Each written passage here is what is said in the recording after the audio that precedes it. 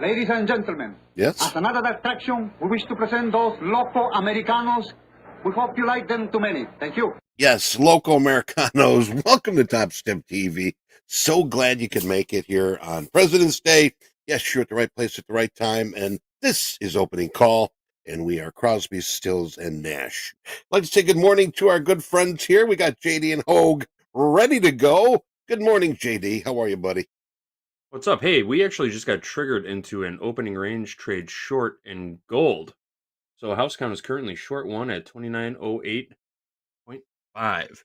Real tight opening range. We're taking a total of 15 ticks of heat on this trade, but we are coming out swinging on Monday morning on a holiday, no less, folks.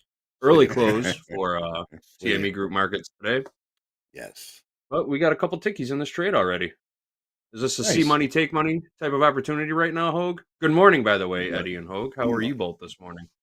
I'm good, man. It's good to be with you. It's a short trading day today. Good to be with Very you. low volume. Looking at the volume in gold so far, we've been open for 3-4 minutes. Only 233 contracts have traded. Very low volume today. Low volume. Gold opened right at the point of control from Friday's route to the downside, which is considered the fairest price of the day. I don't even know what to do with this trade, JD. I'd say we get 2-1, 3-1 on this. I say that is a success. Take the money. Markets are going to be very quiet today. There's not a lot going on. No. Stocks are closed, bonds are closed, government offices closed, post office, banks closed. Mm. We're the only ones open. And thank God you are all here with us. Good morning, We Dan are Trader, open. Thomas, Yep. Bear Goes Long, Anastasio, Slippers, Shubham. Good to see you, Jibo. Dan, On days like Cat today. Bounce, John McCrindle, Alexi, Tom, Crawdad's Fish Market, Big Turkey, John Jones. Good to see everybody. Gentlemen, it's good to see you guys as well. Sounds like a John new name. and Eddie. Yes. Yep. Yes. Oh, what a weekend here. Hope everybody had a good restful weekend, getting ready for the week here. Coming in here, just a little heads up before we start jumping in. We got that position on. But yes, as mentioned, today is President's Day, and we're going to be closing here at 12 o'clock high noon Central Time. Live traders, if you're listening, you need to be closed out by 11:30 a.m. Central.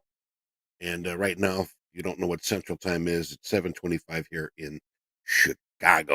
Traders in the trading combine express funded accounts need to be closed out all trades by 11:45 today a.m. Central Time. So trading will resume 5 p.m. today for the new session.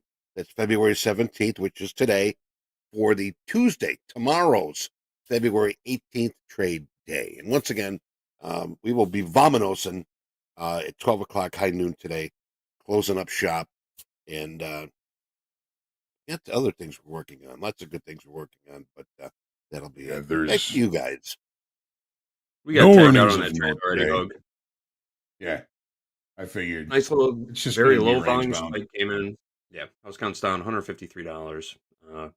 We were talking in the green room. Should we take this trade? Should we not take the trade? On days like this, when everything is closed, including the underlying assets of the markets for the underlying assets that we're trading here in the futures markets, it's going to be real choppy, low volume. It's going to be a very, very tough trade today. If you're looking to hit home runs today might not be the day for you. You'd be lucky you get a pitch down the middle to hit one. Again, futures markets are derivatives. Outside. Futures markets are derivatives of underlying assets. And when those underlying assets are closed, there's no reason for the futures to move, basically. Yes. It is also a non-settlement day. There will be no settlement price. Everything that happens today will be marked to Friday's settlement. This always throws a little bit of a curveball to me, JD and Eddie and everybody. Is you don't have a full day, you don't have a settlement price. Some charts will actually continue today's daily bar into tomorrow, so that we get one settlement from both days. It messes with volume, it messes with open interest. Just another kind of way to confuse traders. I always keep that in mind, and I'd like you guys all to be aware of it. There's no settlement today. Tomorrow's charts may look a little bit strange depending on the platform that you're using. Yes. Confucius say, just sit back and listen to the show today. Be safe. Don't be sorry. Well, I don't know. My goodness. You guys check out that USA Canada hockey game, or I should say, boxing match. That was a good game. It really was. The first Okay. period was super heated, and then it turned into an excellent hockey game after that. Yes. I But all missed those it. fights in the first couple of seconds of the game was pretty entertaining. Getting some more upside volume in gold right now. Decent little liquidity grab right there. Still on real low volume though. Oh, very low. Look at the A dome lot in of the little. NASDAQ. It looks like there's a release coming out, but there's absolutely nothing coming out. 3 contracts, 1 contract, 2 contracts. Yep. Even the S&Ps is very thin. I'm talking 20, 23 and 13, the bid and the offer, respectively. 21 on the bid, 14 on the offer. Very thin domes. We do see some pretty good size here in the S&Ps at 6147. There's 675 on the offer there. That's 2 ticks above the overnight high of the session, but that is really the major liquidity that I see, other than the algo bros or the spread bros, whatever you want to call them. Very thin, very quiet. The stock market won't even be open today, so there's really nothing for traders to view as far as cash markets. Ooh, going to be an entertaining day. Let's make sure of that. But limited possibilities, limited opportunities. It's just the way it looks to me. I hope that I'm wrong, and in whatever time frame you're trading, I hope that you're able to find good opportunities. It's going to be a tough one, though, Johnny. I mean, we've been around a lot. We've seen a lot, but very rarely something comes in on days like today. So just be cautious and be ready. Well, one thing's for sure. President's Twitter probably won't be taking the day off. So, see, now the thing is, you say Twitter. Wouldn't that be funny? Do we really Right. see it coming off that Twitter? Does he? I mean, I remember last time it was like every other moment something came off there, but we're seeing a lot off the wire. I think he's been directed to say, "Hey, chill with the Twitter. If you got something to say, let us know and we'll get it out there." But watching the wire here, anything that hits the wire today, I tell you, might ignite something. So we've got to be very cautious here today. Better, like I said, better safe than sorry. Take it one step at a time. Oh, Thank we you, do got Eddie. All Harker right, with that, speaking. About an hour, Harker's going to be speaking. We don't know why with the holiday.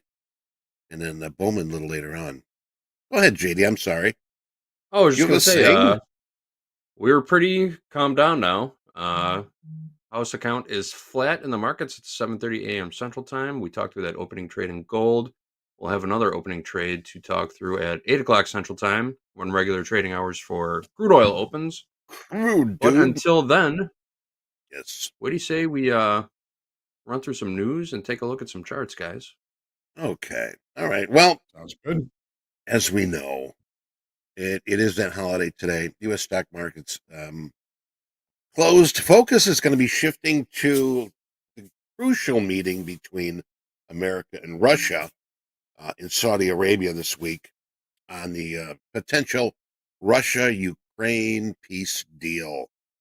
Elsewhere, our friends at Walmart due to report later this week, with investors hoping that the big box retailers' numbers provide a glimpse into U.S. consumer spending habits.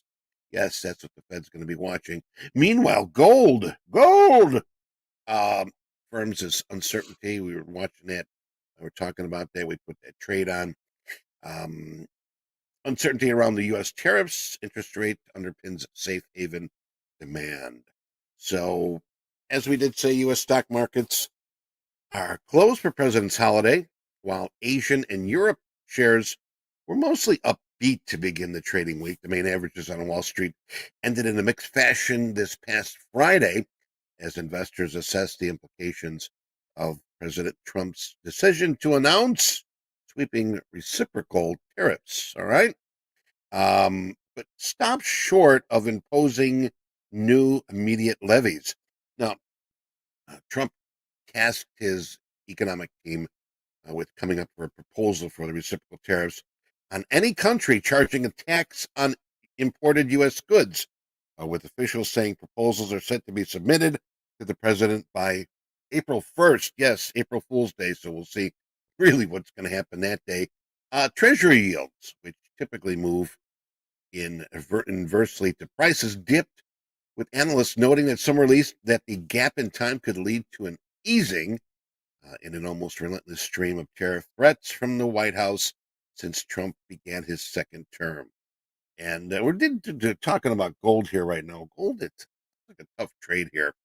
The yellow metal has clocked a series of record highs in the past 2 weeks as tariff actions by the president push the risk-averse safe havens. But Trump's postponement of some of the tariffs did pull gold prices off its peak. And that's what I've got so far, and I'm going to hold off some crude news until we get there. But 7:33 Chicago time, I'm going to pass the torch back to JD. JD, back to you. Thank you, Eddie. Taking a look what happened overnight.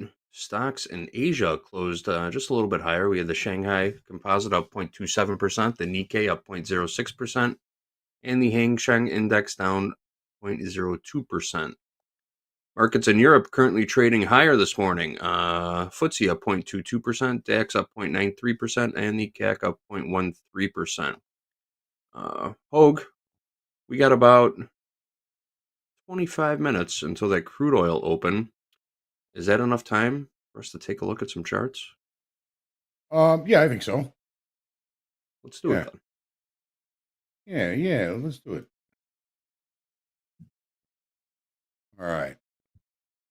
As always, I start with the daily in the S&Ps. And a while back, I started starting with the monthlies. And I think it's important to do so. Now, these releases are kind of obscuring this.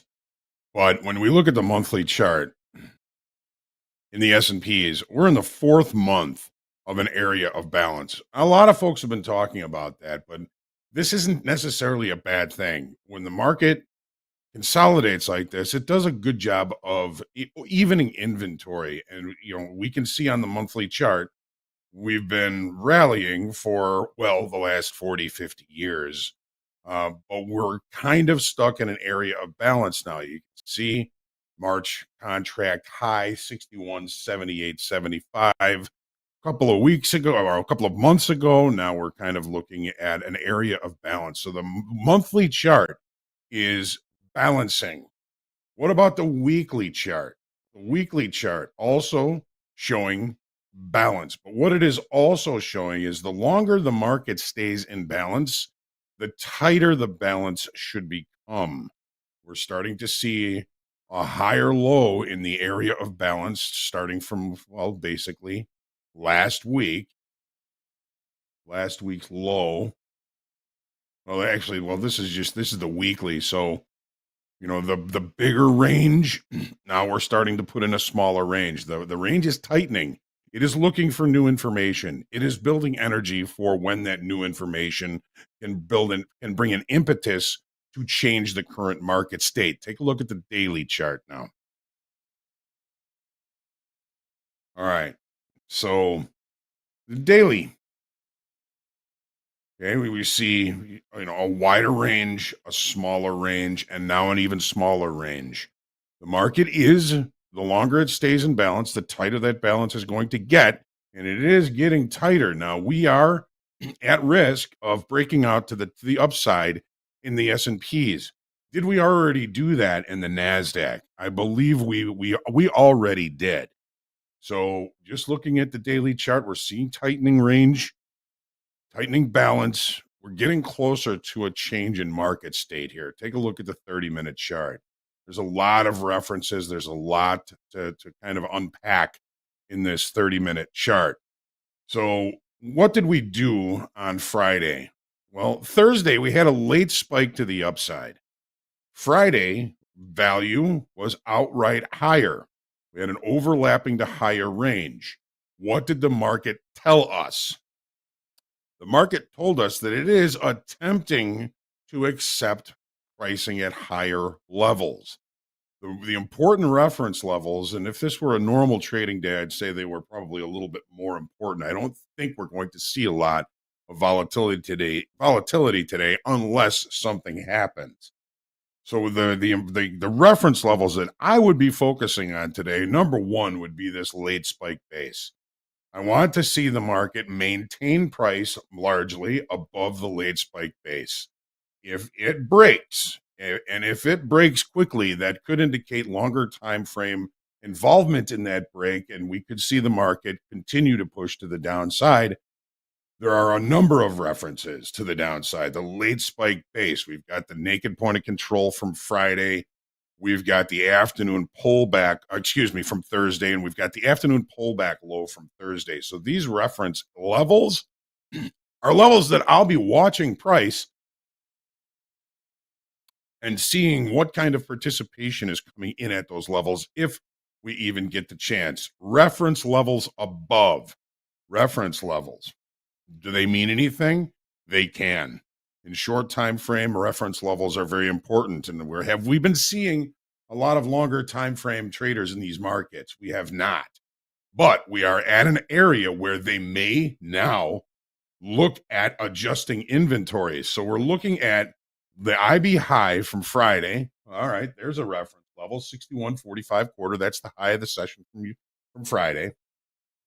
We got last week's high, which was in the overnight session, which is 61.4675. And we've got weekly kickoff high, which is a naked point of control, 61.48. So there's a lot of information and possibilities packed in this little range here. Let's just call it, 45 to 48, $3 range here, where there could be some decent opportunity. Again, this is not a normal day. It's not a settlement day. It's going to be low volume, low participation. As far as we know, there could be things that we don't know that could happen that could change things in a heartbeat. And when I look at this dome, if there is a sudden spike in volatility, we are going to see a lot of slippage. The S&P dome is two digits along most of the entire range that we can see on this dome. You can see it 14, 20, 40s, 50s. One big order there, 61.47, 674 on the offer there. Above that, there's the usual spread, bros. But outside of that, we're looking at small bids and offers. And if something does happen, it could create a lot of slippage, a lot of volatility. I'm not suggesting that that's going to happen, but ACH, anything can. So make sure you still protect yourself. So the profile on Friday in the S&P was a very even bell curve, just the market kind of hanging out above value, above the base of the late spike, showing a possible acceptance of higher pricing. Is higher value accepted? It was on Friday. Are we going to see value or price continue to try and push higher today? Overnight inventory. Do we have any overnight inventory? Here's the open last night, right about there. We are holding overnight inventory to the long side. Here's where we are now. So looking at this, we can see price opened. It has been rallying since the open, holding IB low, coming through the range, and kind of sitting here right at IB high and up in this kind of high confluence area up here. So this is going to be an interesting open. If it were a normal day, I would say it was going to be a lot more interesting, but I'm not really expecting that much. But we don't get to choose that. All right. So just the fact that the market has accepted in and above the late spike from Thursday, I'm still looking for this market to continue to push to the upside. What about the NASDAQ? What did the NASDAQ do? So on the monthly check this out. On the monthly, this looks more like a continuation. This looks more like a trend to the upside than anything that's been going on in the S&Ps. Okay, there's that this month's bar, and it's continuing to push to the upside. We've seen some decent pullbacks on the monthly chart, but this chart looks more trending than the balancing we've been seeing in the S&Ps. Interesting. The weekly, 6 weeks of balance. Still on the monthly, it looks more like a trend, but we're seeing 6 weeks of balance on the weekly chart. What do we do on the daily chart? All right. So 6 weeks of balance. Monthly chart, remember, is a little bit more trending to the upside. What did we do on Friday? Thursday, actually. We broke out of the weekly kickoff high, 22,000. This was a pretty substantial breakout. Volume was pretty good. Friday, the volume fell off a little bit, but we still added 8,000 in open interest on Friday. So that indicates new business, new buying coming in. We don't know if that new buying yet is longer time frame or shorter time frame speculators, but it's encouraging to the upside. Where are we now? We're up against the weekly kickoff high, 22,300. What's our overnight high? 22,281.75. So within 18 points of the weekly kickoff high already. The March contract all-time high is the only other upside reference we can see here on the daily chart, and that is 22,450. Let's go to the 30-minute chart. So what did we do? Yes, there's a lot of reference, there's a lot of information, and a lot to unpack in this. What did we do? Well, Friday we opened above the base of the late spike from Thursday. The base of the late spike, 22,057 in the orders. We never even really tested it in regular trading hour session. It was tested in the overnight session, which did not happen in the S&Ps. We have kind of a range-bound day that became a little bit directional. It did not leave a late spike to the upside, but the NASDAQ performed better on Friday than the S&Ps. It held the base of the late spike. It kept value outright higher than the previous session, indicating acceptance of higher pricing. And the market is now still looking at potentially, and I don't think we're seeing this so far in the S&Ps, but we're seeing overnight inventory. The long side. We are also potentially seeing a gap. So here's the high from last week. Here's the high from Friday. This could create a gap, indicating, okay, gap rules. If we can't close the gap relatively early, and yes, that is subjective, we're looking for continuation move to the upside. We've got weekly kickoff high 22,300. And above that, there is a naked point of control up here at 22,421. And then the March contract all-time high just above that. Could that be targeted? It could be. Is it going to be today? Unlikely. There's nobody trading. There's nobody trading today. Nobody all that involved. We're trading. We can profit, but I'm not looking for anything big to happen. Take a look at crude oil now.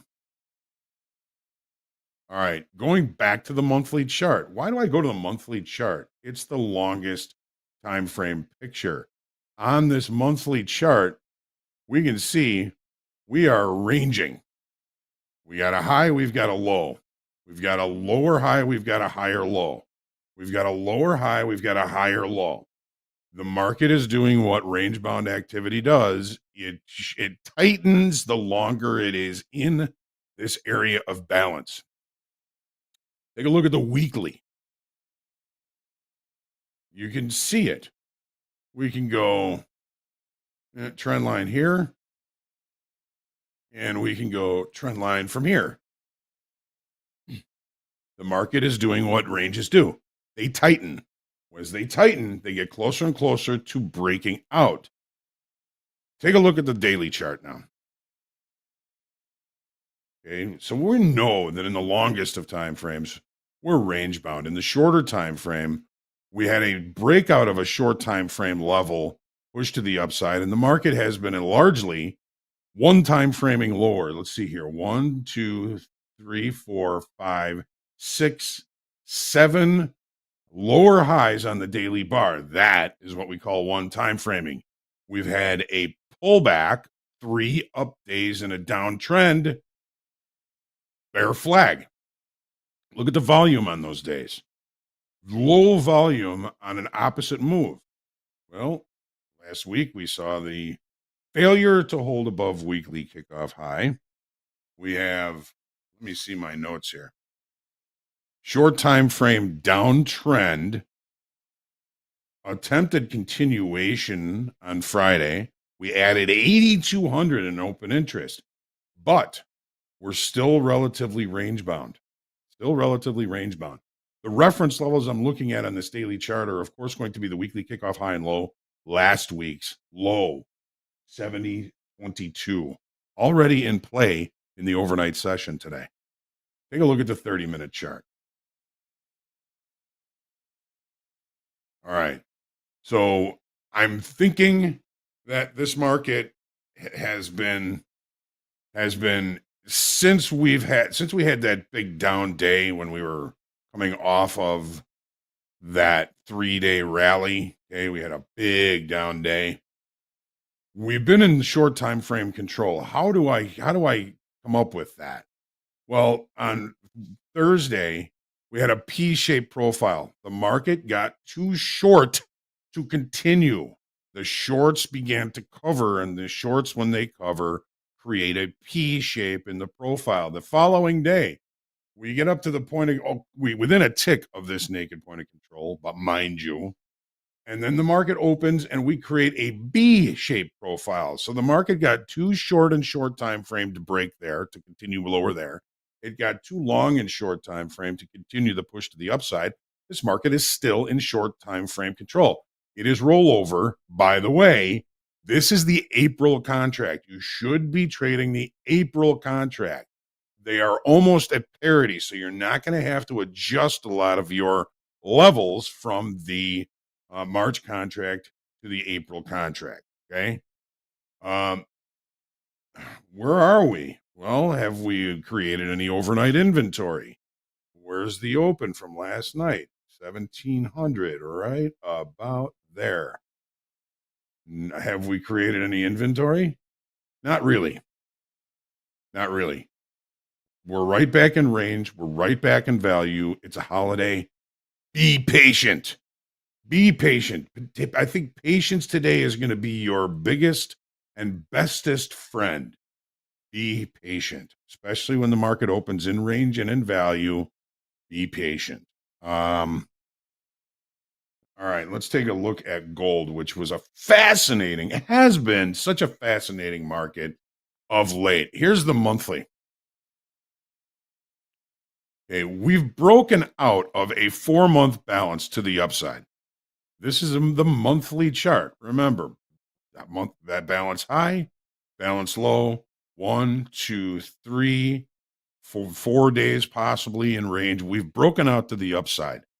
Have we been successful? Take a look at the weekly chart. Yes, I think we've done very well. We have 1, 2, 3, 4, 5, 6, 7 straight weeks of higher highs and mostly, higher lows and mostly higher highs. In the weekly chart, this trend is continuing. What about the daily chart? All right. So for the last couple of weeks, folks, been saying we need a pullback. The market is getting too long to continue to rally. It happened. It's happened in smaller ways. 2 weeks ago, we had a deep pullback that went right to this trend line. The week before last, we had a pullback that didn't even get close to that trend line. Finally, folks, we see a liquidation break that takes us back towards potential support for continuation to the upside. I don't know what's going to happen. What I did see in this market was the fact that we were seeing a lot of short time frame laggard buyers continuing to push price higher, and they can push price higher for a long period of time. Markets can remain irrational longer than we can remain solvent. We saw that deep pullback happen on Friday. What signaled it? What signaled it? Okay. We have the weekly kickoff high. Let me make sure here. 58. Yep. It still remains the weekly kickoff high from last week. We looked above it and rejected. Okay. On Thursday, we had a late spike to the upside that did not necessarily occur during regular trading hours. It occurred after trading hours. Volume was actually pretty good, but it took us right back to that weekly kickoff high, 29.58. 29.58. So we end up with a late spike to the upside. The late spike on Thursday was 29.49. Okay. The market opens at 7:30. Immediately breaks the base of the late spike. Rejection of higher pricing. The next reference level that I would be looking at would be the afternoon pullback low from the very same day on Thursday, which did give a degree of support. It really just walked through it and then became kind of magnetic around it. Once this area below this afternoon pullback low was accepted, it was Katie bar the door to the downside. What do we see in this profile? Look at the volume profile. We see a B-shaped profile, long liquidation, supported by a loss of 7,400 in open interest. The market got too long to continue to rally. It needed a pullback. It needed an inventory adjustment in multiple time frames, which I believe it got because why? We opened above the base of the late spike. We walked right through it. That is a short time frame reference level that short time frame traders will try and protect. They didn't. The longer time frame barreled right through it, barreled right through our afternoon pullback low, basically telling the shorter time frames, you're screwed. You're going to have to run to get out of this thing. And run they did. Settled overnight inventory. You got 5 minutes here in crude. A little bit long, but in range, in value, opening at the point of control from Friday on a holiday day. Stay patient.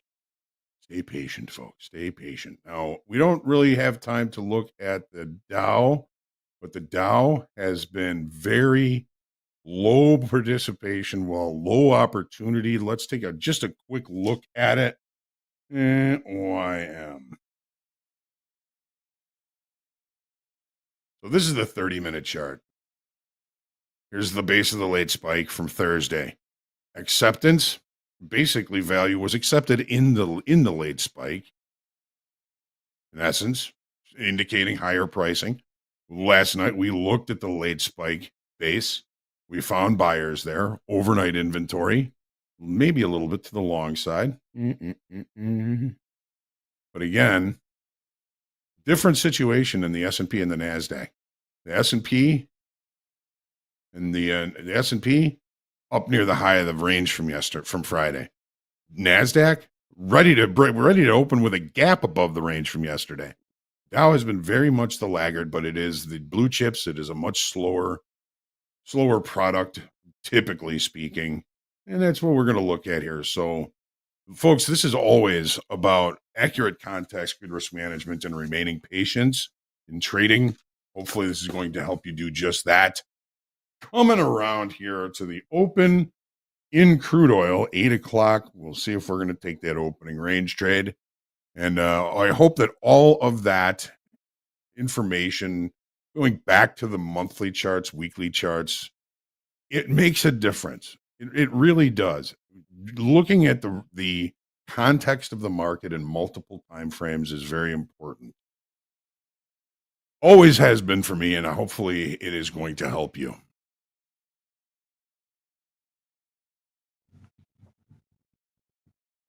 Well, we've got inside of 3 minutes here, Johnny. Well done, Johnny, and thank you very much for all that information. And as Johnny says, be careful today. Markets really don't have much behind them. But we've got oil going to open up here top of the hour. Little change here as investors eye development regarding that Russia-Ukraine peace deal that could ease sanctions. We did see that Brent was down 0.11, 0.11%, and we had our good friend WTI, which we trade, was down 0.07%, around 70.69 a barrel. Looking right now here, 70.84 last.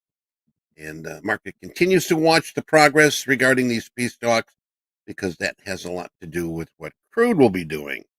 Now, is it a trade war? Well, the risk of the global trade war is capping prices after Trump ordered the commerce and economic officials to study tariffs against countries that place tariffs on U.S. goods. Keep an eye on that also. Also, Bloomberg reported that OPEC Plus is considering delaying monthly supply increase set to begin in April, despite Trump's call to lower prices. And once again, here we got inside a minute. We're going to be opening up crude. This President's Day, Topstep TV will be off air at 12 o'clock high noon.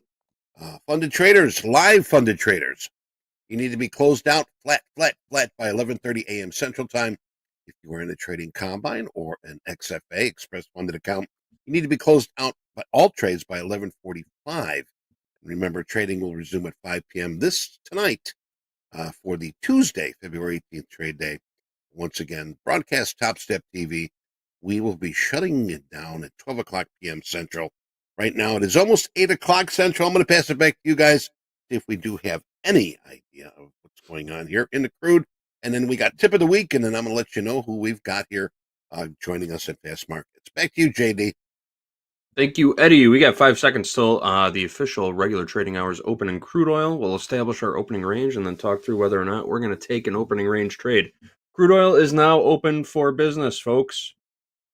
Again, we're opening inside range, inside value, as Hoag just talked about. So, common sense tells us to sit around, be patient, and wait for better trade location. Common sense? You Common mentioned sense. common That's sense? We're throwing that out the window today. We're working on President's Day, so there is no common sense today. We're going to take this opening range trade.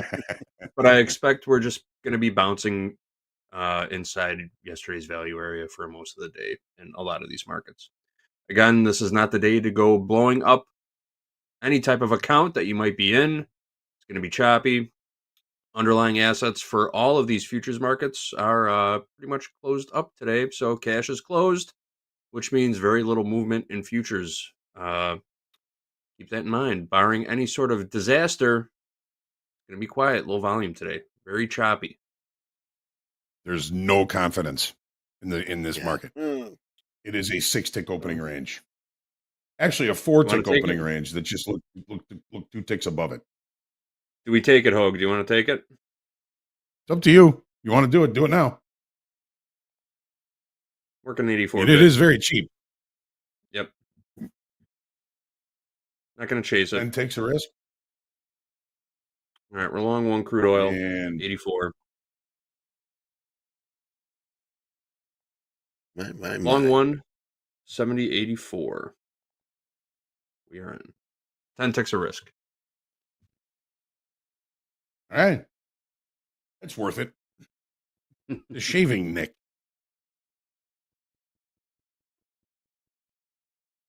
I was just reading up while you're doing charts too. I was reading up on Elon Musk's new artificial intelligence startup XAI launching today, Monday. Really? Doing a live presentation. Yes, he claims that it is. The quote is, "I just had it up. The most powerful Let me know AI what tool IPOs. in existence. Yeah. I'm sorry, you guys. What was that again? It's the what in existence? The most powerful AI model in existence. The Grok 3, Grok 3. Launching Rock. tonight. A tight Grok. end for the Patriots. Wait, that's Gronk. Quote is Let me know it's when the the AI IPO is. model. The AI model that will outperform every competing tool that's been released so far. X Grok 3 XAI. I tell you, he's got a deep pocket. He keeps pulling stuff out left and right here. He's doing a What else? live What else is demonstration. next? He's doing a live demonstration tonight at 8 o'clock p.m. Pacific time on X. Look for that post if you want to 8 see o'clock. the new XAI I got platform. Got some Israeli military spokesperson talking about extending implementations in the accordance with ceasefire. Talking about ceasefire here. Now, that's sort of hitting the wire right now. That's going to be the big play here this weekend. Trump will be meeting with Ukraine and Russia in Saudi Arabia, neutral meeting grounds.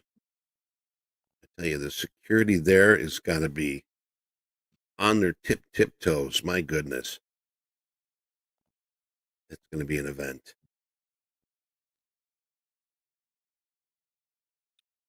Well, crude. We are one tick in the money on this opening range trade in crude oil. Take it. Typically,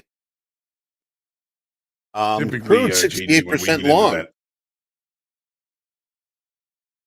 typically when we 68% get into long. that, it just sits there. Yeah, It knows what we are it doing. does know. Especially today. Coming up here, 8:30. Hark, I heard the angels sing. Coming up, Feds Hark are going to be speaking at 8:30 today. Also, Bowman at 9:20. Where is that 420? Somewhere on this planet. Really, that's it. As far as eco numbers, remember the presidential holiday here today. So stocks closed, banks are closed. White Castle's open, which is good. Maybe some sliders later. When is the last time you went to a White Castle? It's been a while for me. Me? Mm-hmm. Well, I got one here, maybe a couple miles away, Harlem and Ogden. You know what? My mother-in-law loves them, so it's like, "Are you coming over, dear? Stop and get me a couple of them double sliders." So I Ooh. usually, yeah, I don't know. I mean, you don't eat them, you I inhale haven't them. had them. I haven't had them since I've been sober. What are you saying, Mike? That makes sense. That Your makes perfect mother-in-law's sense, Hoag. mother-in-law Right? drinks? No. Don't They're dig too not. deep into that comment, but it makes perfect sense, everyone. Well, I mean, now you're swinging your fists at me here, saying that we're drunks over here that go to White Castle, which is not true. No, not what I was saying at all, Eddie. But just for me, it's something I will usually get like when I'm on my way home, or if I'm been out drinking and want something to snack on. And they're typically open 24 hours, or they used to be at least. They I don't know if are. they They still are. are. They are. Yep. Yeah, they are. They are. They're just not around me, so it's like out of sight, out of mind. Yeah, Got to I go out to the guess. burbs to get a White Castle. Yeah. I guess. Jersey Mike's. Anywho, I wish there was a Jersey Mike's around here. Downtown Union Station has one. And they got the mm-hmm. best steak sandwiches. Guess it looks Really, like I'm Jersey hungry, Mike's huh? steak Jersey Mike. stand. Get you Speaking of some which, a few of us, we will be working a full day here. The stream ends at noon, but then a group of us are going out for lunch to film a little Italian beef eating competition later today. I won't tell you where or when, but we'll have some nice video for you coming up in a couple of days. But the Oh Top yeah, Step some more. boys are going out for beefs today. See, It's now 20 degrees below zero. there's something that I'm a master at. You got to check out. You ever check out Novi's in Berwyn? Novi's, great beef sandwiches. Yeah, I'm a connoisseur of the beef sandwich. So go Who into doesn't like a good- Johnny's. You got a good You beef. said it, Eddie. You said the word. Keeping it a secret. Oh, did You I? said it again. You just said it. What was the secret word? Did I win the secret word? What did I win? I was trying to. Never mind. Never mind. Well, now you guys all know where we're going, so. Oh, well. Have at Oh, it. well. Oh, we got 7 tickies in this trade right now. Look at that. Got it? Hey, Let's keep talking. almost 1-to-1.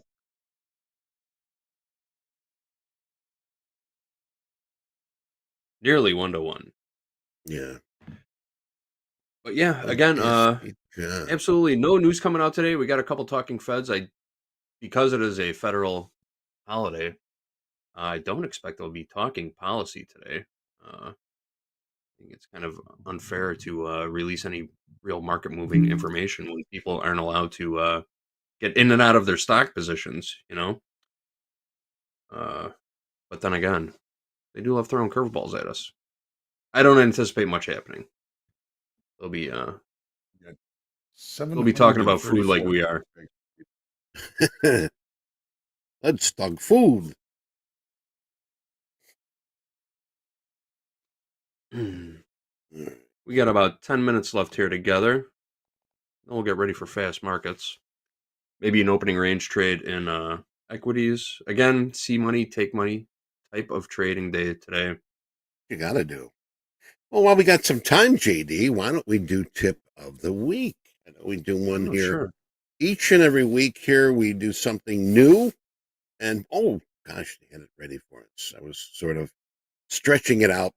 Trade what you see. Right, now, trade what you see, not what you think. This is a reminder to trust price action and order flow. It's over predictions or biases. Remember, traders need to trade what they see, not what they think. And I tell you, a lot of us fall into that category where, oh, I think it's going to go this way, so I'm going to do this. Maybe going against the grain, going against the trend. Because you know what, I'm going to tell you right now, markets don't give a shit about your opinion. They really don't. Only price action and order flow matter. That's what I've got here. Go with the flow, baby. JD, what do you got? Yeah, momentum is king. Don't anticipate, participate. If the market's going up, try and get in on the right side of the market. Trade what you see, not what you feel. That's a good point, Eddie. Don't let emotion get in the way of your technicals. No. Try and be as robotic as possible. That's basically it. Hoag, what's your take on it? Trade what you see. Well, yeah, the market is telling us, or it's trying to, what it's going to do or what it's thinking of doing. If you're already wrapped in some sort of bias, you might not even be able to see what the market is saying to you.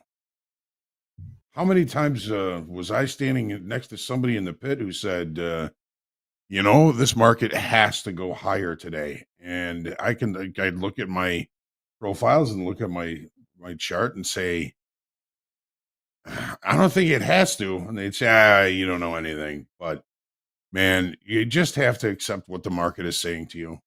It's so important. Context is everything. Market generated information is everything. You don't look for it. If you don't listen to it, you're going to be behind the 8 ball. It's trading what you see is so important. Whatever your bias is, think about the other side of that. Whatever your bias is, there's always reasons why you shouldn't do it, and which is most important. It's all about nuance. All about MGI. Got to trade what you see. It's funny. You got all these geniuses, all these economists out there that are predicting all these different things that are going to happen in the markets and different releases and how they're going to affect the markets. They don't know anything. If you're not watching what the market's telling you, they're gonna don't don't listen to those geniuses. Half the time, it seems like they're wrong anyway. It does seem that way, doesn't it? It does. They're like weathermen. Well, now you're going. Not. Oh my goodness. Yeah, weathermen. You got to sort of feel sorry for those guys. I mean, they do the best they can, but Mother Nature, you know, likes to prove them wrong. So Mother Nature, just like the markets, like to prove us wrong. She loves to prove weathermen wrong. Yes. Did you ever watch that show Curb Your Enthusiasm? Larry David, the creator Yes. of Seinfeld, when he accused the weatherman of predicting rain just so he could have the golf course all to himself that day.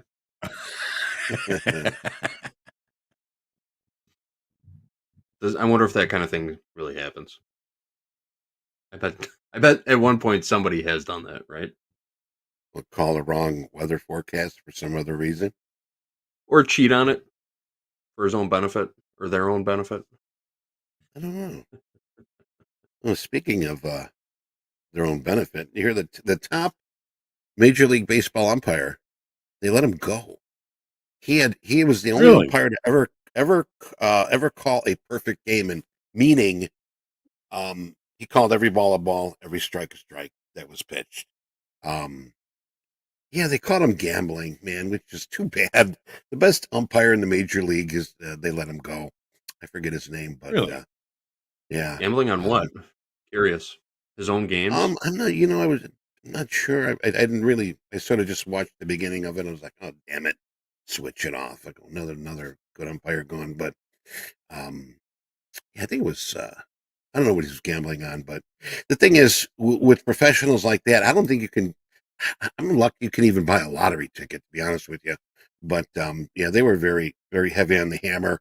I think he went to gambling in Vegas at some point, putting some bets on some stuff. But you can't do that.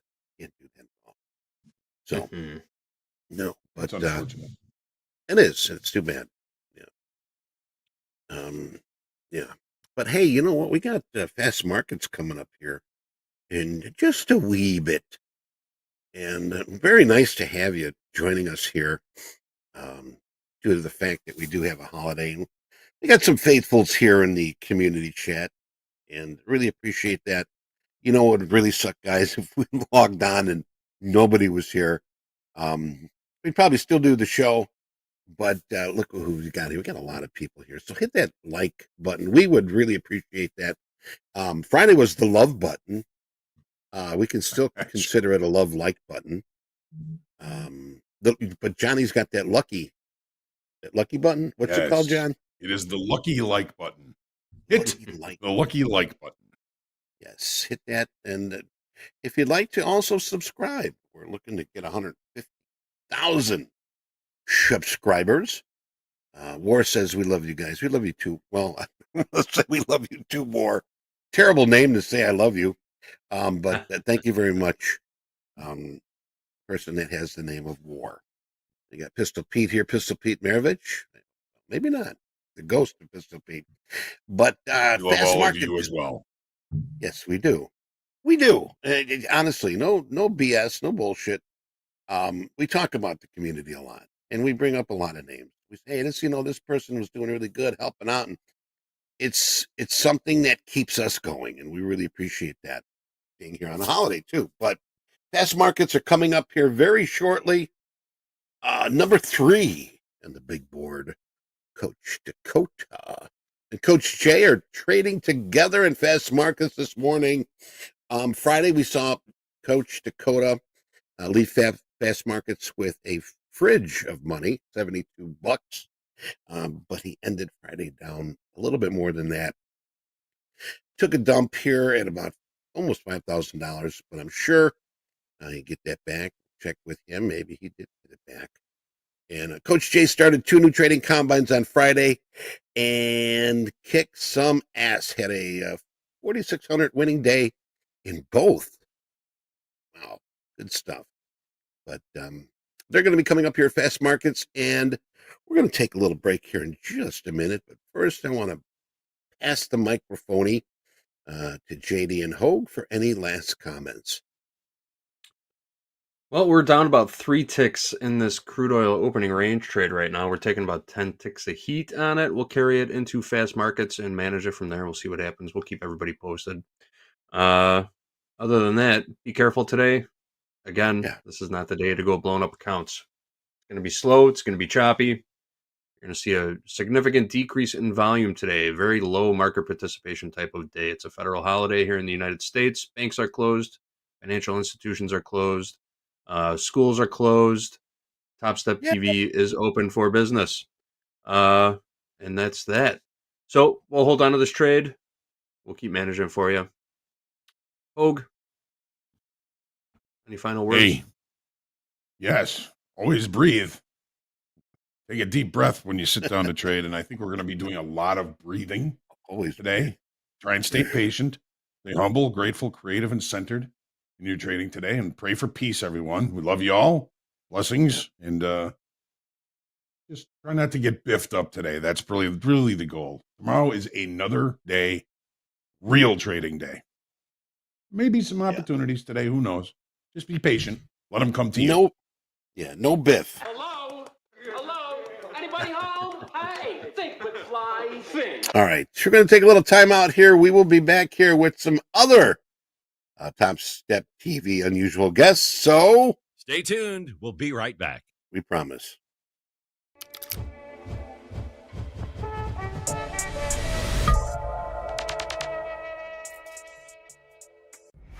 Why Topstep? Because traders shouldn't have to risk everything to participate in the markets. And since 2012, we've provided capital to over 10,000 futures traders just like you. From the pits in Chicago to screens in over 143 countries, we've been motivated by one simple idea. We don't care who you are or where you learn to trade. If you pass Topstep's trading evaluation, you'll be invited to trade with our capital in a fully funded account. As a Topstep funded trader, you keep 90% of profits and we take the losses. We also offer educational resources for all levels, live classes, and free group coaching from a team with over a century of professional trading experience. We're invested in your success. So what are you waiting for? Ditch the brokerage account, start learning by doing, and become a Topstep funded trader today. How do you manage your emotions in trading? Are you taking anything from the ski, like professionalizing your mindset to get that in the right spot that you've done over the last 20 years? Yeah. To do anything and bring it over to the trading world? Yeah, I mean... You meditate, right? Yeah, I'm meditating, and exactly that. Because you're not going to have a great day every day in trading. Like you said, it's a love-hate business, and it's the same thing with skiing. It's a love-hate business. Not every day is going to be the most beautiful, sunny, slushy day. Yeah. There's a lot of days that are super icy, and you don't want to put your body on the line. Yeah. And conditions of the day change and all that kind of stuff. Exactly. Yeah, you got to adapt. Yeah. Exactly. We got Stanislav Stan Nikito over here. We got the Golden Jet Bobby Hull over here. This is Hawks country and Bulls country. We got to get a statue like this of Andre right in front of the Topstep offices. Now we're talking. Talking. Oh, 200? 400. Your favorite basketball player? He's our only answer I got. How much, JD? Bedard's good and all, but I'm not dropping a nickel on him today. He likes to shop people, but not that much. There's only 2 people who can pull off the sunglasses inside look.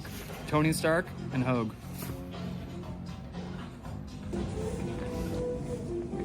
That's cute. Oh yeah, I love that. Love it. I want to match my Bears hat. Oh yeah. There you go, JD. Can't stop this man from shopping. This will be us someday, guys. We'll be here next. For sure, no problem. Michael, we found him. The Michael Jordan. That's the goat, Dakota. Get ready. Let's go.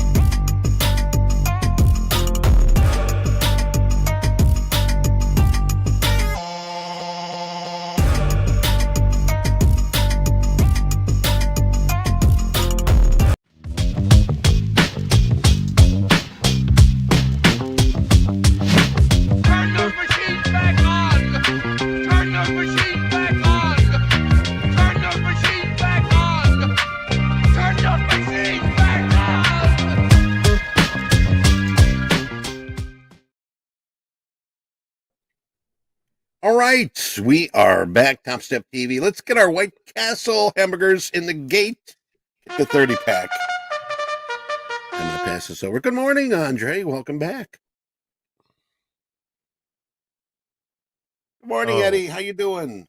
Hey, what's up? And This is there you Topstep go. TV, real traders, real money. Topstep Hey, TV. morning. This is Oh. It is a abbreviated trading day. Slide me $20 for that one. I'll get the beefs after the lunch today. We're during lunch today. This is Topstep TV. We got Jack in the corner. We got Coach Jay as well, and Mr. Dakota in the house. You saw Eddie, Hoag, and JD in the opening call. Man, oh man, what a beautiful start! 90 seconds.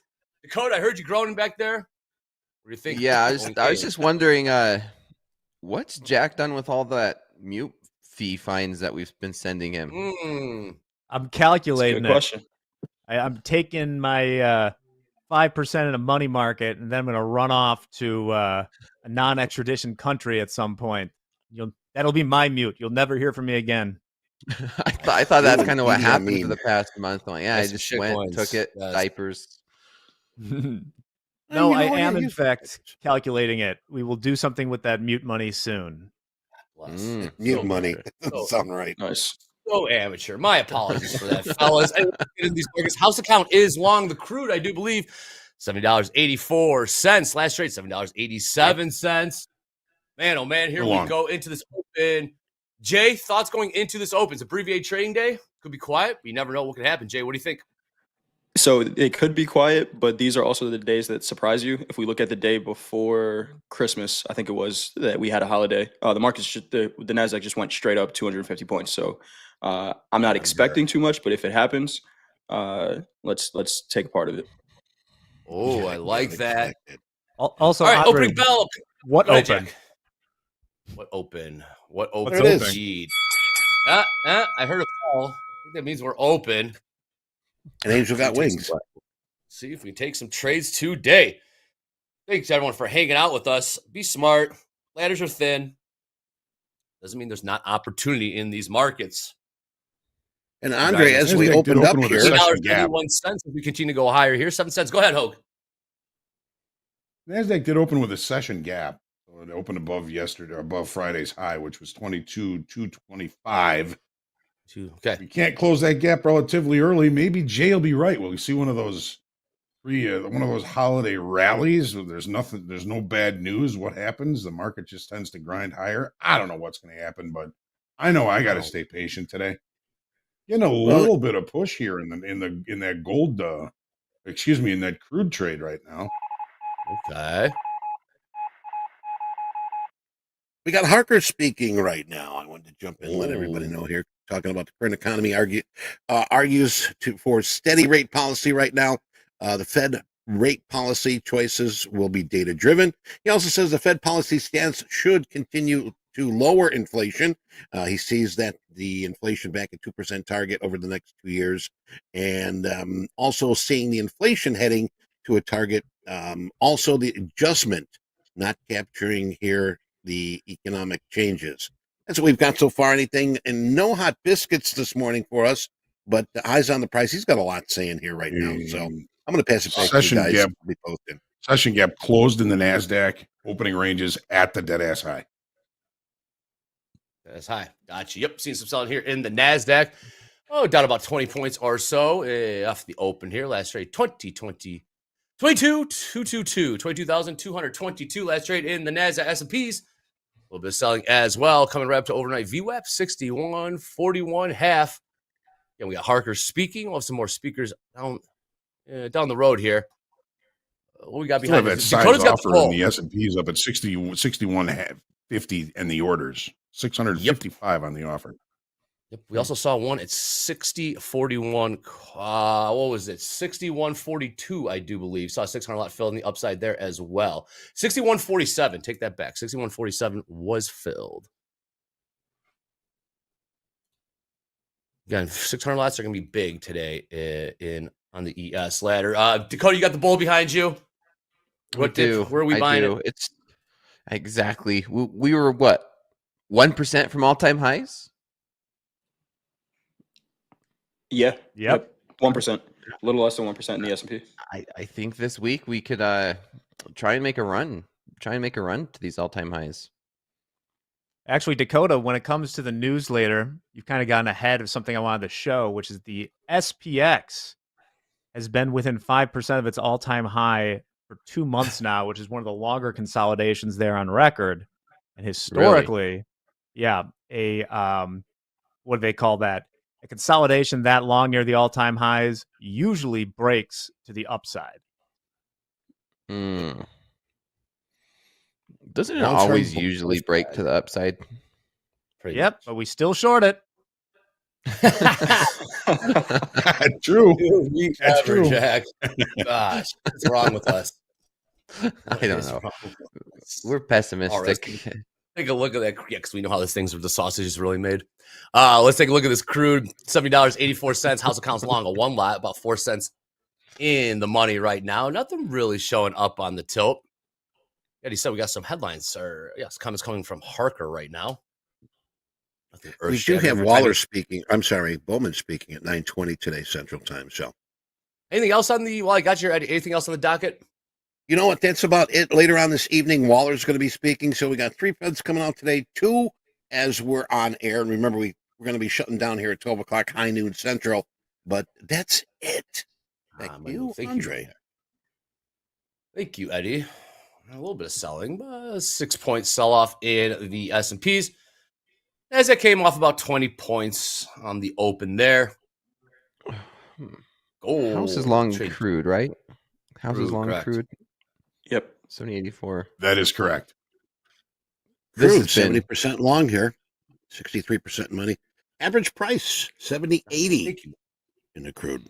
600 lot moved down in the S&P. We're at 143 now. Okay, it might be algos. It might be algos. Yeah, correct on those 47s. Those did not trade. Shout out to Millionaire Motivation in the chat. More selling coming in here. New lows put in. 22,206. 22,206. New low in the NASDAQ. Trading about 8 points off of that right now. S&P just put us in new lows as well. 61.39. 38. New low there. Dow seeing some selling. And crude trying to push higher. It looks like a 5-minute range. If you look, I do say so myself on the crude gold as well. Right now, we'll keep an eye on that 600 lot. We do think maybe an algo in the S&Ps. We'll see if it keeps moving down. It did come in at 50 in the orders, Jay. Now it's down to 61.43. We'll see. So it's not moving right now. And normally what we'll see with these algo orders is every tick it'll move with the market because there's a couple of 300 lots that are out there too that are moving. That one hasn't moved. So interesting. Maybe someone really wants to fill. We have been seeing some good size coming in on the S&Ps last week. You're on to me. 600 at 640, 61.43. All right. Heavy here. Yep. Keep the sell off here. And have to abbreviate day here at Topstep TV. What's up, Jack? I want to buy it at some point. That's what I was just thinking. BT, what is it? BTFB? FD. Yeah, FD. Buy the freaking dip. There you go. I was thinking pull Buy the back, dip. but freaking Until dip is it keeps good. dipping. Yeah, about 10-point sell off in S&Ps on the open. These first 6 minutes of trading. NASDAQ sold off about 40, 45 points in this first 6 minutes. Trading Dow selling off as well. Let's see a tilt in the crude, 70% long. I got long one Gold. NQ. What price? 22,207. 22,207. CYA? Still calculating it at the moment. I'm just going to throw something in there to cover my ass while I think about this some more. All right. 22,207. Markets are dipping and gold might be ripping on the upside here. 61.37 the order. Is that order still there, Jay? Yes, it is. Dakota, you have a position Yeah, it's still on? sitting there. I'm getting out of my Nikkei trade that I had since slow markets. All-nighter. We've moved just a few ticks. All-nighter. A whole lot of nothing is going on, to be honest. Andre. For now. See some moves. Jack's seen something. Perhaps The Hoag, settlement you gap seen close here in the NASDAQ down to 22,196 quarter is settlement, which today is a non-settlement day, folks. Yep. Carry, yes. 2-day trade date, essentially. 22,200 last trade in the NASDAQ. Code flat, J flat. How's it got long one? Long one crude, long one NASDAQ. Yes. Jack, would you want to build into a position on this one, or I'm what not would opposed max to allocation it. be? Okay. I mean, I only have one guy on right now. It looks like it may want to sweep that low. Low of the session so far 22,196 quarter in the NQ.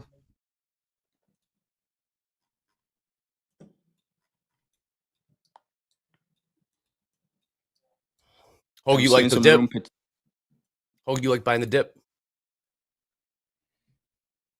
I do. Okay. But I'm still concerned that the opening range is still the dead ass high of the day. I'd be looking for a bigger dip. Okay. What's a bigger dip look like? How big is a big dip? I could see us back to point of control from Friday, 22,159. 159, gotcha.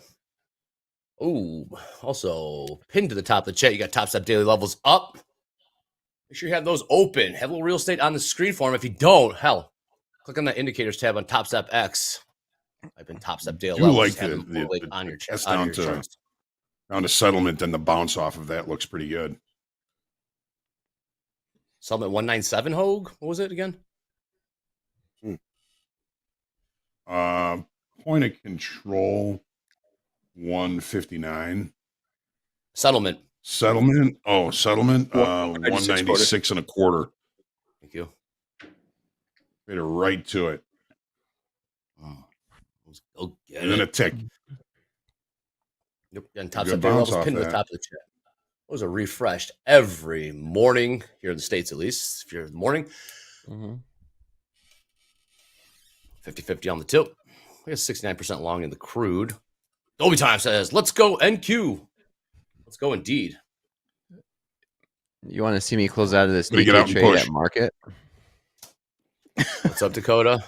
You guys want to see me get out of this Nikkei trade at market? You can see the order go through the books, how thin it is. In there? Yeah, How many yeah. you I got on? demonstrate it sometimes during slow market, but here we go. I'm going to get out of this at market. So if you want to pull up your DOM, you could see the order go through because the order book's so thin. NKD. Let's see what price you working. NKD. You can see the bid and ask. It's only 1-3. I'm in long 2. I was in long 5. And the thing is, with a live account, you have to take what the market's there. Right now, there's say 3 contracts at the bid. If I want to sell at market, there needs to be at least 2 at that market. Right now, the price is at 39,170. There's only 1 at the bid, 2 at the bid. So typically, you have to wait until there's enough contracts on the bid in order for you to get at market. If not, you're going to be getting the next available price, which is 165. So let me see if I could demonstrate that for everybody here. If the bid could get up to 190, 175, I'm going to go ahead and try and fill it at market, or like here's 165. If I close it at market, I get that price. I get the next available price. And like Turn the market. You're saying, Hoag, the order book's so thin, you could see it go through. So let's see if we could do it. So 165. So I got 170 there. Let's see if I could get 165 or 175 on this next one. Yeah, you can see that got filled at 170 right now if you want it. Yeah, you get 70s. Yeah. I want to see if I could get 175, if not 165. Watch the bid and ask. It's such a slow market, especially today when it's a holiday. You can see there's 1 or 2 contracts at the bid and ask, basically all night. This is a 12-hour trade. So here we go. Let's see if we can get 175. I want to demonstrate the order going through, but right now the bid's at 1. Okay, let's see if I could get 165. Nope, it didn't. So you can see those orders get filled. It's a very thin, very thin market. Traders trading against traders there. It's me versus you, Jay, if you were selling. You're right. It'd be easier to demonstrate this with a 10 lot. I did it once with a 15 Hoag. I think that was back in November when there's Ooh, a more lot sun more coming volume. in here. More sun coming here in the equities. Push lower in S&P 6136 half. NASDAQ a touch lower, 22,195. Come bouncing back up, right back to 200s. 201s. All right. Well, we took out the overnight lows there.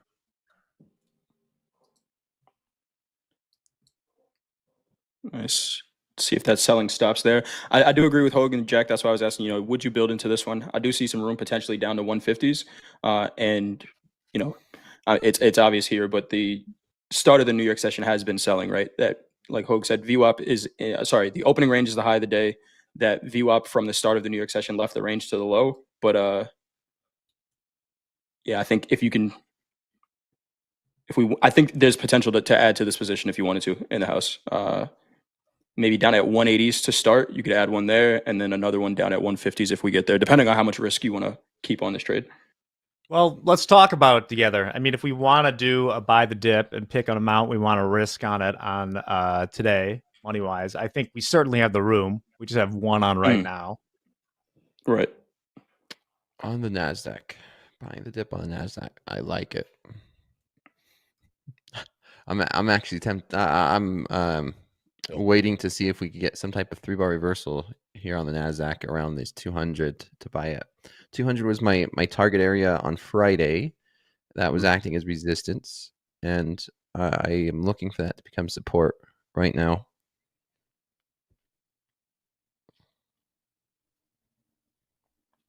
Dakota looking for a possible long. Also looking for that 3-bar reversal setup. See if you can get it. Checking on crude real quick. $7.86 a barrel. It's gone long from 84. $61.38 last trade in S&Ps, about 2 points off the lows there. See if the dip buyers do want to step in. Yeah, an abbreviated trading day. Topstep TV, taking you into high noon central. So about 3 hours, 15 minutes left. So thanks for hanging out with us. Still got 5,000 you guys watching all across the globe. Be patient. I'm long smart 08. today.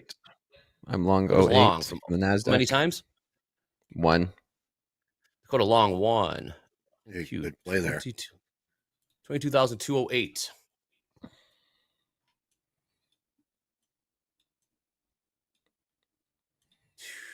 Always 209's trade. Doomlore says, Happy President's Day, team. Topstep. Brr. It is cold. Oh, we're at. And just a reminder, we got a little gap here. Live funded traders, Andre mentioned, we're going to be closing here at 12. Need to be closed out, all trades, by 11:30 a.m. Central Time. If you are in a trading combine or an XFA Express Funded account, you need to be closed out, all trades by 11:45 a.m. Central Time today.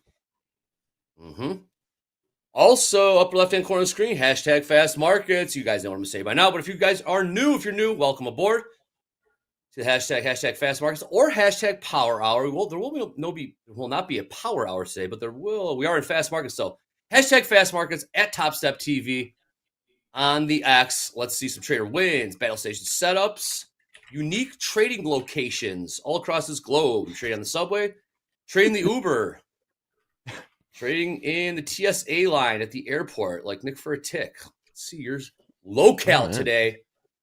This trading day. Again, hashtag fast markets, hashtag power hour at TopstepTV.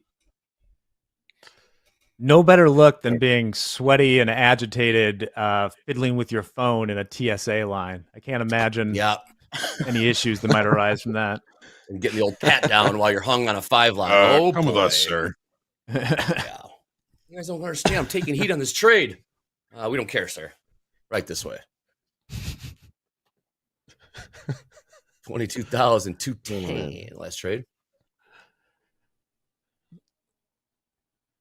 So we're holding that anchored VWAP from the New York session open as a resistance right now. It's at 211s here. If we can get a close above that, then I think we could see that trade up to 240s. But and we add. Yeah, 210 is what I want to see this market close above 210, 211, like you said, Coach Jay. 3-bar confirmation on the 5-minute, right? I'm being preemptive. We still have 2 minutes until it closes. Still holding as a resistance right now. I think the opportunity to add might be a little bit lower.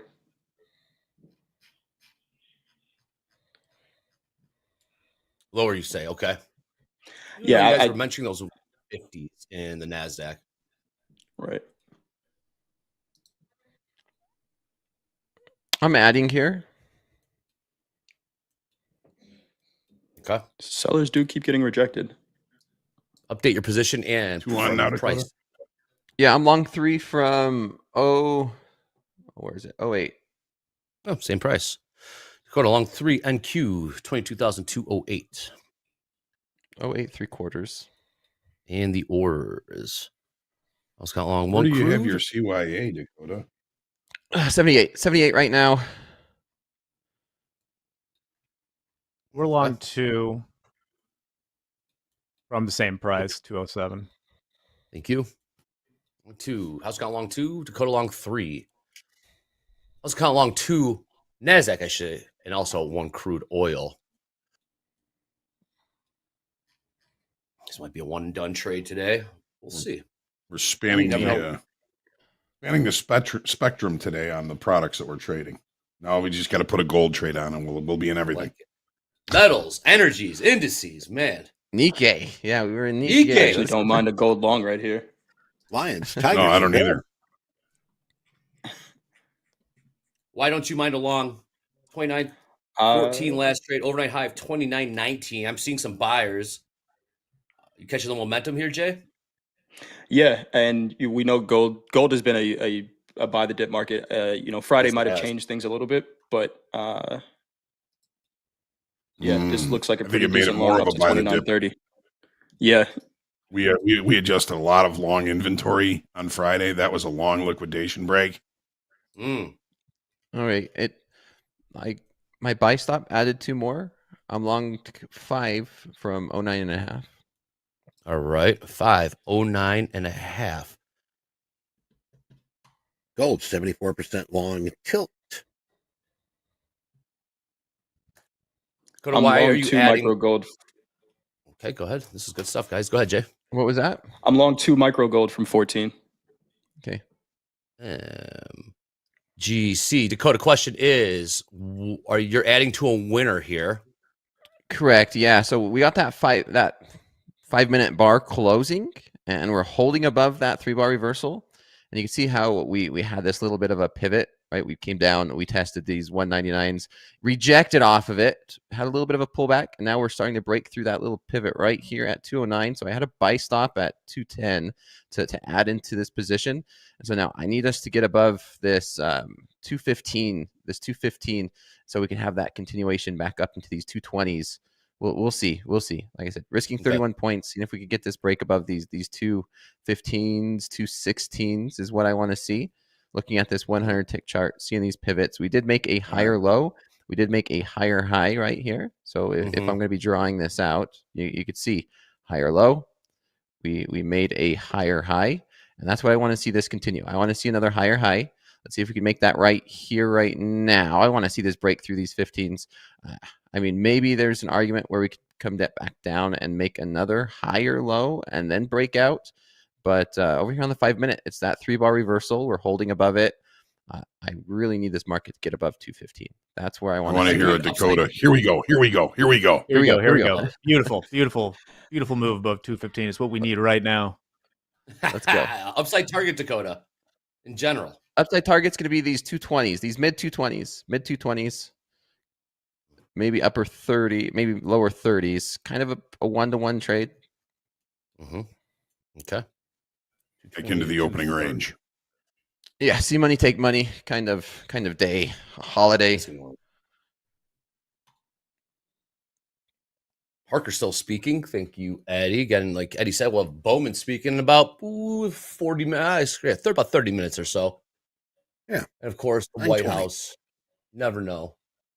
Let's see. Pretty quiet over the weekend from the White House, unless I missed something, but I didn't see anything Wild. Well, the out of president way. took a few laps around the Daytona Saw 500 that. yesterday. You know, that was Saw pretty that. cool. Oh yeah. I would He's do the the only exact one same that did. thing. I'd do the exact same thing if I was president. No racers went around, but You're the gonna- president did. You're gonna let me take this limo around the track? All right. Let's do it. 61.38 last trade in the S&Ps. Did I do the race 22,209. today? Is that I saw it was rain delayed, and that was all she wrote for me. Yep. Well, buying in the Dow here, 44,715. So you're saying the president won the Daytona 500? Oh, checker flag. He's the only one that went around the track. Checker flag, indeed. They were behind him. We had a few laps. 73% long in crude. I'm sorry, gold. 73% long gold, just like Jay is. 61% long crude. 66% long NASDAQ. Again, abbreviated trading day. As you can tell, things are moving much slower. Volume's much thinner on the ladder. Still see that 600 lot in the S&P ladder to the upside. 61.43. Has not Just moved sitting like there. Jay said. Yeah. Let's see what happens if we get closer to that price, if it does want to stay. Slowpoke market. Yep. Yeah, I As don't to like be how we just expected. rejected those 12s. Yes. We rejected those 12s and 14s. Thank you, Mohammed. U.S. Foreign Affairs Minister is here in Saudi Arabia. I'll let you know if something comes up. Thank you. Boots on the ground all over the planet. Topstep TV. Click like, click follow, click subscribe. Greatly appreciate. We are on the march to 150,000 subscribers. And you scratch our back, we'll scratch yours if you catch my drift. Let's get to 150,000 subscribers.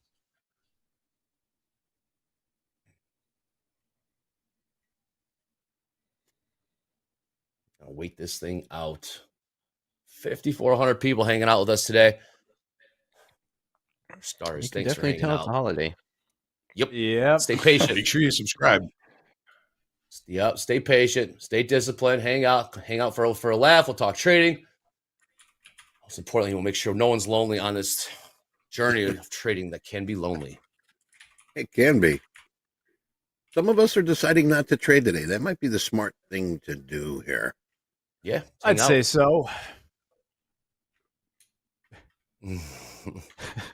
That's what we're here for. One John Jones. Yeah. Not a lot moving in the rate futures either. If anything, ZN, ZB are drifting just a little bit higher. That means yields coming in. The reason I was looking at those is just to make sure, I don't expect a ton to happen today.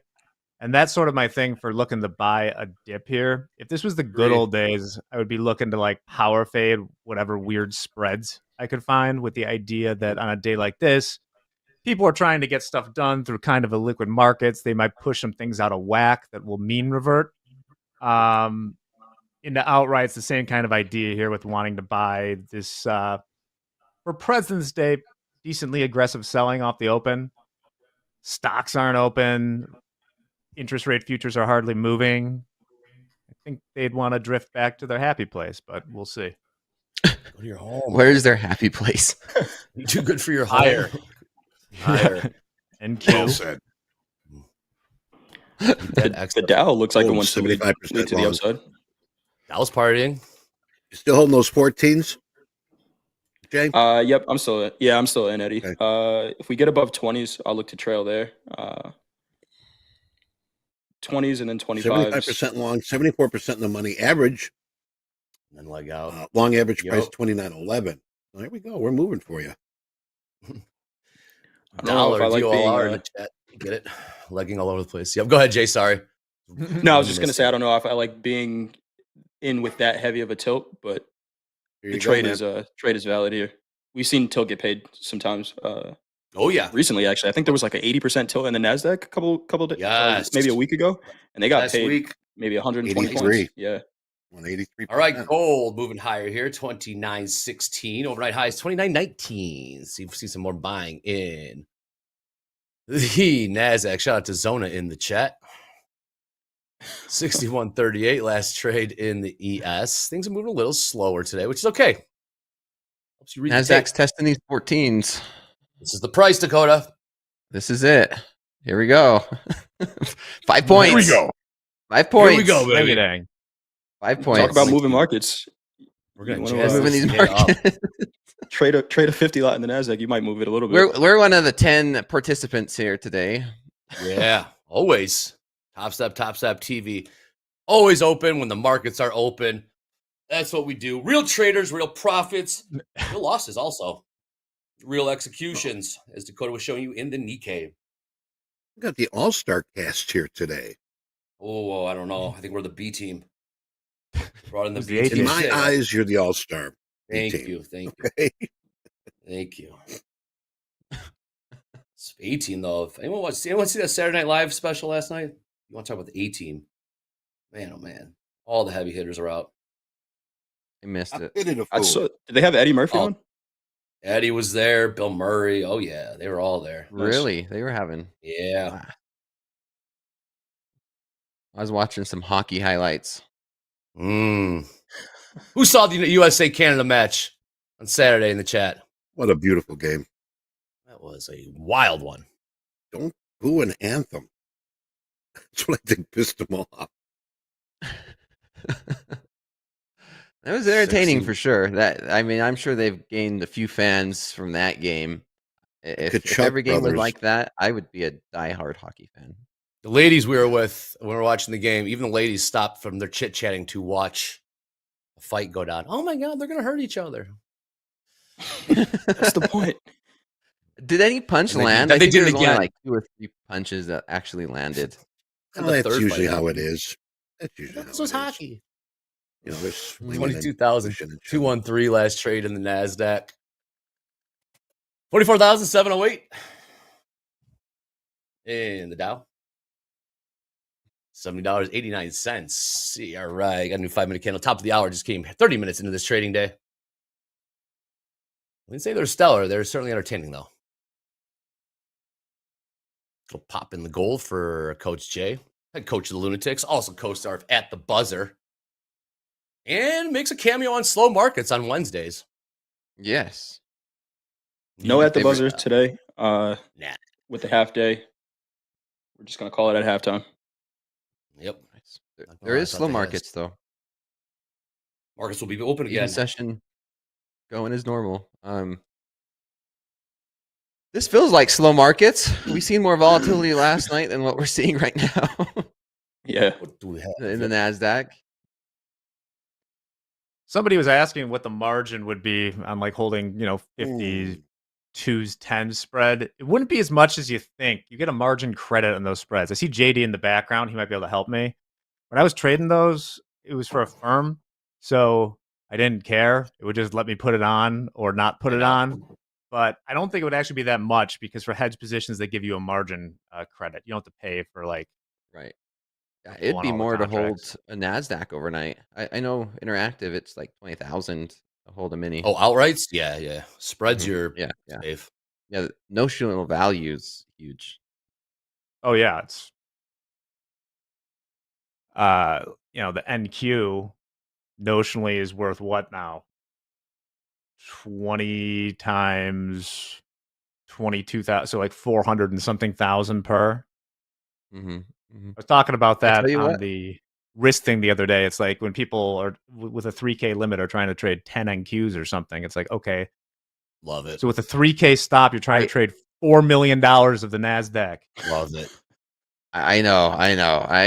Baby. I got a lot of questions. I was surprised.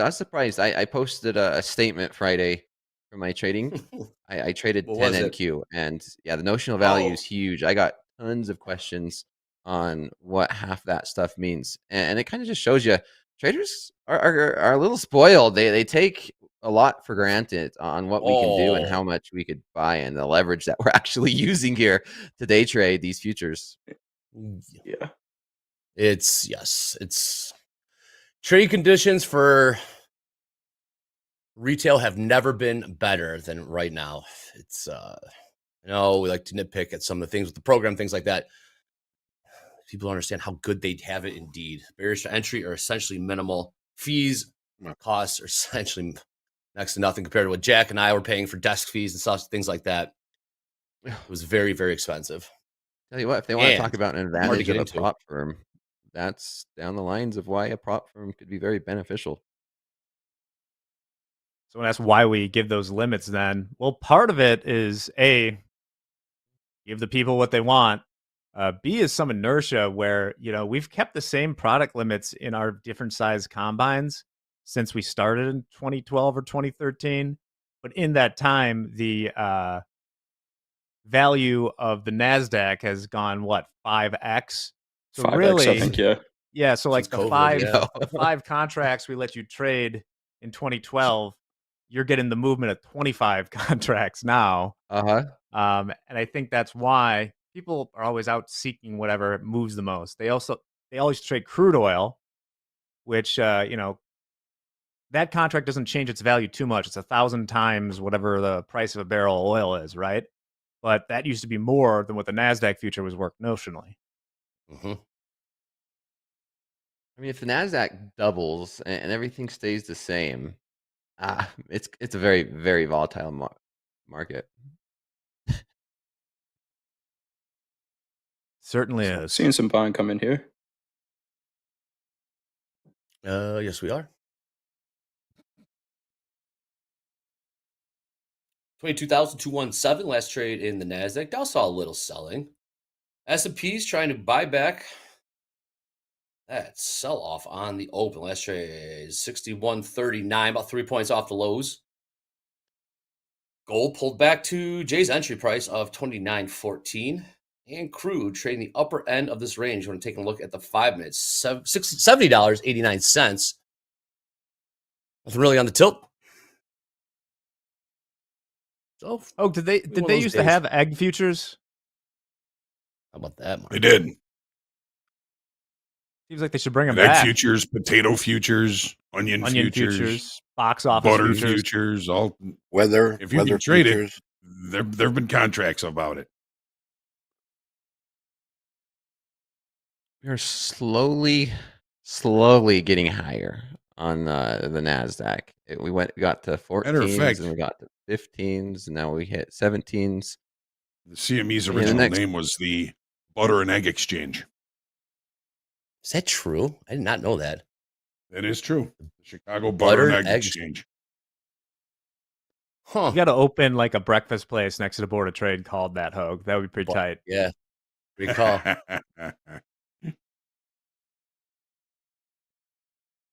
Futures, toilet paper futures, and COVID. If you got long those toilet paper futures, man, those things are limit up, man. Freaking out.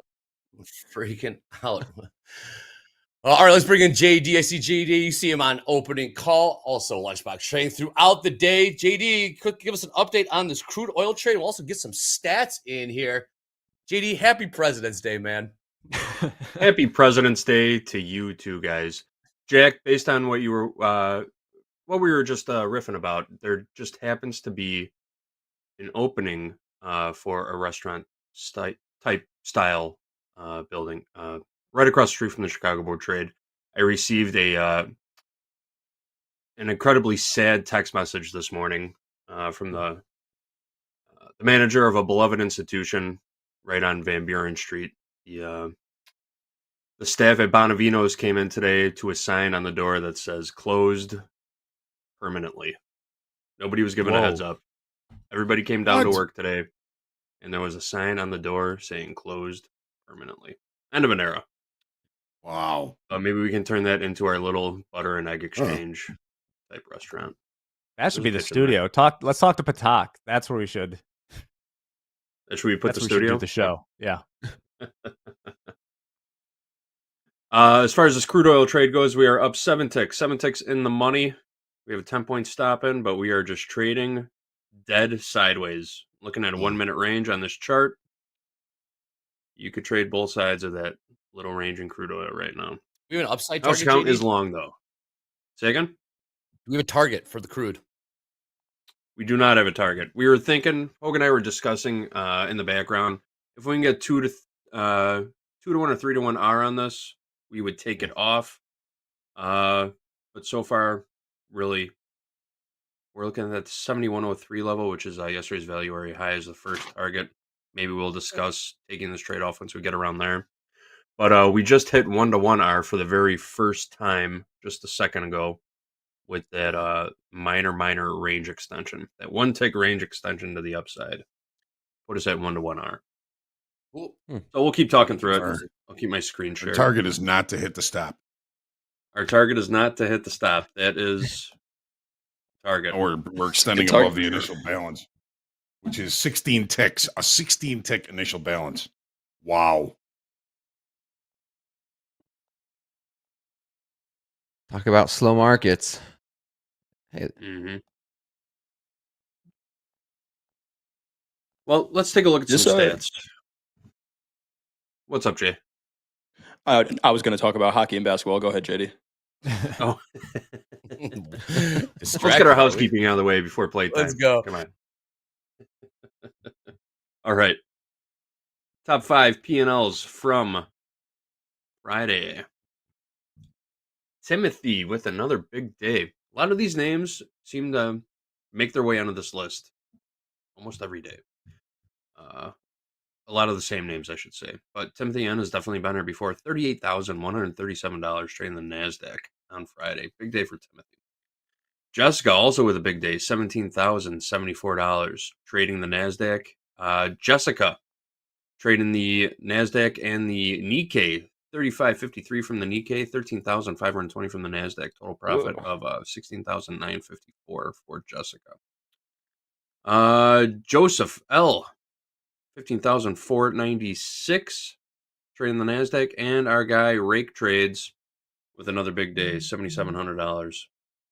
7711 trading the NQ. Those are your top 5 live funded P&Ls from Friday. I got some payout numbers too, guys. Love payout numbers, man. Let's see those payout numbers. Decent payout numbers for some all-star traders. Take a look at this. Kai Chan, he was number 14 on the big board going to the end of last week. Took a nice $45,000 payout going into the weekend. Taking these payouts out of live funded accounts, folks. Shiming, 6837, Romaine 6700, Magjan 5000, and Wang $3,000. These traders are all taking real money out of the real live markets, folks, and putting it in their pockets, no less. Pro ball trading, pro ball payouts, right there. I'm right. Those are great weeks all around.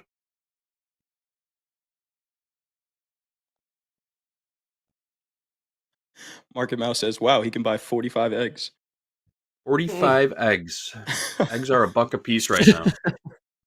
Crazy. $1,000 golden eggs. Golden eggs. Right. Golden eggs. Right. All right. JD, anything else we got for the time being, or are we good? We're at 1.5 R right now. We can close this trade for a $150 profit. It'd be a scratch in the house account for the day. We did lose $150. We lost 15 ticks on a gold opening range trade. All right. Well, for scratch. My end of the house account would be a scratch if we were to exit here, but we'll keep checking in on it. Yep. We took the risk. Scratch. Let's see if we can't rip it. I'm not anticipating too much movement today. Get it, not outside the realm of sideways. It's just cheaper to buy the chicken, right? Well, you got to be careful buying the chicken, because that's the reason that the eggs are so high. Is this avian influenza, the bird flu, which caused like a massive die-off of these chickens on egg farms. I mean, I think the last administration had to kill 100 million, put down 100 million chickens just to be safe. Chickens. So that's a lot of KFC. That's a big old bucket. Yeah. It's 100. You said 100 million? Kill 100. Oof, bad day to be a chicken. Bad year to be a chicken. Andre, I think the statistic is, and believe me, I eat a lot of chicken. I do my part, but I believe that they harvest like 1 million chickens per hour in the United States. That's gnarly. I don't want to think about that. That's. I think you said harvest. Easy. It's not word. Harvest is the right word. They murder. Also, Dakota, happy Yes. birthday, 62nd birthday to Michael Jeffrey Jordan. MJ turned 62 today. MJ, really? 62? Greatest basketball player that's ever walked this planet. It's undisputable. Cannot be disputed. Happy birthday, MJ. You might be able I'm to not going dispute to it say a little. anything No. because it is his birthday. He is a great player. But by the way, you see LeBron James. I mean, he's still on the All-Star team. He's still putting up the numbers. He's still out there with his son. What do you think the Lakers are going to do once? Do you think they're going to build the team once Luka retires? Maybe LeBron's still going to be playing once Luka retires in another 15 years. Here's the That would be right. thing, Dakota, That would be right. and anybody in chat who's pro LeBron. I'm going to tell you right now about the difference in mindset that makes MJ better than LeBron. LeBron gets his kid onto his team because he can. That's power. MJ has his son date the ex-wife of his number 2 player. That is the killer mindset. LeBron would never do It's that. a good point. MJ would do that. If You MJ guys sits are off the talking basketball, about- do you guys think are talking about mindset and off the court? I'm simply talking about the fact that he's how old and he's still playing at the top of the league. That's it. It's Yeah, insane. I mean, You're if he- telling me he that is 10 years, he's going to lead every stat there is. Oh, Yeah. dude, LeBron's obviously the man. He's if MJ's second best of all son time. was on an NBA court with him and playing like Bronny, MJ would knock him out in the middle of the game. No lies detected. No lies told. No lies told. Exactly. All right. Little slight pullback, a teeny pullback here in the S&Ps. You guys think I don't like Jordan? I love Jordan. I love Kobe a little bit more, but I feel like LeBron does not get the respect that he deserves for being able to play as good as he has for as long as he has, regardless of who he is. Right? It could be any player in this world. If you could play that long in the NBA at that level, oh yeah, yeah, you have to respect that. LeBron's amazing. Amazing. It's Now, yes. if we could, It's just fun to it's fun to joke around. if we could hit I know. LeBron and Luka versus Michael and Larry, what would you pick? Eddie and this Larry Bird kick, man. Oh, I would pick. I would pick. I'd pick Jordan and Larry. I mean, those two would get into your mind. You'd be in a fetal position on the sideline.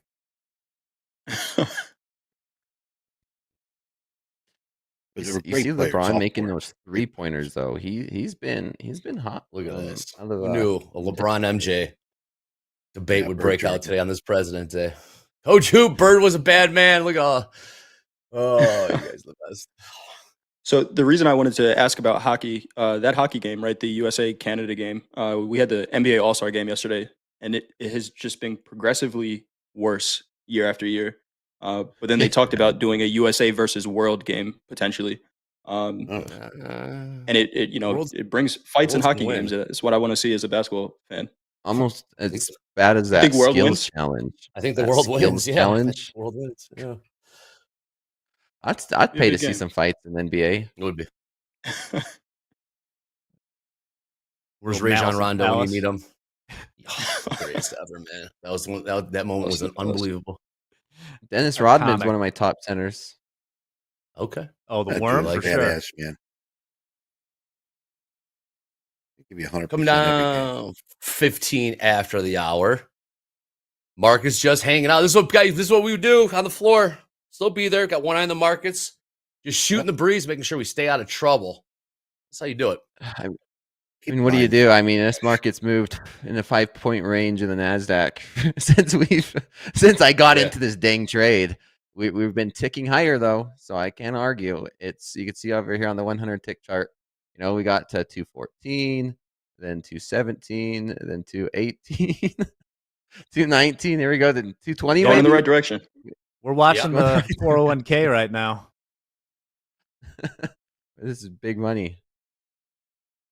Andre in the pit, when it was slow like this, we used to play pit in the pit. You guys just couldn't get enough, huh? No.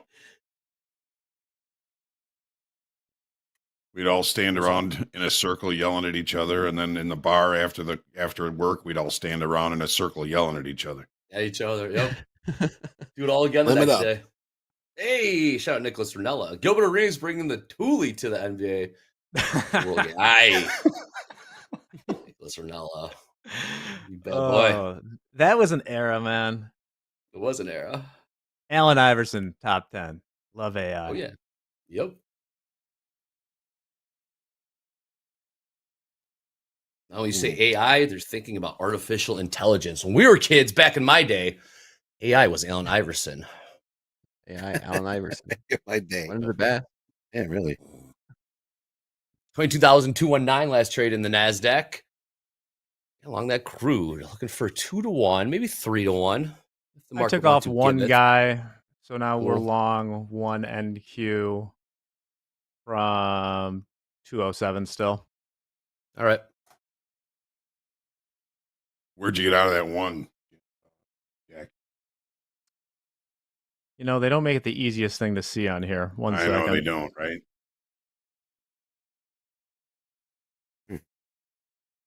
Approximately 220. Yeah, that feels right. I was taking one off in the area of yesterday's high, and now we got a free trade. Yeah, S&P's closing in on that 600 or that 600 lot at 61.43. Let's see if it's real. Closing in on again. Overnight view up in the S&P 61.40. As that grinding higher, crude grinding higher. Let's see if gold wants to join the party. Again, it's abbreviated trading day. Keep yourself out of trouble. No reason to blow combines. Don't blow accounts today. The Patone wire. You see how Jack was trading right there? A little, yeah. Don't get piffed up is right. Take 15. 15 points out of a NASDAQ trade. Nothing wrong with that. Jay, gold traded right back to the IB high and a little bit of a bounce there. Yeah, it did. I was thinking about getting into at least. I'm in 2 micros, building this position up to 4. So just looking for where to add to this. And one might be here, and then the other one at 29.10. Yeah, I'll do that. I'm long 3 now, from 13, and I'll add up to 1 more. Jay, long 3 micro gold, 29.13.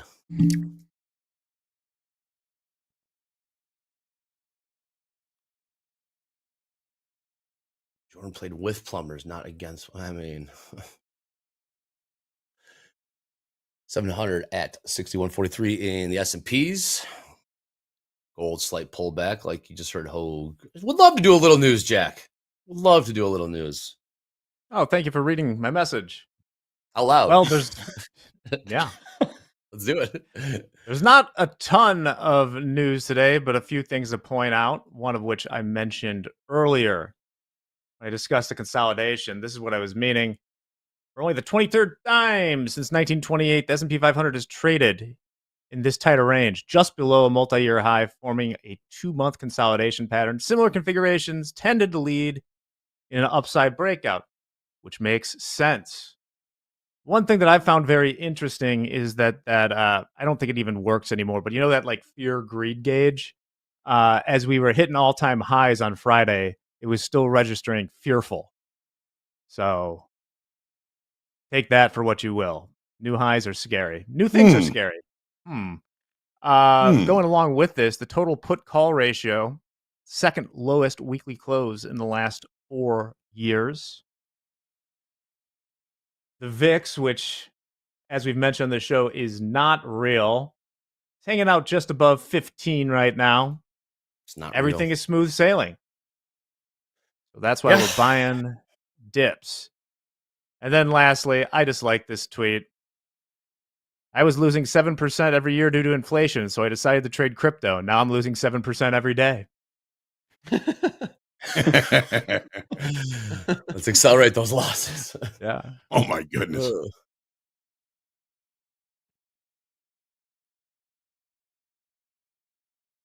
That's Thank all you, I got Jack. for now, guys. Thank you, Jack. Market's holding pattern. It's grinding higher. We're We'll up take it. to It's quiet. How's the 5 home run today? 2s. 2 here in the Nasdaq. Yes. What's your target on this? Dakota, you're still in, right? Yeah, I'm still long 5 from 09s. 2s are wild. I know. This market is such a slow grind. Such a slow grind. Bowman hitting the wire here. Got some comments coming up here right now. Fed Bowman talking about the high asset prices may have impeded progress on inflation.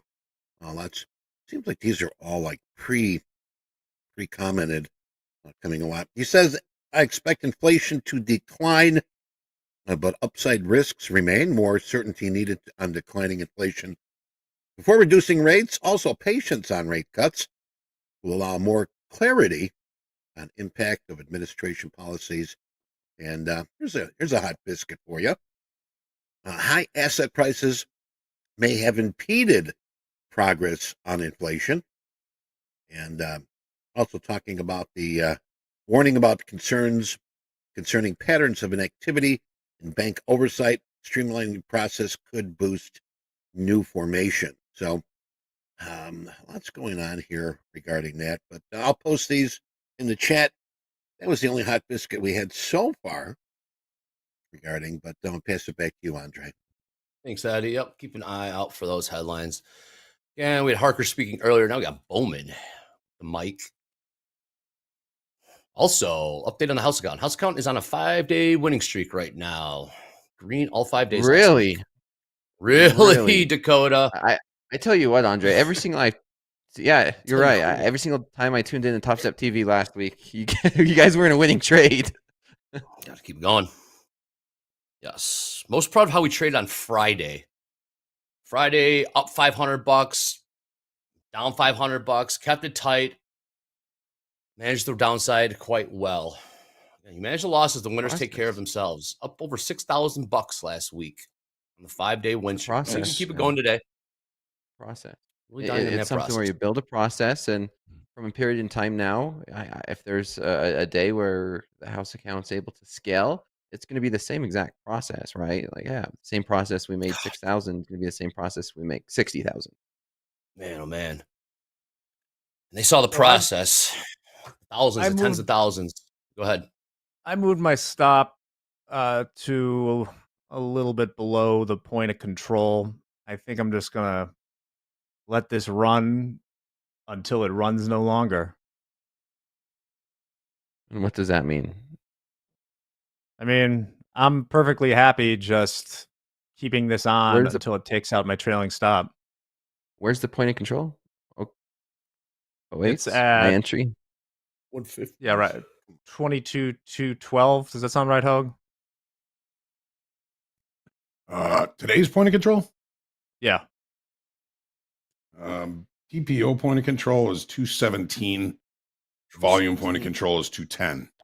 I'm going to close a couple contracts here. I might close a couple contracts if we get a push into these mid 20s. We're at it's up against right Friday's high right now. Mm-hmm. It's last week's high as well. Yeah, I got one out at 25 evens. All right. Dakota long 4 now. Long 4 NASDAQ. Coach J long 3 gold, micro. House count long 1 NASDAQ. House count also long crude. See those Bowman headlines getting fed into the chat. Thank you, Eddie. 5,300 people hanging out with us on this slow abbreviated trading day. Welcome. If you're new, welcome aboard. We got Coach Dakota number 4 on the big board in the house. Coach J, coach of the Lunatics, or co-star of At the Buzzer. All right, sounds good, JD. I top tick that one. 25 evens.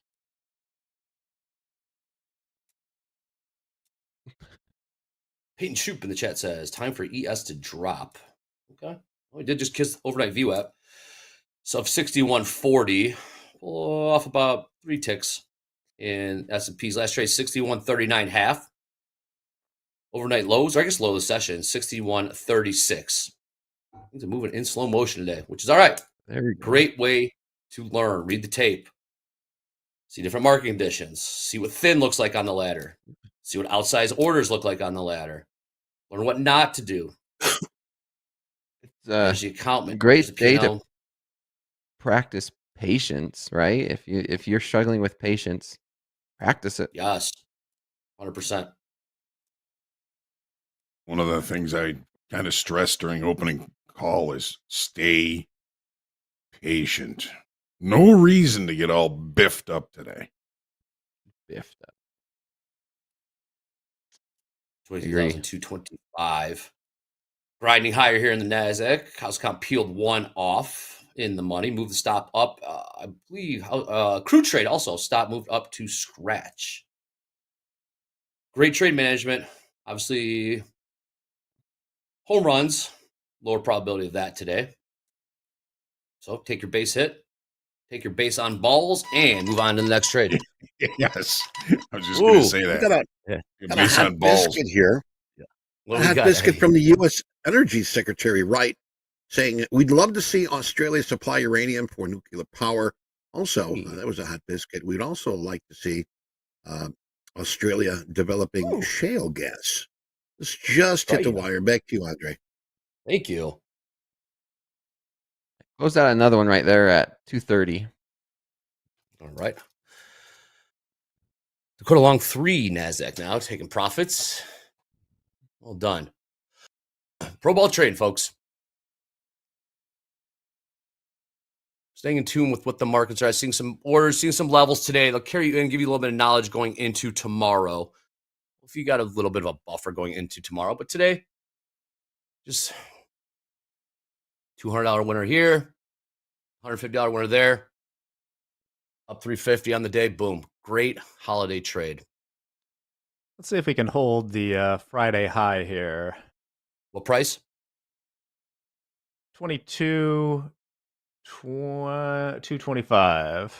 225s. Okay. If Let's we trade extend it, 229.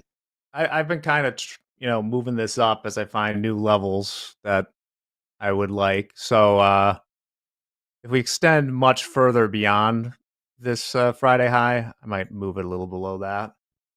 It's reasonable. Jay, how are we looking over there in the gold? Kind of chopping around 29, 12. You added to a third lot. Just chopping around. The other metals are looking a little weak here, but still like the trade. Yep. And lately, gold has one big buy the dip trade.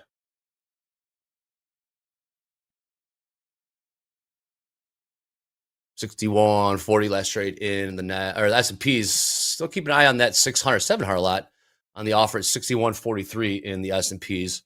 Has not moved. Stayed there. Size hasn't changed. Market hasn't really gravitated towards it just yet. I mean, creeping higher. See if you want to go get this. All right. Netflix asking, Andre, I was wondering why live traders at Topstep don't have a dashboard like sim traders. Hell, I'm wondering that too. It's something we're working on. So we would obviously like to have that. Oh, there it is. What's up, Netflix? Somebody asking about Delta. Delta in the S&P's regular trading hour session only negative 1,600 right now. NASDAQ also negative about 1,000 Delta. Interesting. Shorts? They're going to This get market's squeezed? grinding. Yeah, it is. We'll take it, though. It's what we expected. No surprise. Coach Jay, why are behind the scenes? I messaged Coach Jay a question. I didn't want to embarrass myself on stream. I don't know why I can't think of this.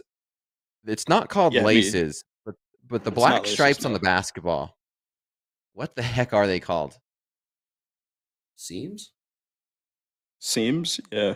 I coached basketball for 12 years, Dakota, and I can't think of the name either. Are they called laces? I was thinking it was laces are only in football. Seams or laces? Well, they were back in the day. They were tied, so yeah, they were sewn. Seams.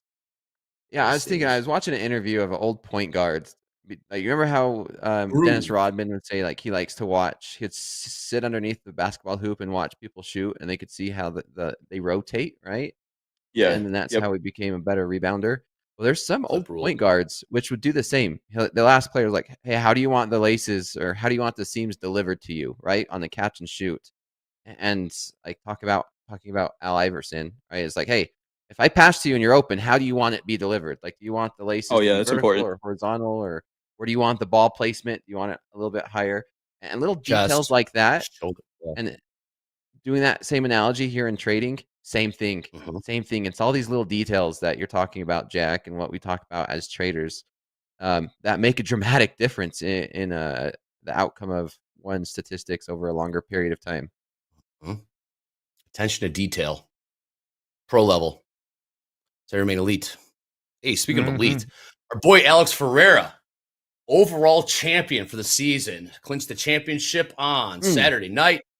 Back-to-back overall champion and top step athlete. I do believe has qualified for the 2026 Winter Olympics. Yes, I think so. With the back-to-back championships. It's Number cool one stuff. in the See world. that trophy, Andre? Crystal? Glass globe, crystal. Pretty. Oh, that's sweet. Yes. Cool trophy. I closed out another one I right got at a picture of him. You can post that picture. Good Go along stuff. 2 now? Yep, I'm long 2 from 210. I closed out of one at 32. I moved our stop again to a little bit below the Friday high. My stop is at 08.5. Okay.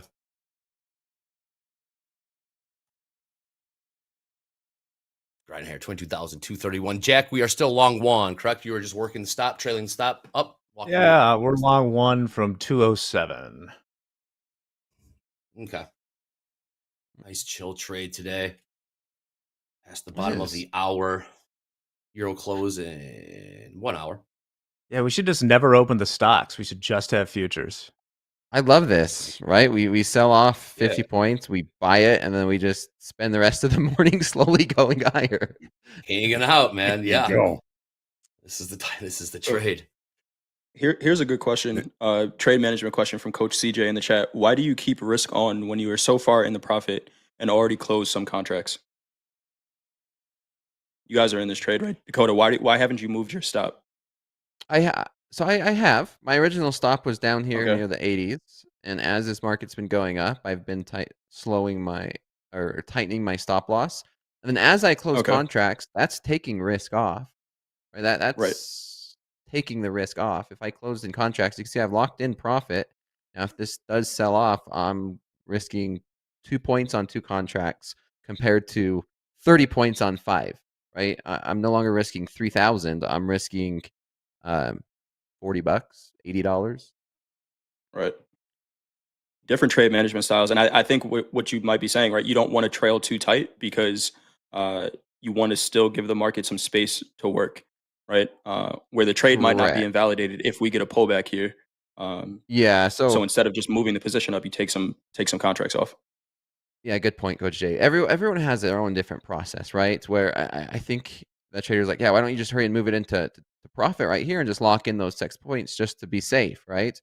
Well, I've locked in profit, and everyone knows the market does pull back. It's healthy if the market pulls back. You've seen it before, right? These nice little pullbacks throughout this session, and I would be okay if the market does pull back and then like maybe find another something like this, right? Maybe it's not all the way there, but if the market does pull back to these 17s and then bounce, markets don't, well, this is a bad example. I says markets just don't go straight up. I'm going to close out another one right here at 35. Yeah. Everyone has a different process. There's no right or wrong way to trade. Like we always say, you give somebody an order at the same price. I could give 5,000, 5,300 traders watching this. If everyone gets in the exact same position, everyone would probably have a different result because of the way that they manage it. Right. Yeah, and the way I'm managing this is kind of what I talked about in the Trump era where you have these headline risks. So I'm long right now. I do not have a profit target sitting in the market because if there's a news event, it's either going to go one way and take out my stop, or who knows how high it could go. And I don't want to miss out on that. So Smart. that's a similar reason. So Dakota is reducing risk by just taking off contracts and profit. I only have one left. So I'm doing it by just minding that there could be tariffs on Timbuktu or whatever coming out and locking some of it in. Hey, Jack. Yeah, what's up? Okay, say that headline does come out and it is working in our favor. Let's do the hypotheticals or have a game plan. So the headline comes out and it does work in our favor. The NASDAQ shoots up, call it 100 points in the blink of an eye. How do you manage that? How do you get out? Do you just walk the stop up behind it? I guess you're not walking anything up at that point. Or are you going to market and getting out? What would the play be if indeed we do get the big pop out of nowhere? That's where order flow stuff comes in. Chances are if I see something spike like 100 points in our favor right now, I would just hit a market order and take it rather than spend the time to parse why it's doing it. But, might also drag the stop up. Right now, my stop on this last one is at pretty much the high from Friday.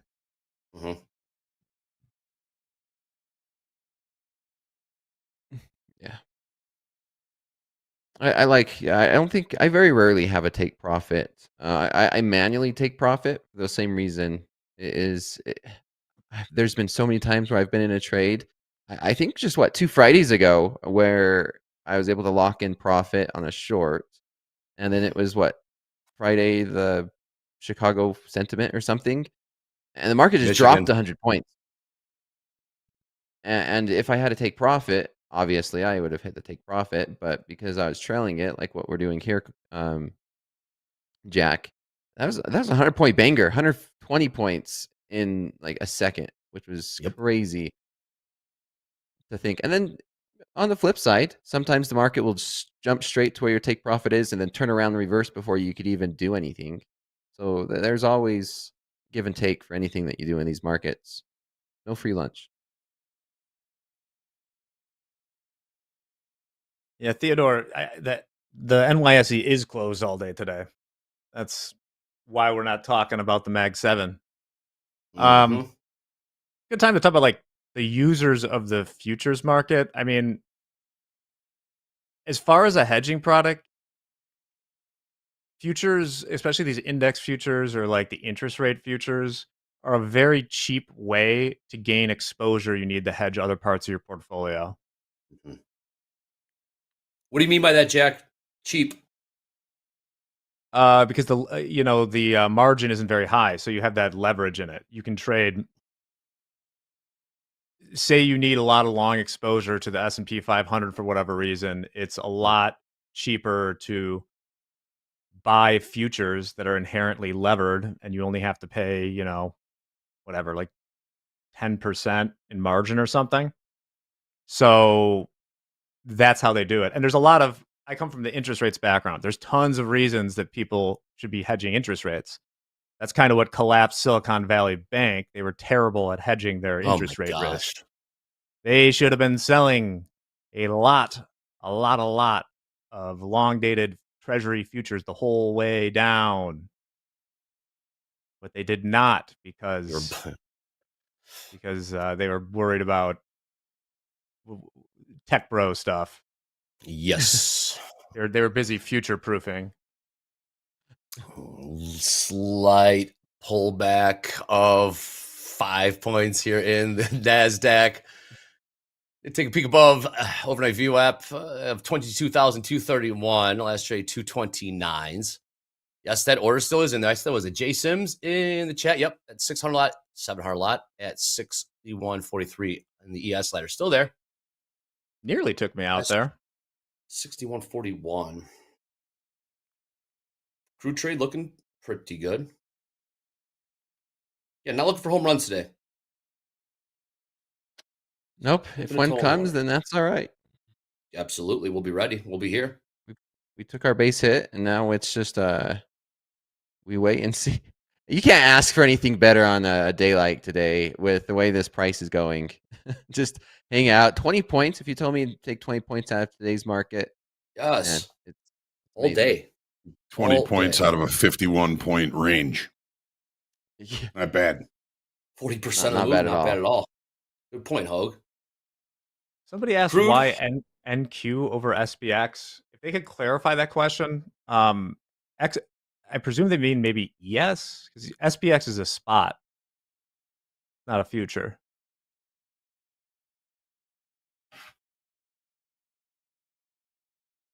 $61.43 Traders O on the ES ladder.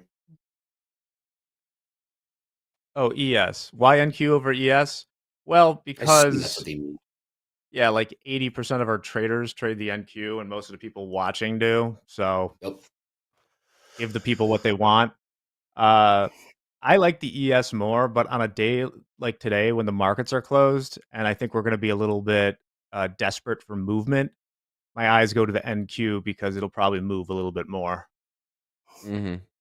Yes, it will. Traders love volatility, and the Nasdaq is the definition of volatility sometimes.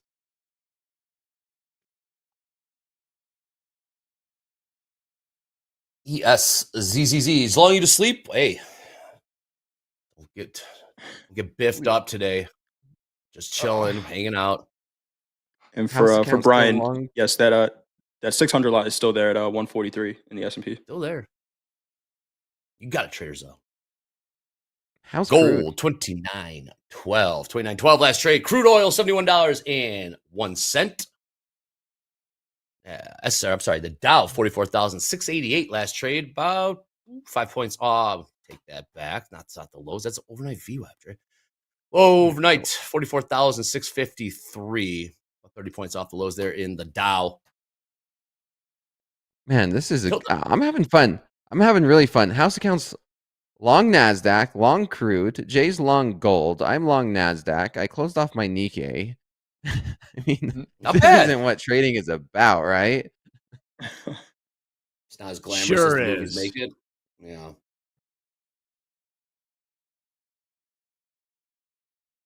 We need JD some did move the lean stock. hogs. They're closed Break today. even. Is it closed? Are they? Hogs are closed Aggies? today, yeah.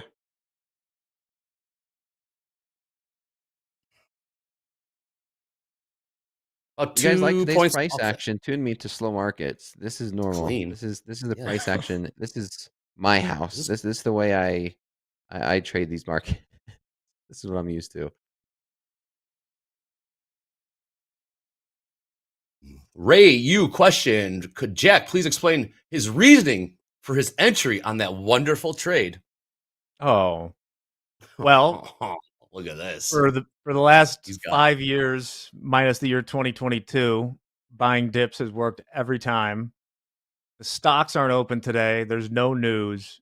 We sold off pretty aggressively right off the open and kind of started to stall out a little bit.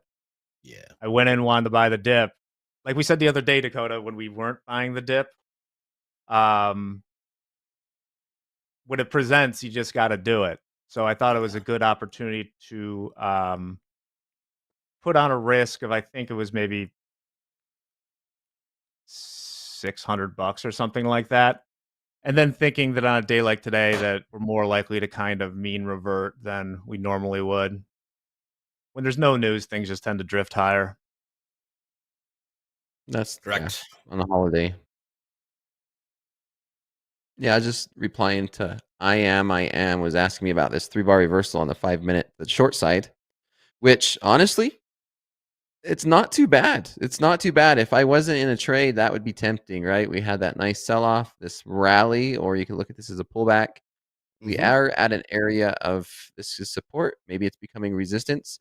And then we just got this 3-bar reversal on the 5-minute chart. And then the short entry would be right there, right at 229. I'm okay with that. That's very, very tempting, but it's just like a quarterback. You have to understand everything that's going on and all the conditions rather than just executing one exact thing. You have to understand it's a holiday, like you said, Jack. Markets tend to drift up. I'm already in a long. I've already closed out a lot for profit, so I'm managing a long trade. It's low volatility. On a normal day, if markets were open and I seen this setup, I would be short. Yeah.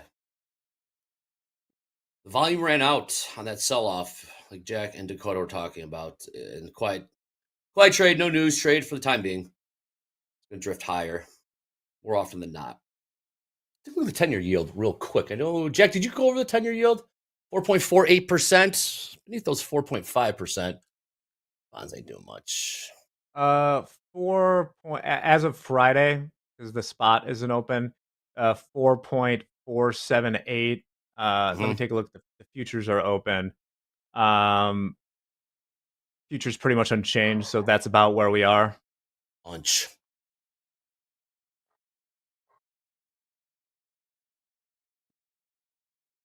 $70.99 last trade in crude. Top out around 71.04 or maybe 02s. Nothing really on tilt. On Coach Vince working a sell stop in the ES. Ooh, Vince. 39 in the orders. For a We're move back under that VWAP. I also have a sell stop in for other reasons.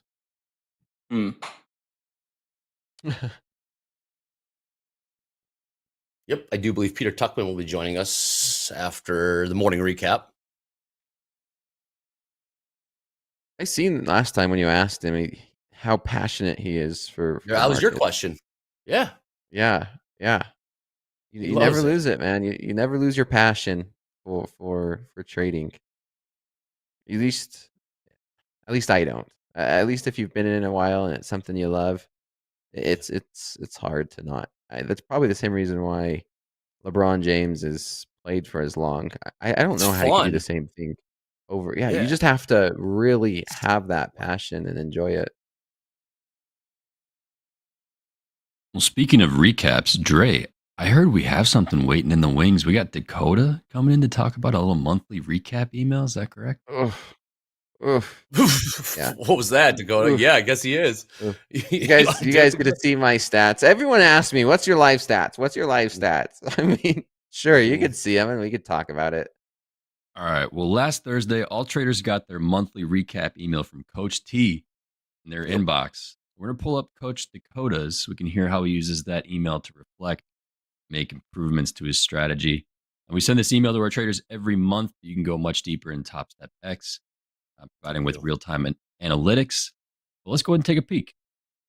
This is Can we for go to one shot January, for right? Dakota for this? Can we go to one shot? That's cool. Go ahead, Dakota. One shot. Oh yeah, let's see. I can kind of give you an idea. I don't take too much into consideration on my month stats. I typically like to look at them quarterly, but January was a mixed month for me. You guys could see it's kind of around a 1-to-1 all month. Right, the P&L highs 20K, P&L lows 16K, and then my average winning versus average losing is plus or minus a few $100s off of 5,000. And so I would say, if anything, for January, this proves as it's getting bigger, this kind of just proves and confirms that I've been short biased, and that has been a big mistake for January because of all the volatility and all the tariff talk. I've let that get to my trading. I've taken a lot more shorts than I typically would, and the majority of those short trades I've lost on. So this has been one of my worst months this year, or I can't. Yeah, obviously for the past 12 months. I can't say this year because it's only 2 months this year. But yep, there's my January stats and my live account too. Correct? This is my live. This looks like my live. Correct. Yep, this is your live. So there you go. If anybody's wondering, my live account trading statistics, there it is. And I'm somewhere in between. I'm probably right around minus 10,000, I think. After today, it's a little bit less. Today I'm up to.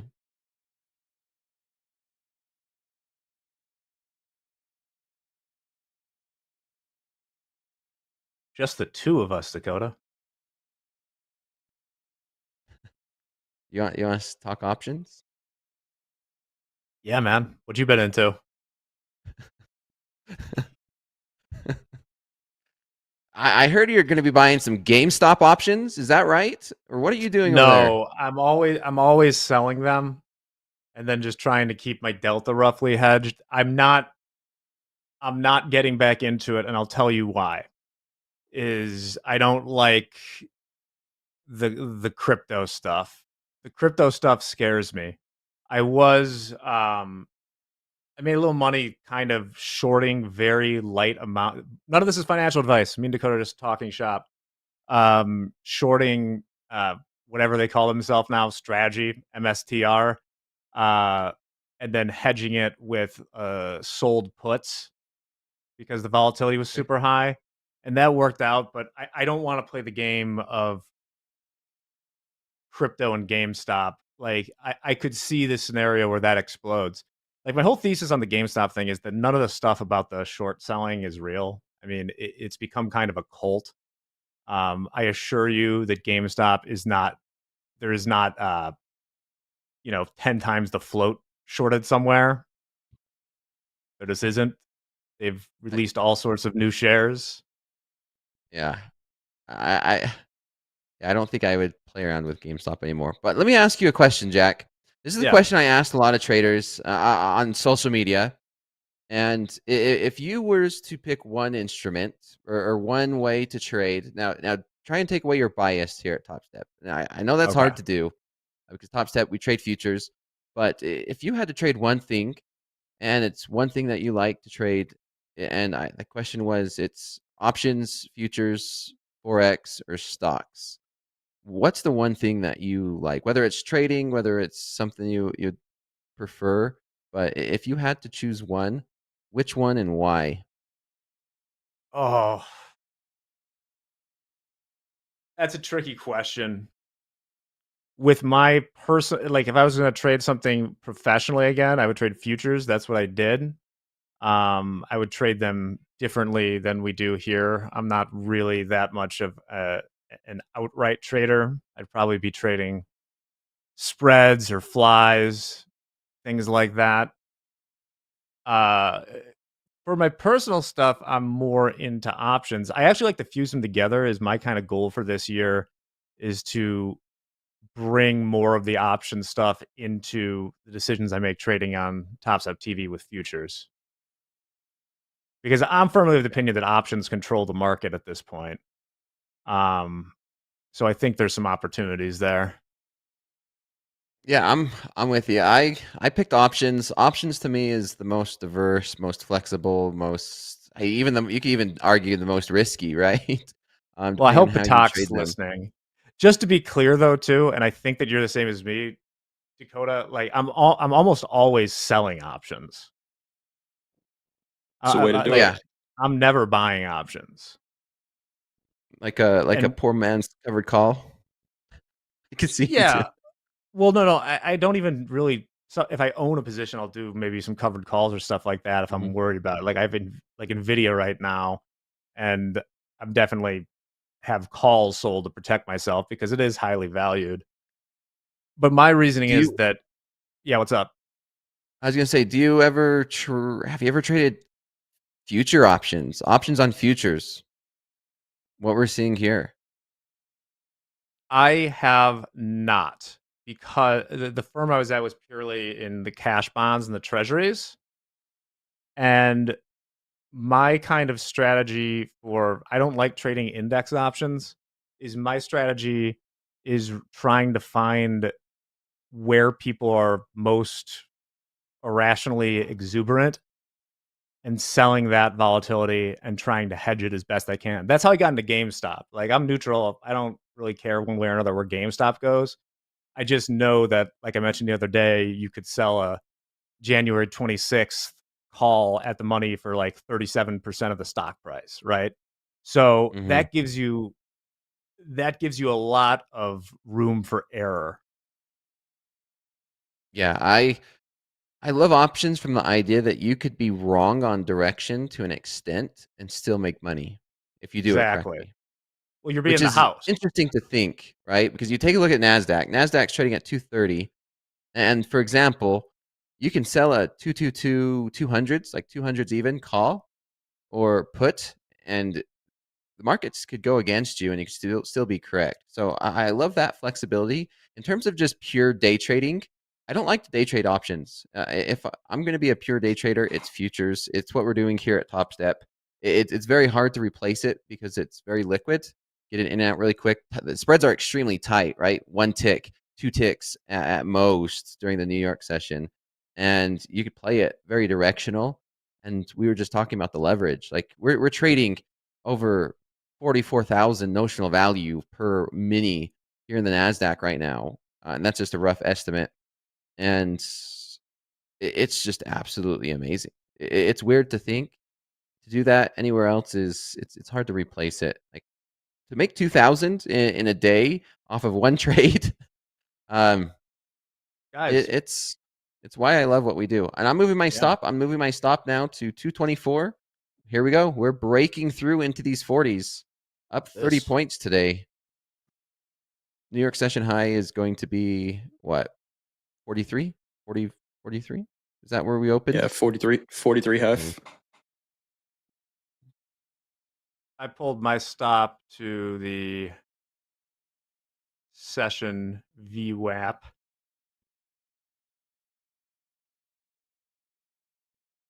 What was I say? Bitcoin's getting punished right now on this holiday. Did I say What 44,000? happened? 444,000 is the notional value for a mini. Bitcoin getting worse. Just almost a $500,000. Oh yeah. Just an update on the crude trade. We moved the stop up to break even. We just scratched that trade. Sending something to the producer. Okay. $70.75, 74 cents last trade in the crude. Scratch trade. Scratch is okay today. Heck yeah. Why not? We had a chance. Please. So you're saying there's a chance. There's a chance. I'm going to go ahead and close out of this position. I'm going to be flat. Nice There we trade. go. There you go. Flat. Good. 40 points. 40 about points that? on a 50-point range day. Take it. Not You did your bad. job there. You gotta take that. Yeah, got it. You gotta take that. Yeah, I'm not What's gonna the argue. P&L to I'm put done. I'm gonna go. I'm up $2,400, and I'm gonna go ahead and lock myself out. It's trading. And those stats you just seen are probably just a little bit better now. Nice trade. Cool $2,400 on a holiday trade. Take that all day. Great start to the week. Dakota, you moving the NQ? You sold that, and the market just dropped 6 points. Wow. Well, I was one of the 10 participants, so. Oh, Yeah. I got bottom ticked out there at VWAP. So we made 734. Beautiful. On a quiet day. Nice trading. Yeah. That's the thing. Let's You count. eventually get too cute trailing the stop because it did. Well, maybe it'll go lower, but I got pretty much wicked out on this last candle. I was looking at Bitcoin. I don't That's think okay. you wanted to trade though. I think that was a legit stop.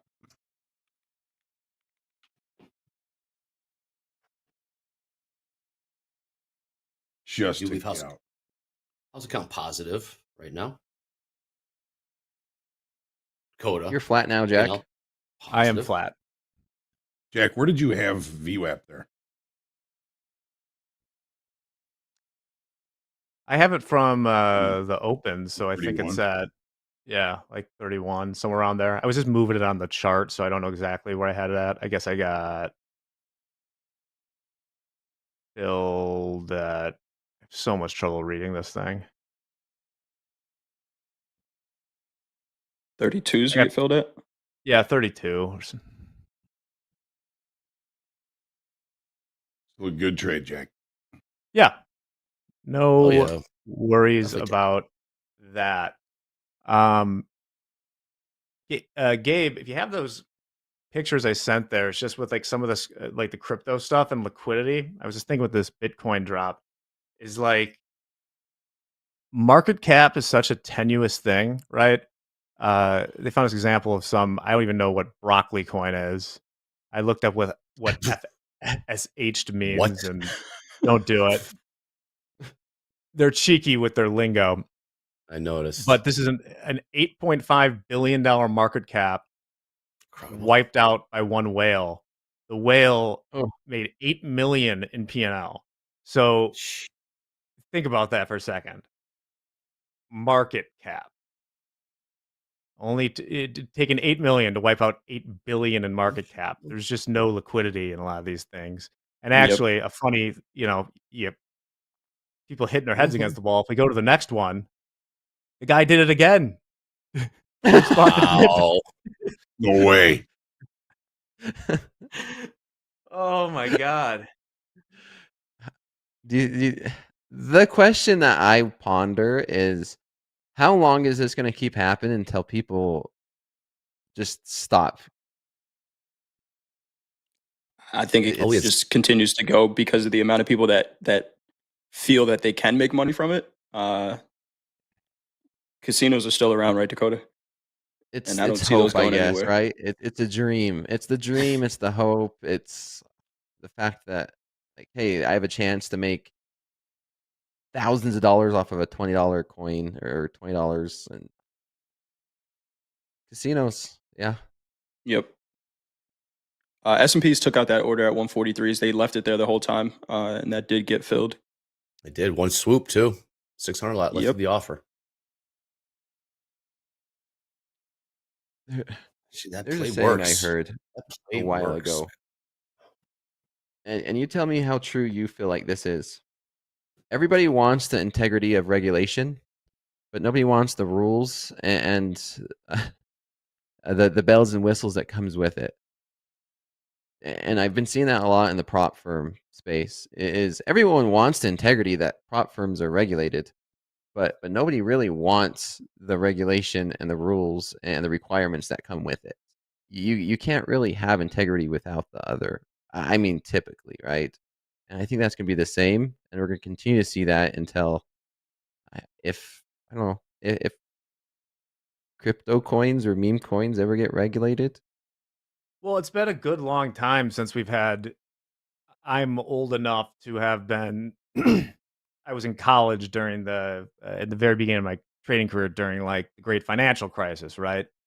And it takes stuff like that, or like an Enron, something like that has to happen, and then suddenly people are pro regulation again.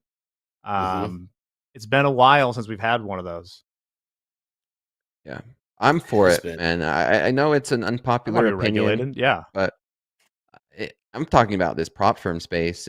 I'm up for the regulation. I want the integrity. Traders need the integrity, and it just blows my mind whenever I see someone on social media post requested a payout. I hope it goes through, and I'm just like, those words no should way in my never. million dreams Yeah. would I give like money without knowing, like, yeah, that I'm going to get a payout. It's like me sending money to my broker and say, I just requested a payout from my broker. I hope they pay me.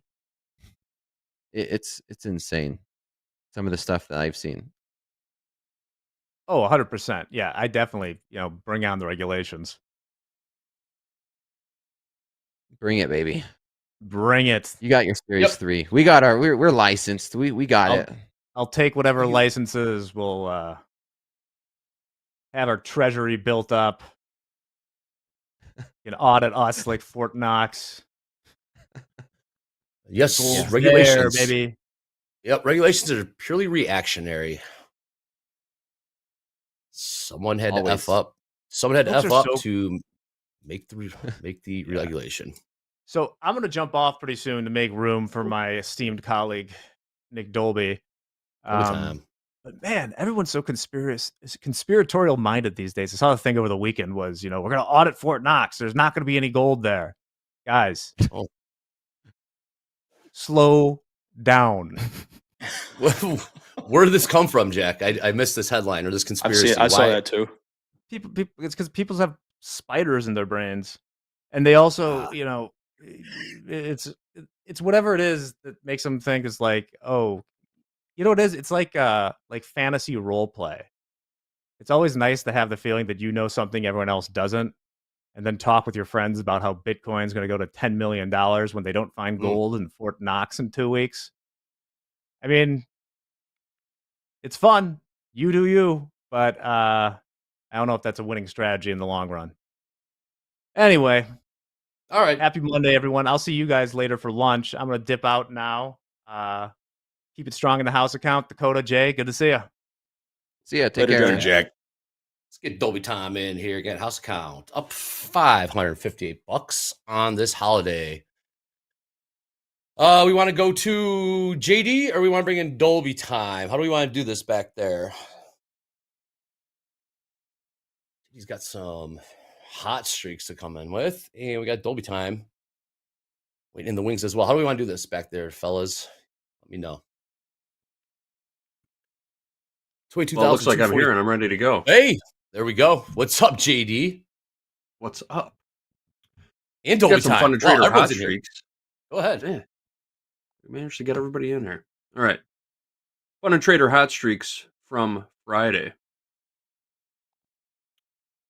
At the top, we've got Miguel. Now on a 45-day heater worth $3,431 total. Miguel made $38 trading the micro NASDAQ on Friday. Cyril moved up a notch, made $106 trading the micro NASDAQ also on Friday. Now at 36 days worth $3,406. Min moved up too, $209 trading the MNQ. 30 days worth $13,069. And a couple of new players. We've got David, made $222 trading the NQ. David's one of those models of consistency. Looking at his trade reports, $222 in profits all the way down the last 30 days, or roughly. He had a couple days over, so $13,919 for David over those 30 days. And then Kerwai, $302 trading the NASDAQ, was also called up to the live funded account late last week. So we'll be keeping track of Kerr's progress. Also, a big shout out to Lisa G. If you remember, she was on the hot streaks list for the last 2 weeks or so. She was on a 32-day ripper worth more than $17,000. Finally called up to the live funded account late last week. So congratulations and good luck to Lisa and Kerr, both of these traders, moving on to their new live funded accounts. That's your hot streak board for Monday. Not bad. Rule number one of a perfect game is you don't talk about a perfect game, but can we see the house account on that board sometime? 6 days now. 6 days. 6 days It's live too. Yep. So good. I could bring up, Go ahead, JD. Bring up the live hot streaks too, just because it's getting quiet in here. All right. While you do that, say what's up to Dolby Time. Dolby Time, coming on. Come on in. What's happening, Dolby Time? Are you in the? You're in the forest. You look cold. You look lost, perhaps. Do you know where you are, Dolby? How did you end up in the forest? How you might be on the mute microphone. Look at that mute button going. Son of a! I had a good opener too. Damn it, Trey. Give me. How'd it go? All right. Well, all right. In 3, 2, 1. All right. Let's bring in Dolby Time. Dolby Time looks like he is lost, wandering in the forest. It looks cold. It looks deserted. Very, very snowy. Dolby Time. How did you end up in the forest like that? Hey, the same way we found ourselves trading President's Day, Trey. How did we end up here? You know, what are the markets doing? Absolutely nothing. Thank God Dakota had that trade though. That was a really good trade. Speaking of which, Dakota, did you know that you were nabbing like the lows of the 4-hour wicks on that long trade? That was of course I did, good. man. Of course. Yeah, of course. Great spot. Great trade. I had no idea. I had no idea, Dovey. No idea. Gotta give a shout out to Jack. He just said it in the chat. Jack Erasure. Jack was actually the first person in that trade. I was surprised by it too. Jack was just like, I'm long. Yep, long 206. Threw the first punch, but yeah, I'm sorry. Dakota stole the thunder with. I was just following Jack. Nice trade. Oh, get out of here! That's crazy. Hey, Jack, you're the man. That was an amazing trade. Good stuff. Good stuff. Jack. How's everyone's weekend? Oh. Good. Saw Second City. Went to a very, very funny Second City performance on Friday. They are extremely talented, hilarious. Was it Valentine's themed? No, it was not. It was a lot of swear words, but those are hilarious. A lot of cussing. It was very funny. That's funny. That's good stuff. All right, let's do a quick recap here of the market. 61.43 last trade in the S&Ps, 22,243 in the Nasdaq. Overnight high 22,259, so about 15 points, 17 points off the highs there. Dow looking higher as well, about 40 points off the overnight lows, 44,703. Cruise saw a little sell off about 15 minutes ago, starting to see that bought back up, $70.79 last trade. And gold, Jay's long the gold at entry price right now, $29.13 last trade. I did add one more, so I'm long 4 now. Okay. 29.12.7 is my average. 29.12.7. Jay long 4 micro gold, micro GC from 29.12.7. Nice. How's that market moving? It's not. Okay. We're hanging out It's today. not. This is a hangout day. I was going to up a couple tickies, and we're just going to hang out. Got London close in 17 minutes. Ahmed in the chat, up $500 today. Good job. That's a great day. Keep it. Maybe long opportunity off of like 22,236 in NQ. We're going to keep on stair-stepping higher. We want to get an extra $50 from NASDAQ today. Get up, NASDAQ. Set on 36s. Yeah, like 22,236, 237. So we bounced off like the 4 hour, and I'm just thinking that we might just be in like a continuation sort of stair-step trade. The only problem is that since there's not much else going on today, we're only trading about 6 points away from like the midpoint of kind of like previous pre-market open range. And we kind of like held up a little bit getting up to that midpoint. So maybe we can grab 10 points. And that's maybe about it. If we can see if this can come back down and push back up again. It is. All I'm seeing is slow. Slow. It is. Even the options are super slow here in the futures. Yep. Yeah, what do you? You got some traders in the. Go ahead. Some traders in the chat saying when they fade the house they lose. And then some traders say when I fade the house I lose, and when I go against the house I lose. Just make sure you have your process, right? We put out that disclaimer all the time, right? Don't fade our. There it is. Don't fade our trades. Don't copy our trades. Hey, you. Yeah. Trade your strategy. Manage your risk. Don't be a lemming. Mm-hmm. Don't be a lemming. Yeah, it's one of my favorite. Losing is okay. Reminiscence of a Stock Operator. One of my favorite trading books. They say, problem with copying someone else's trades is that you have to go to them for the exit as well. This was back way back in the day, but now you can just kind of hit up your buddy on Discord and be like, dude, did you get out? But by that point, maybe it's too late. You want to be the expert of your own entry and exit so you can make that decision immediately. Not copy someone else's. Crude getting a little pop here. Little pop in crude, little pop in S&Ps. By little pop, I mean 1.5. Very, very low. Really? Even Andre's hype scale has gotten adjusted. Yes, it has. Yes, it has. Overnight highs, 61.47. NQ to 300 might be doable. Yeah. By the end of the session, yeah. We're at midpoint right now. I mean, this is decent. Oh, news. Would you get in here, Dakota, just looking for continuation, or are you looking for a pullback at all, like Dolby was saying? Let me look. I like the 30s, 35s, 36 area Dolby was talking about. I don't know if we'll get back there, get but a pullback on this, Jay. If we're going to get a pullback, it might be off this midpoint for a little bit, and maybe we can. Yeah, it need to maybe be a pullback. Yeah, some type of pullback. But I could see 300s coming into play. There's quite a bit of options.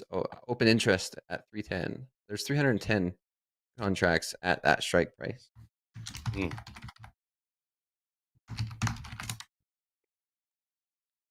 Let it close. 13 minutes.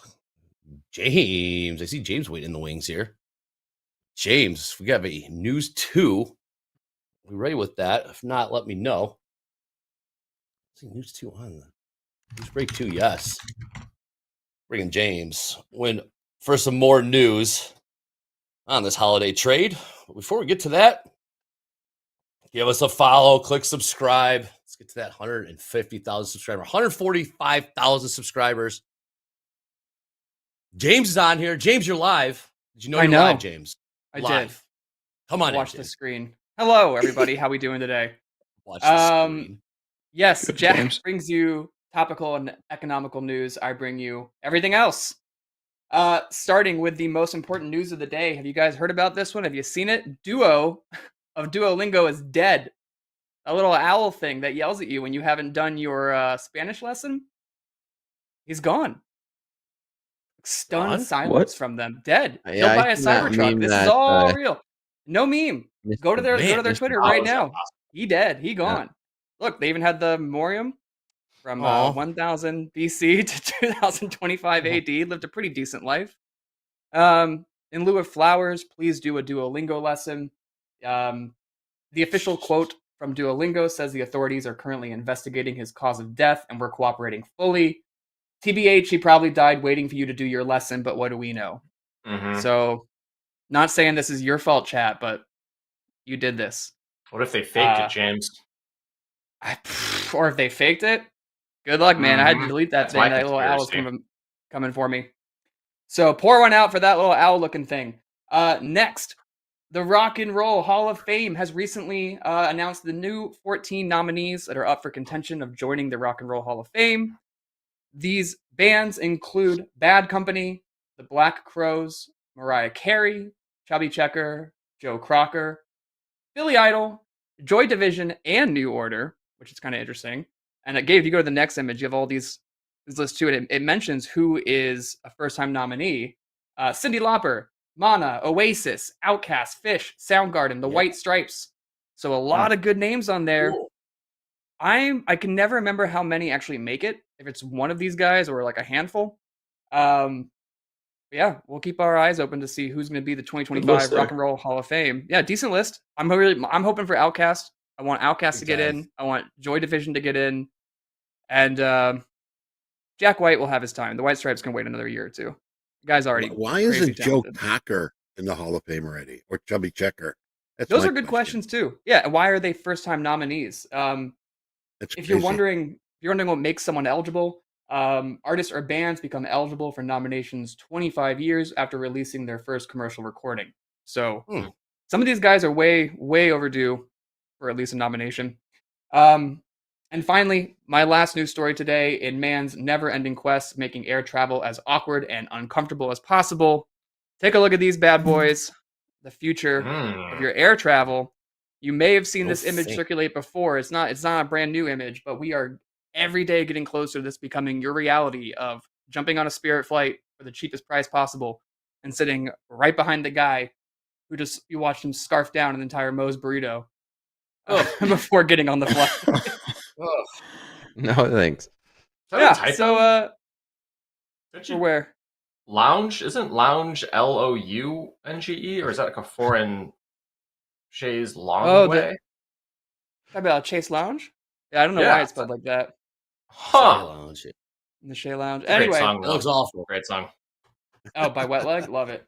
Thank But yes, yeah. So air travel, my personal favorite thing in the entire world. I can't wait for this to be real. And I would rather yeah, walk than sit in one of those seats. yeah, exactly. I have I'm going to Japan in April, direct flight, 13 hours. I can't imagine 13 hours in a chair like that. Right. So It's awful. anyway, best of luck to you guys in this market for the rest of the day. That's all I got for now. Back to you guys. Thank you, James. That looks awful. No I thought air- thanks. No thanks. Yeah. Imagine like falling asleep and you're leaning forward. Nope, not for me. Traveling by air has gone backwards. It's This has not Maybe got they'll any start nicer. seating the planes, start seating people backwards. Maybe that's more efficient, Andre. Everyone's going It to could face be. the rear bathroom one day. Well, Never on the know. New York subway, they've got the seats along the walls. They don't have 2x2s. They've got those benches. Oh, it's like the red line. Up to the red line. Right, yes. Yep. Oh, Coach man. Vince in the chat, markets have no juice today. Massive pullback. We in NASDAQ. good thing we have that 3 points. Topstep private jet. We could just take. The Oh. PJ, that's gas up the PJ. Where are we going, Dakota? We're going to the Bahamas. I like where your head's at. Ooh.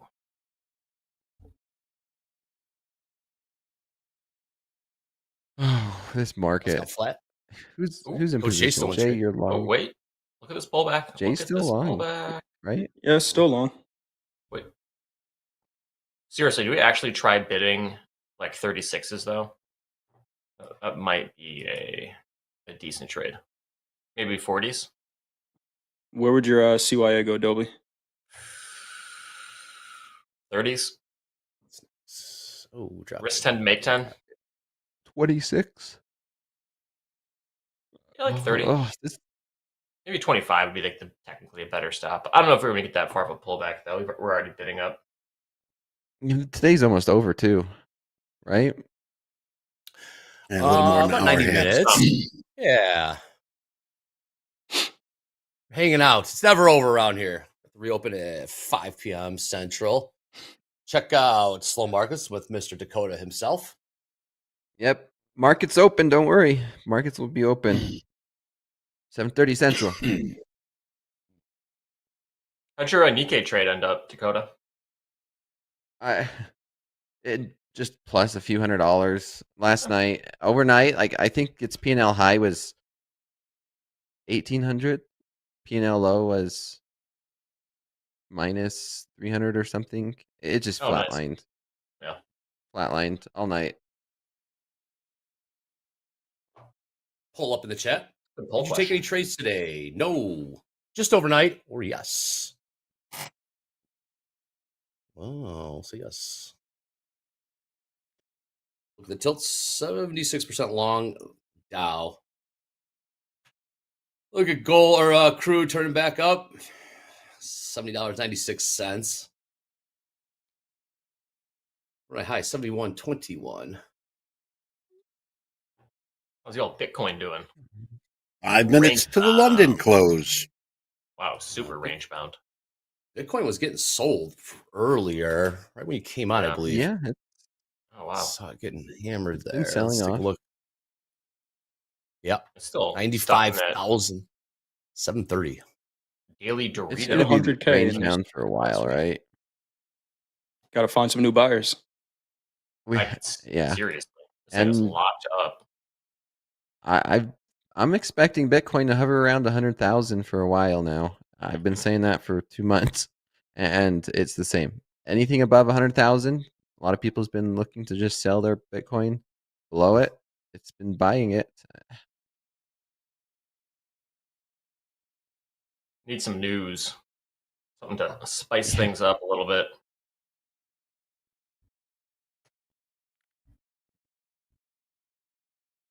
Yo, Dre. Yo, Gabe. Kind of going back to the news real quick. You guys ever see that concept back from 2020 that released of a different airplane seating where you'd have to be facing the people that you're sitting next or like across from? So instead of rear Yeah, that's like a facing where you train. just, sit in the back. It looks like Amtrak. I Yeah, would it's, absolutely despise having to just stare at the people in front of me the whole Look at that. The plane. You got to the plane fake like you're sleeping. down there. Well, look at unless that. it's like a group, right? Unless you're Family. flying in like a group of 4. If you fly with like a family or a group of 4 and they have like a little table PJs in the are like middle. that too. Yeah. Yeah, but If it's- I get that. That's private Well, travel. randoms? You know who you're talking, you know who you're with, you're flying with. But I think I would hate this more than the one that James showed. Yeah, You you just get start stuck with on the metro back. like that. You're bumping The trains are. You're bumping knees with everybody. It's kind of uncomfortable. You get stuck I with would the rather person have that that than the other one. Especially when you're sitting get stuck across with the from a person that doesn't. crash test dummy. That's a little scary. Person that doesn't Hey, get the where's your hint that I stop? have my headphones on. So Yeah. My stop on this gold trade? Yeah. 2903. 2903. Thank you. No problem. Yeah. Looking at someone's face that doesn't get the hint that you don't want to talk, but now you can't just fake sleep. They're looking directly at you. That's terrible, Gabe. Glad that's not a real thing. Yeah, for real. I don't think it'll ever see the light of day, but came across the headlines like a couple years back, and I was like, what the hell? What other dumb things can they come up with for air travel? They're never making it easier on us. They're always trying to make it harder. Right. I'd rather they be a situation where we could all stand up. I wouldn't what, mind Ryanair standing tried for to an do. hour. Yeah. That's what they pitched. I think it was standing room only or partial standing room and like no bathrooms or something. But it's all for like sub 1 hour flights. Yeah, it's like 1 hour flights. Yeah, 1 hour flight. Because if I go to Vegas, I mean, Salt Lake to Vegas is about an hour to hour and a half. I wouldn't mind that at all. No, like $20 or something for like a cheap standing room only flight. That'd be pretty cool. Yeah, better than a 6-hour drive. Oh yeah.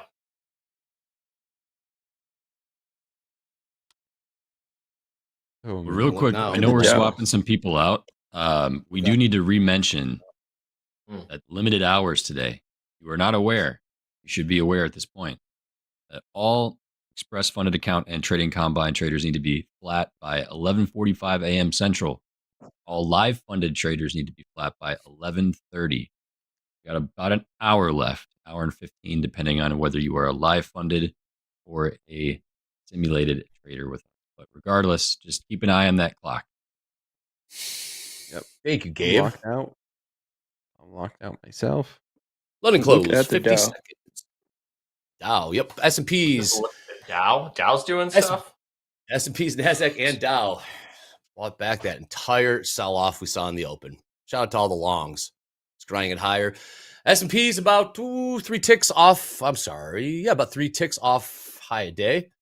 Let's trade 61.46 half. High day 47 quarter. Dow, like Jay was just saying, on the move to the upside, stair stepping up to the upside. 44,732 last trade. Overnight high 44,745. About 12 points to go for that. And NASDAQ, let's trade 22,248. High, about 10 points off the highs, 22,259.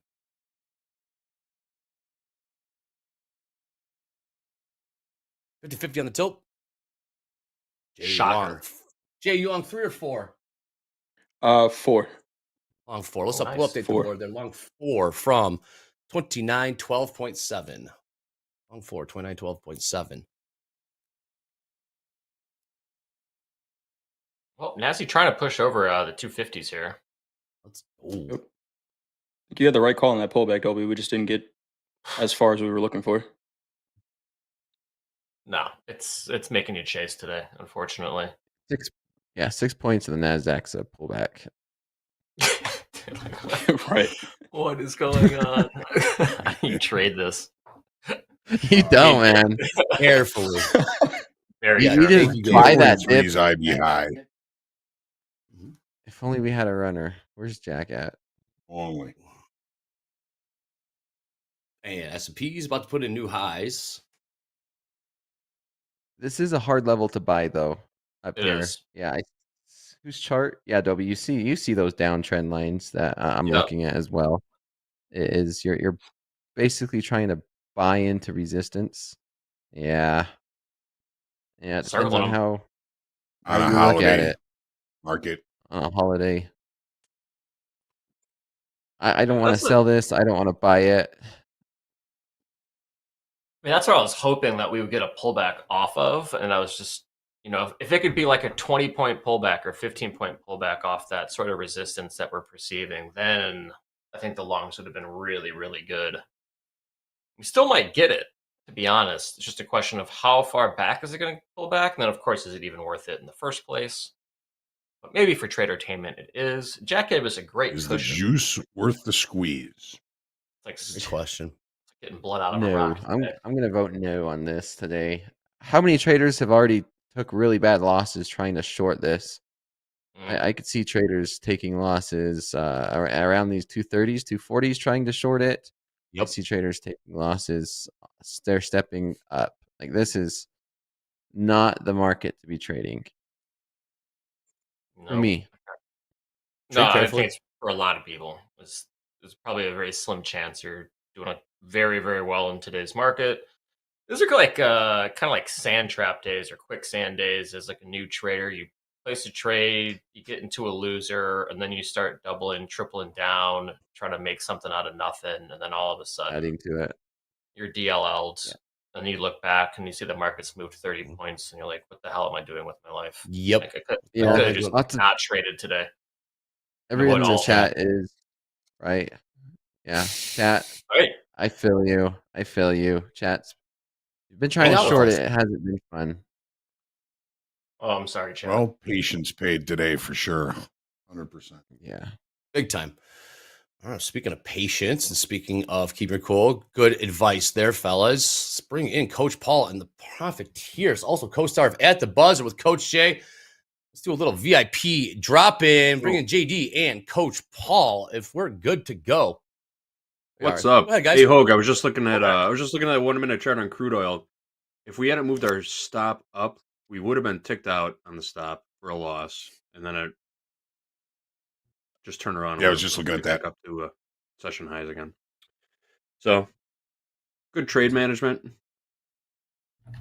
Didn't lose any money on it, but yeah, No. super choppy all around today.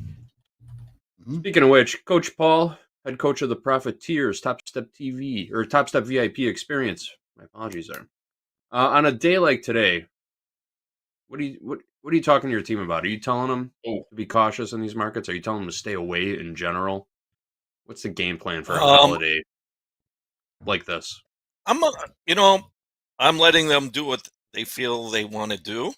Part of the process is to understand where you're struggling.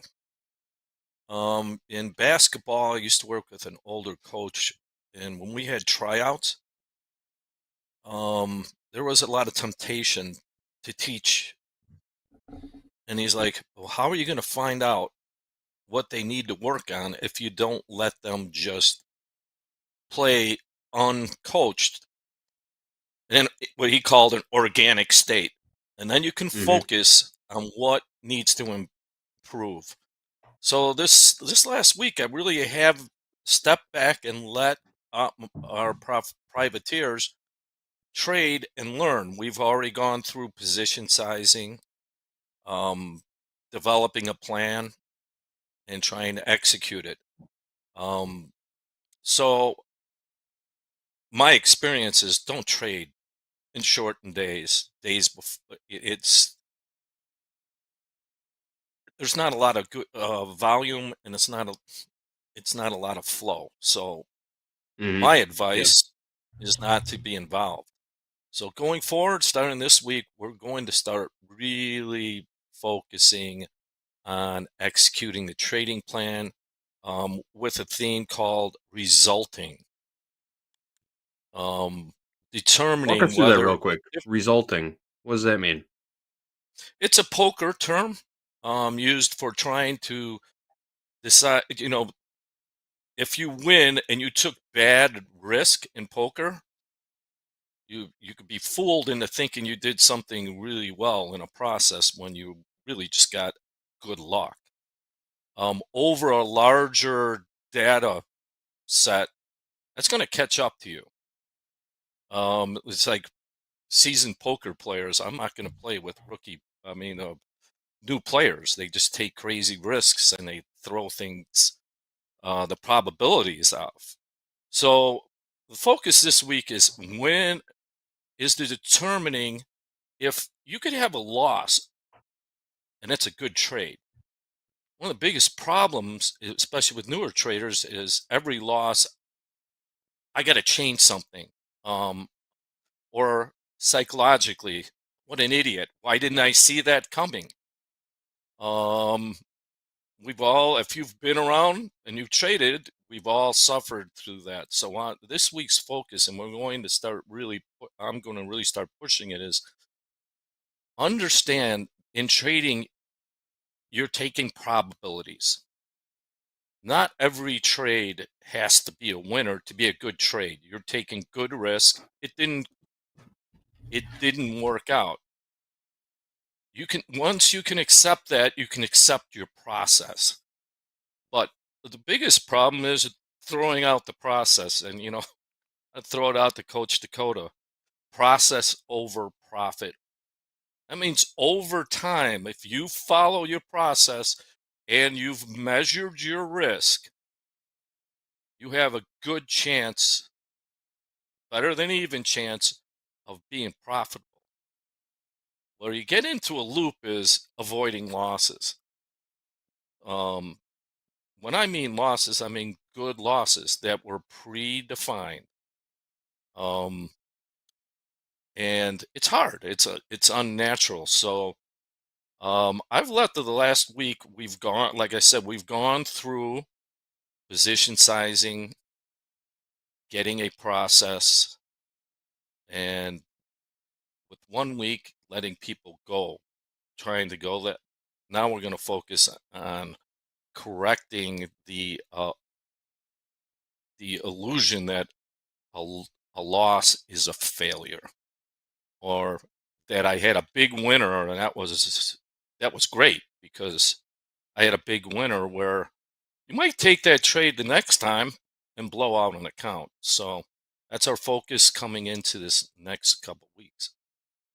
Awesome. I think that's a great coaching style, coming in each week with a new topic of conversation, a new lesson to learn, and walking these guys through it. How often are you meeting the profiteers? A couple times a week? Every day? Twice a week. Twice a week? No. Last week we really didn't meet. I really wanted to leave it in a state of, okay, I've given you some guidelines, and did you follow them? Are you struggling still? In other words, do I have your attention? Sometimes pounding on people what they're doing wrong can turn them away. So if we're struggling, now I have your attention. I can use my experience in being in that situation more than once, to start learning with a purpose. Learning with a purpose. That's we hear you say that every time you come on here, learning with a purpose. It really hits home every time you say it. Yeah. When you sit down, when you're on Coach Paul's Profiteers team and you sit down in that Discord room and you're ready to learn, come there with a purpose, ready to go and execute on it. All right, Coach Paul. That's all the time we got here. Always appreciate your coaching lessons. Always appreciate your time. That's it for our VIP drop-in for today. Best of luck to you. We'll catch up with you later this week and see what's happening with the Profiteers. I think we should have some data ready to go in the next couple days, and we'll start sifting through that and digging in a little deeper to what these traders are actually accomplishing or not accomplishing in season 2 of the VIP experience. So again, Coach Paul, thanks for your time. Appreciate it. Enjoy the rest of your day, and we will catch you later. All right. Thanks. Hoag, Dre, back to you guys. Oh, thank you, Coach Paul. Nice. It's my co-star right Some of the there. best. Yes, it is. At the buzzer, check out Paul and Jay. Not today, though. We're off today. Not today. Not today. Slow markets will be here this evening. Yeah, we started about right now. We already started it, Andre. Pretty much did. Got about 14 minutes left here in fast markets. We'll have a morning recap. Then we'll also have Mr. Tuckman joining us after that. No days off for Mr. Tuckman. Man, we got those in the 40s. 40s are on the Yeah, I feel table. like any trade right now is just going to be forcing it. Hungry eyes. I am starving, Dakota. Absolutely starving. I know, Dobie. It's tempting, right? You sit here and you stare at the charts. Does anybody else go right to that song when somebody says hungry eyes? I go right to that song in my head. What song? Hungry Eyes. I think it was what was that movie? Sing it. Sing it for us, Hoag. No. Yeah, how's it go? Come on, sing it. Hungry eyes. Boom! There you go. Karaoke edition here. There's an Topstep earworm TV. for you. All day now. That's right. Nobody puts baby in a corner. That was the movie. Nobody puts NASDAQ in a corner.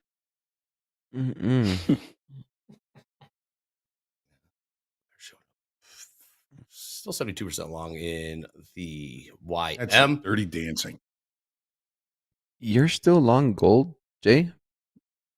Yeah, I'm still holding it. It is not going in my favor, but hasn't hit my stop either. But I am at what I said would be max allocation for this position. So just letting it work. Either we'll close it out when we have to close trades, or it'll stop me out. I'm thinking about, if we get under this VWAP, which is at 29.07, do I still want to accept this whole risk or just take it off there? We're still above VWAP. So I'm just going to hold on to it. Diamond hands do not take off President's Day. That's right. Hey, we've done good. This is a green day for us, right? This is day number 6 for the house. So far. 6 in a row. So far, yeah. So far. So far. No, What are we it gonna do is between because we don't now and have the to trade. close? There's still an hour 20 We to don't go. have Anything to. can happen. Dobie, we don't have to trade. We don't. No. We don't have to risk anything. Oh, but look how sweet those 37s would have been. Could be up 3 points right now, Dakota. Yeah. You're like the little red devil on Ripping the your shoulder. Yeah. Well, I mean, if it was like a normal market, it's like one of those setups that like you salivate over, but the problem is that it's President's Day and there's like nothing going on. But Yeah, same with technically, that it is a short. great-looking setup. This short right here was one that you kind of salivate over too. If it was normal trading day, that 3-bar reversal that happened at 9:35 Central. Mhm. That Some JD. that happened right at an area of support and resistance. Usually on a setup like this, 20 points, 15 points, easy. But no, that was 4 points.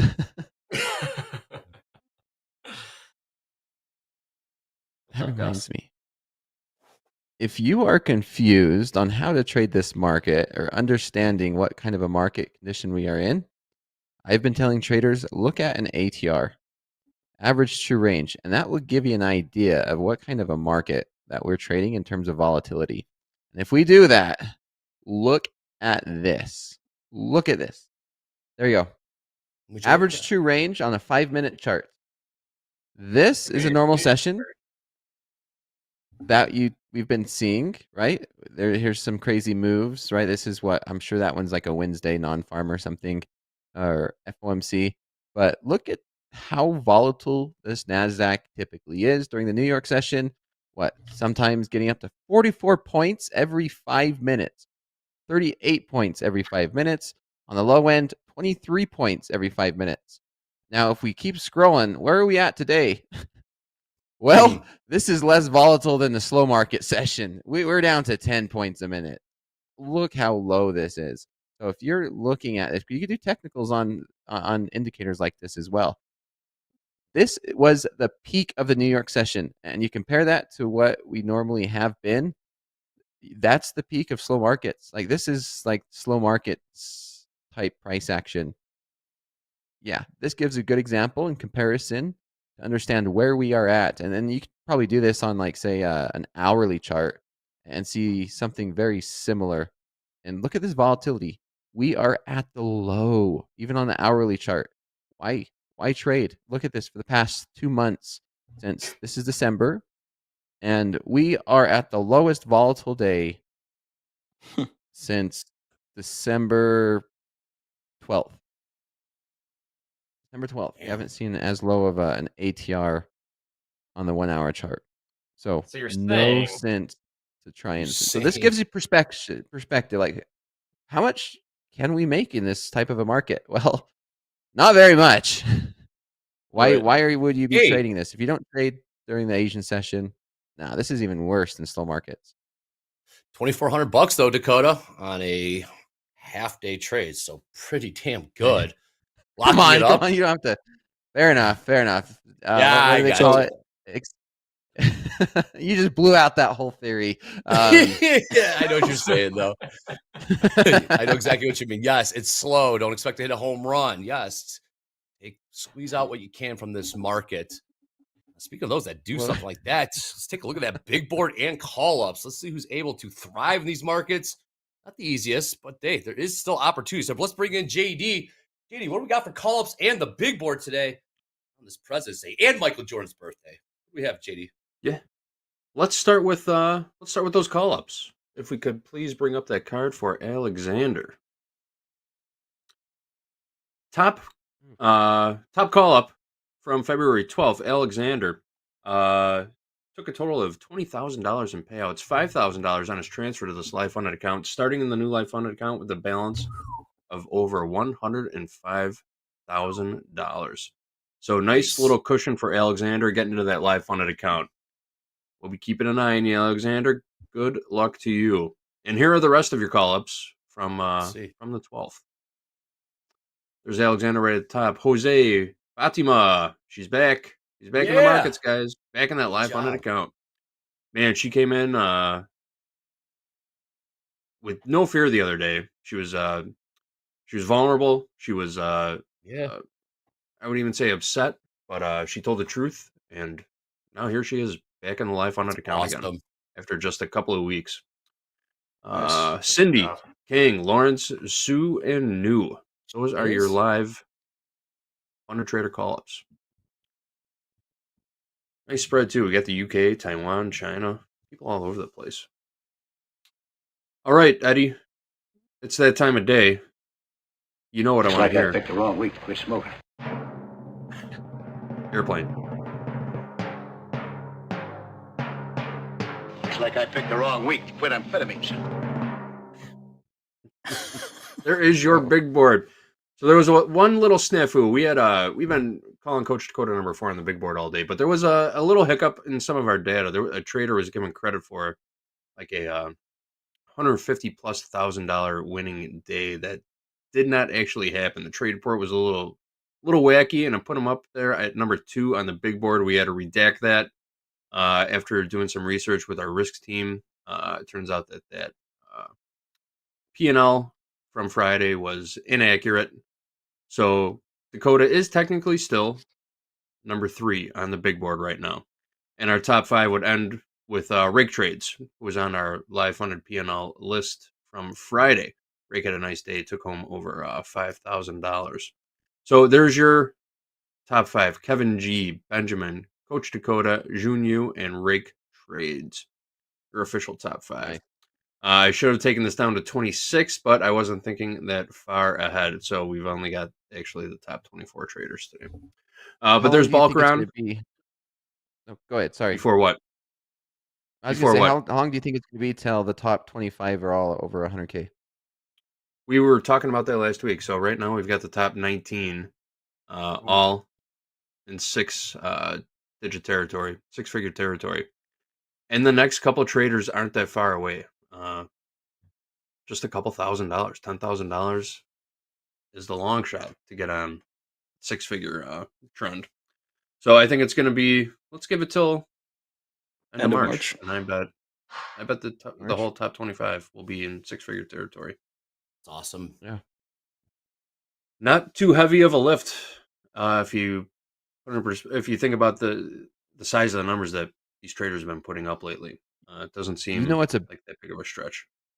Interesting concept to wrap your head around is last year at this time, traders were jockeying for the number 1 spot, and the number 1 spot was around 80,000, right? Mm-hmm. I remember, yeah.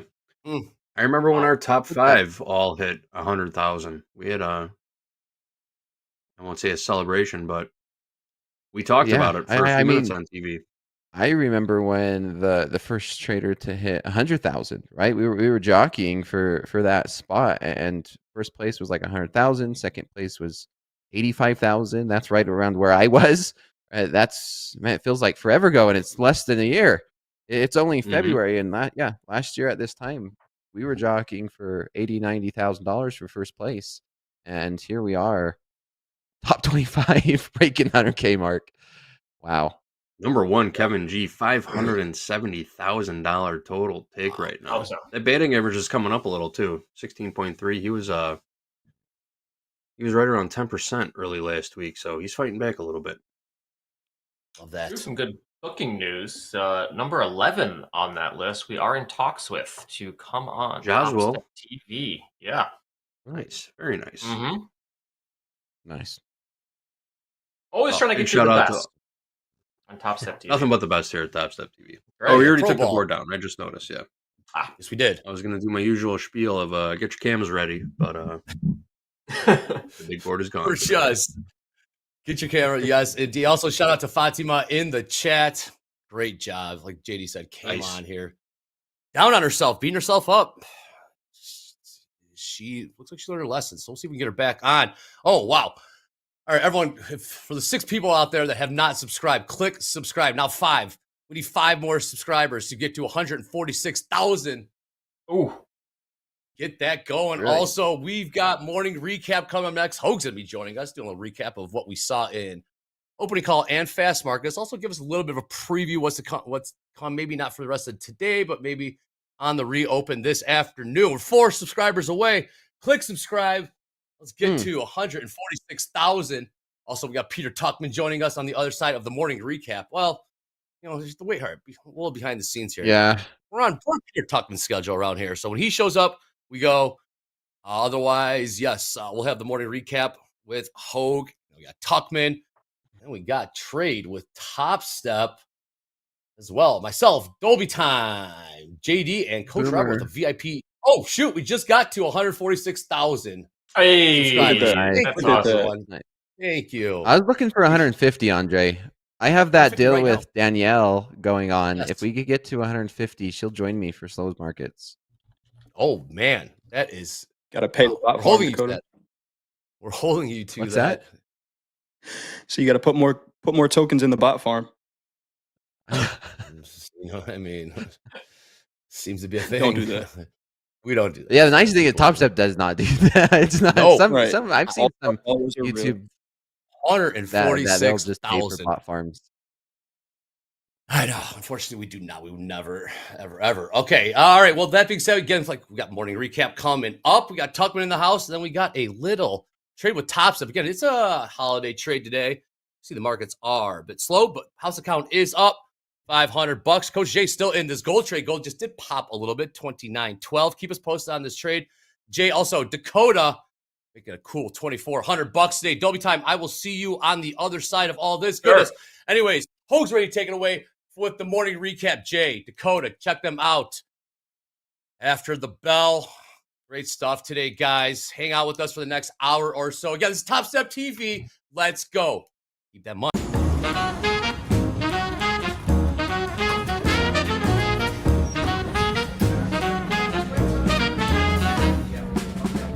Explain what the Chicago handshake is. It's a delicious, old style. If you didn't know, Chicago style. Frosty brew. And the Lords.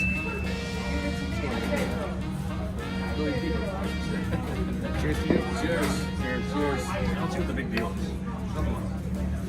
Full disclosure, that wasn't Malort. These two had Malort. Mine was Jameson. World famous Billy Goat Tavern. Made famous John Belushi of SNL. What are the country? Cheeseburger.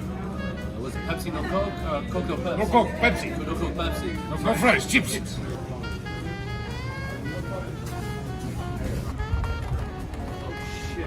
Billy Goat right here.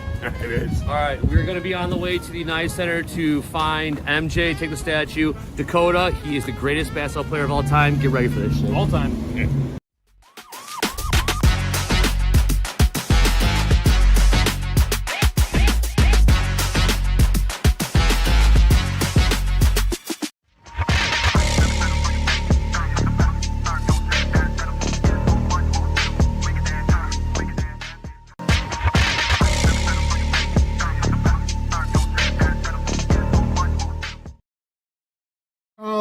right, welcome to the morning recap. There will be no afternoon recap. As we all know, markets are closing early today. Make sure you are flat.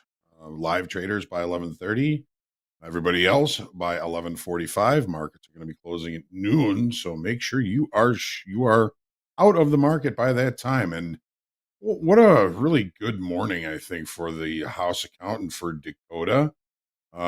Jack was really the one that kind of called out this trade. Now, this is the 30-minute chart. Opening range was the dead high of the session. And on a normal trading day, that to me is a bit of a warning sign. The sellers were in control from the very beginning. But Jack had a really good, smart idea. He says, you know what? This is holiday. We're probably not going to be seeing any continuation. We're probably going to be seeing more reversion to the mean trades. And he could not have been more right about that. I'm going to go down to a 5-minute chart here and we'll take a look at what we were doing. So there's that opening range. The market continued to push lower towards the settlement price. Settlement price in the NASDAQ, 22,196 and a quarter. Basically, that's just a visual target. We talk about settlement quite a bit.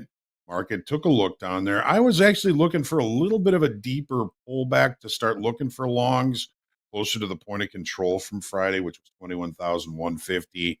But Jack, acting quickly, took a long in the house at around 22,208. Added to that, which gave the average down to 22,207. Dakota, seeing a 3-bar reversal, started getting long. Ended up with 5 contracts on at the average price of 22,209. The market continued to grind higher, and I say grind higher because sometimes that's the way it feels. Took at least a half an hour for the house to get to its first exit, which is 22,220. One of Dakota's first out, 22,225. His second out at 230, which was the exit for the second house position, which put this house account up 734 on this trade. Overall, up about $500. Dakota continued to hold on to that trade, getting out of the third one at about 232, and finally exiting the last one at 237, approximately, putting him up about 2,400 on the day. And with that one trade, I think he locked it up. Of course, we're all going to be locking it up early today. We did have a trade in crude oil this morning. It was an opening range trade, which put us long, leaving the opening range at the low of the session. Our original stop was down at 70.74. 10 ticks of risk. 10 ticks of risk. So really almost a free trade. I would call it a cheap trade. The market did give us some price action to the upside. Seems as though the minute we put our stop up to break even, it came down and took our break even stop. It would have taken our original stop as well. But where did the market trade back to? Settlement. Crude settlement. Right back to it. Man, oh man, these markets. 70.71 was the settlement level for crude oil. Targeted it and has been rallying ever since. Got to keep an eye on that settlement price. As far as gold is concerned, we do have Jay sitting in a long.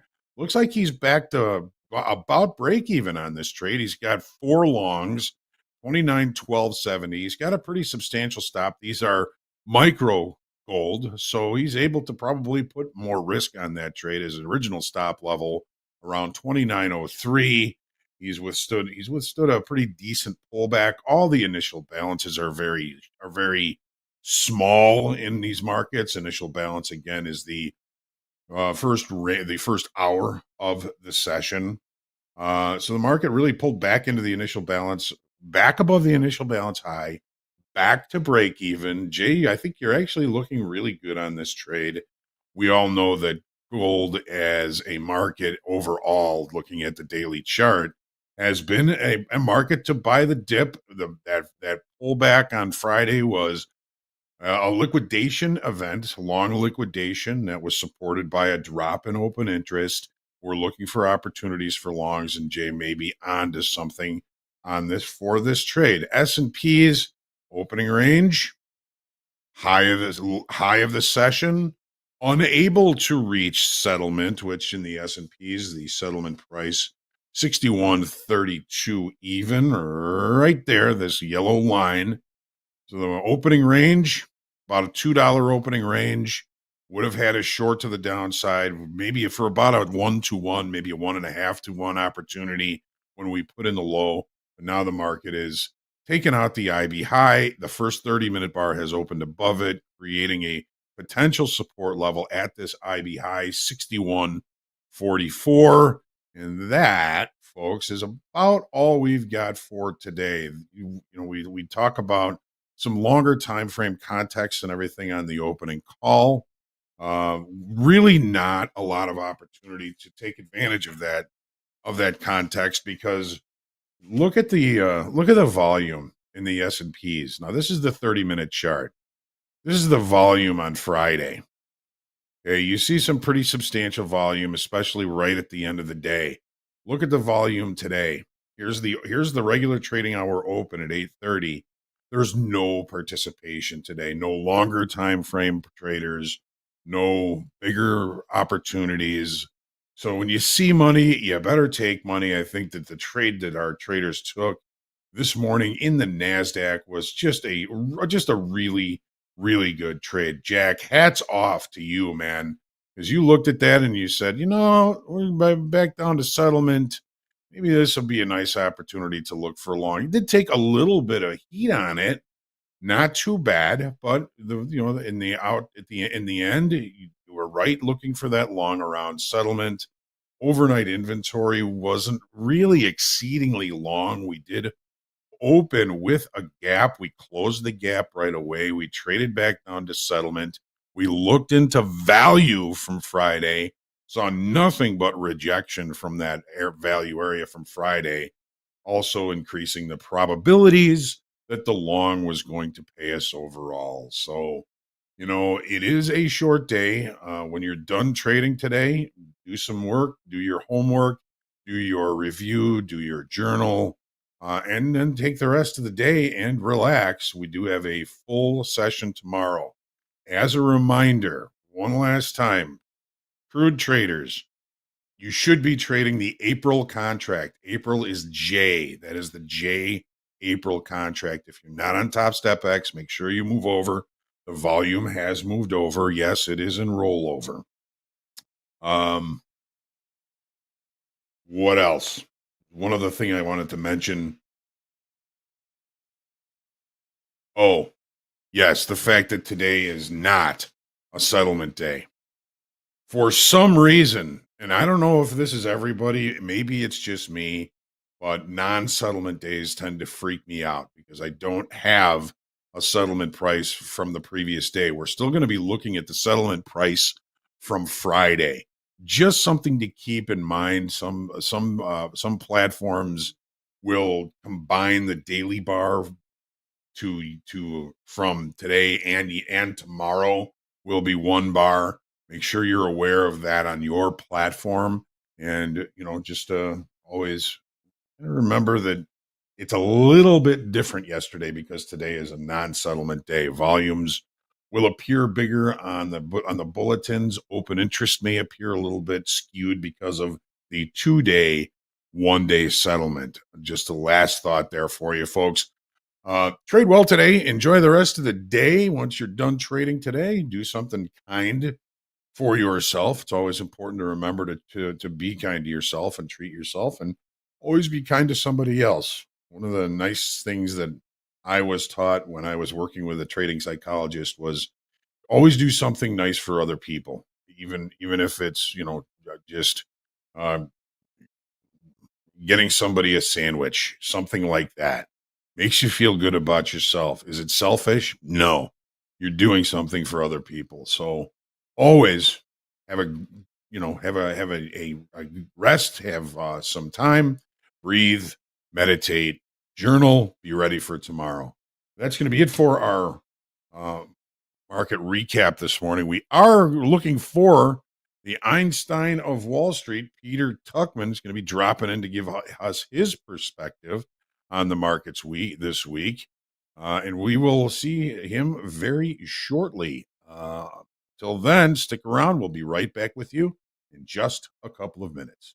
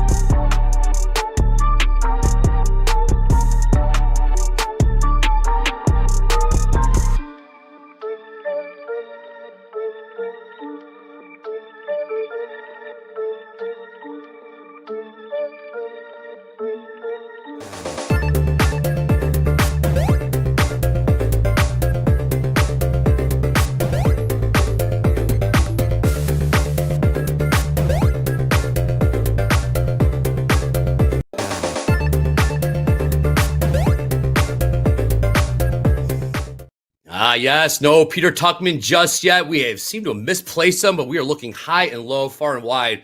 See if Tuchman does join us. Anyways, this trade with Topstep. We got JD in the house. Dolby time as well. That's abbreviated trading day. One more reminder: all live funded traders need to be flat in 17 minutes, bottom of the hour.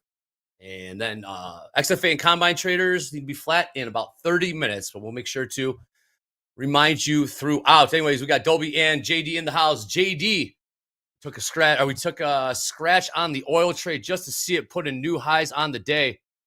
Had him, but then we had that little sell-off. JD, what happened, man?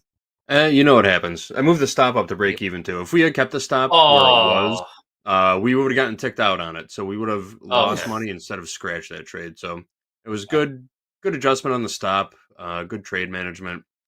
Wasn't really looking for a home run on that trade. We were just looking for a simple 2-to-1 R. It came within, I don't know, 4 or 5 ticks. We were only risking 10 ticks on the trade to start with.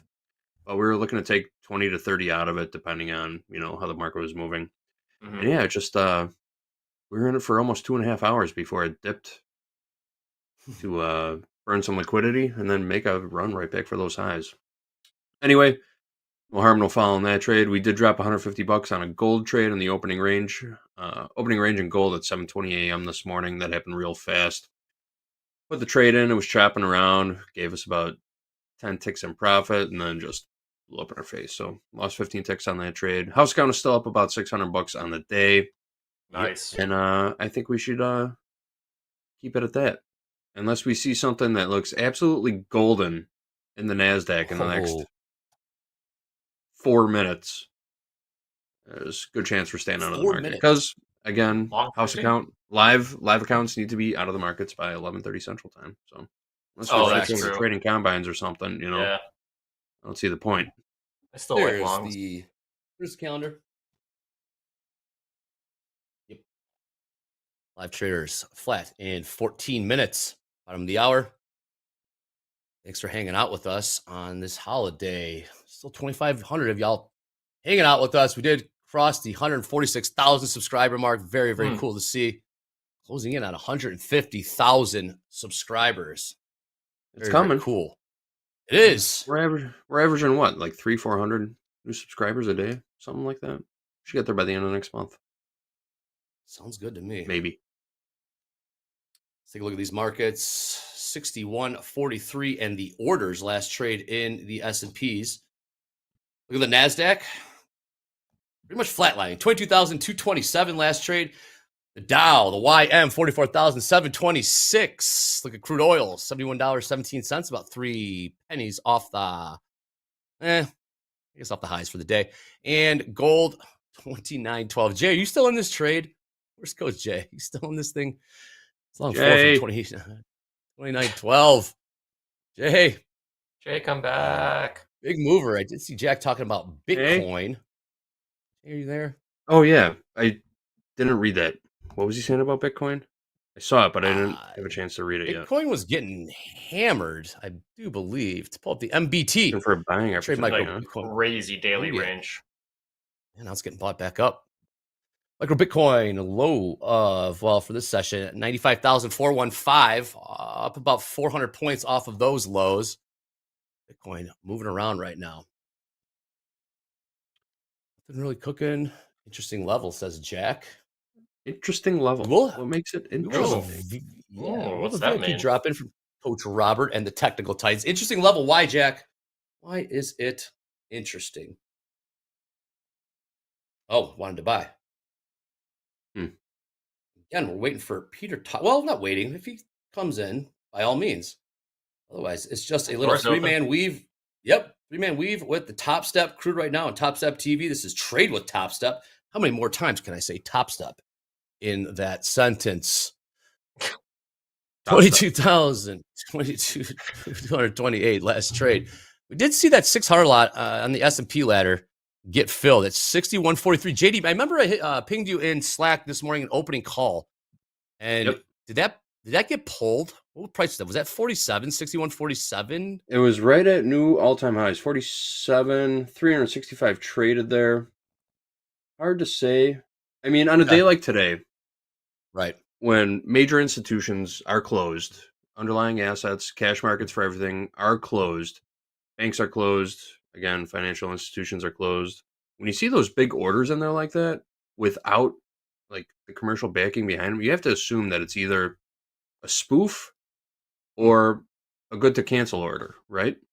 There's no other reason for orders like that to be resting in the market unless there's just a rogue broker out there slinging away from his bathroom or whatever. I don't know. But yeah, when you see big orders like that on a holiday like today, I don't know, it's kind of fishy. It's sus, as the kids say. Sus. Yes, it's sus indeed. Where's Coach JJ still in this trade? Anyways, all right, like these guys are saying, house count is up. Trying to make it 6 days in a row. Not bad for a holiday trade. Are we looking at any levels, JD? Is there anything that's actually enticing for a trade here? Any possible scenarios?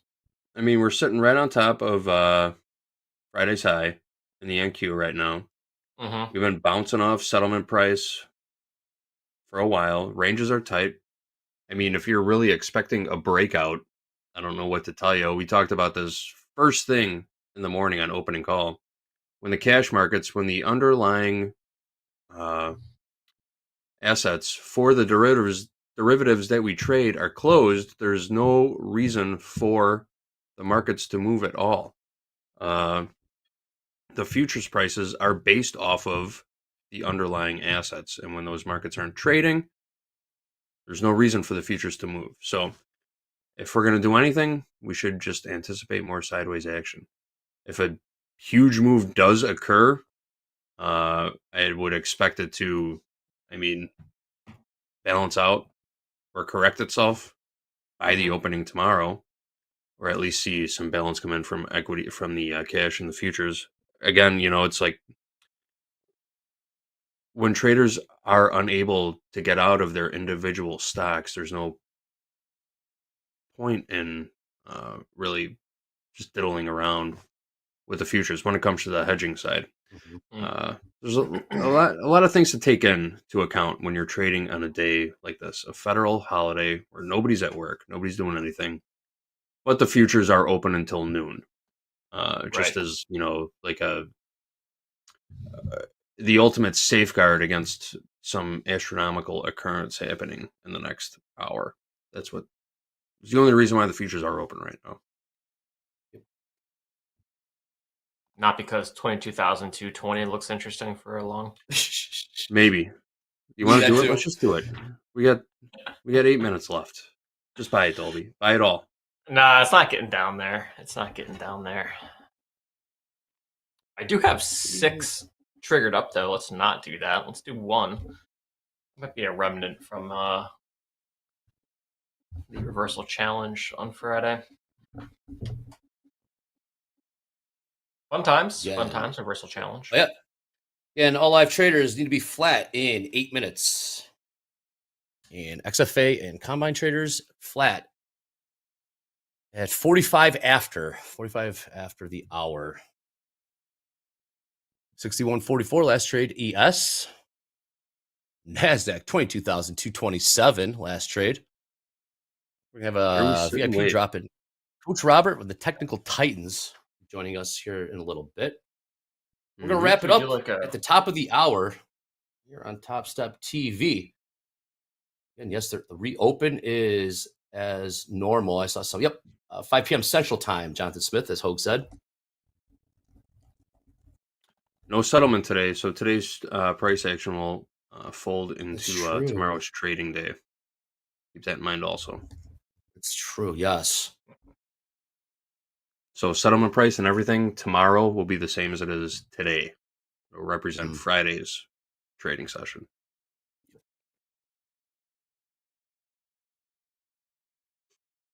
Man, chat, market closes. Should we just have like a banner up or something? Live accounts closed at 11:30 Central. Trading combines XFAs 11:45 a.m. Central. Sometimes I can't really tell if chat's serious when they ask the same question over and over again. And it's funny and it's cute for a few minutes, but then, you know, like, They're not serious. all right, are these guys really just not Troll JD. paying Maybe attention? like We're a getting Q&A or something. Like, I don't know. Just trying to find, We can jump into Q&A. yeah, chat, ask some A little questions. Ask Us Anything session. No point in putting a trade on AMA? right now. Oh boy. Do a little AMA right now. Yeah, that'd be fun. Wow. We've got to Well, kill let's half see what of they got. 40 minutes. All right, chat. What do you guys got? We can't trade. Ask us anything. You don't have to answer everything. What's up, Dolby? Yeah. What? What time are the markets closed, Dre? I'm sorry? What time are the markets closed, Dre? I'm glad you asked. Didn't think you'd ask there, JD. My funded traders need to be flat in 6 minutes. XFA and combine traders flat in 22 minutes. Oh, Dakota with a great question. We're starting a new day here. We're dialing in this process.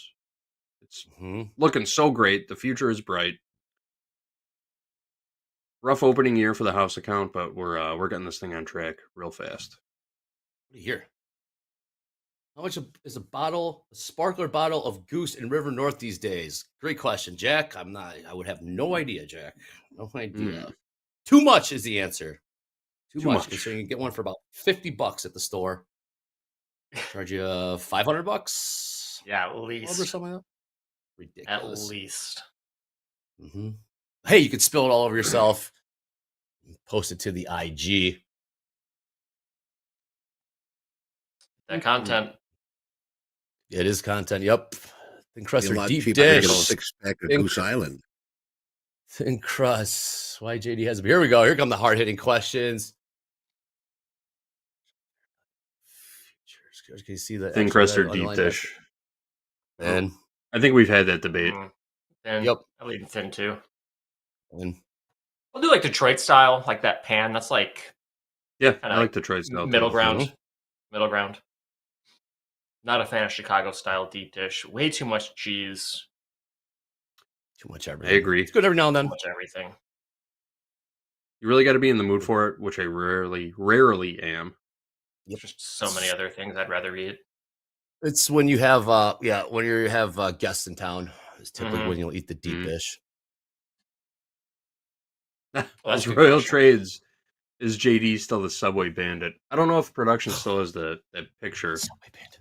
Hilarious. But yeah, I got sniped by the Chicago Tribune and became the face of violent crime in Chicago for a day when I posted an article about the CTA, which I had absolutely nothing to do with. I was just simply getting on the train to go home from work that day. And, Pictures say otherwise, JD. A rogue headline posted above my head. And guilty. Yep. 61.44 last trade in S&Ps.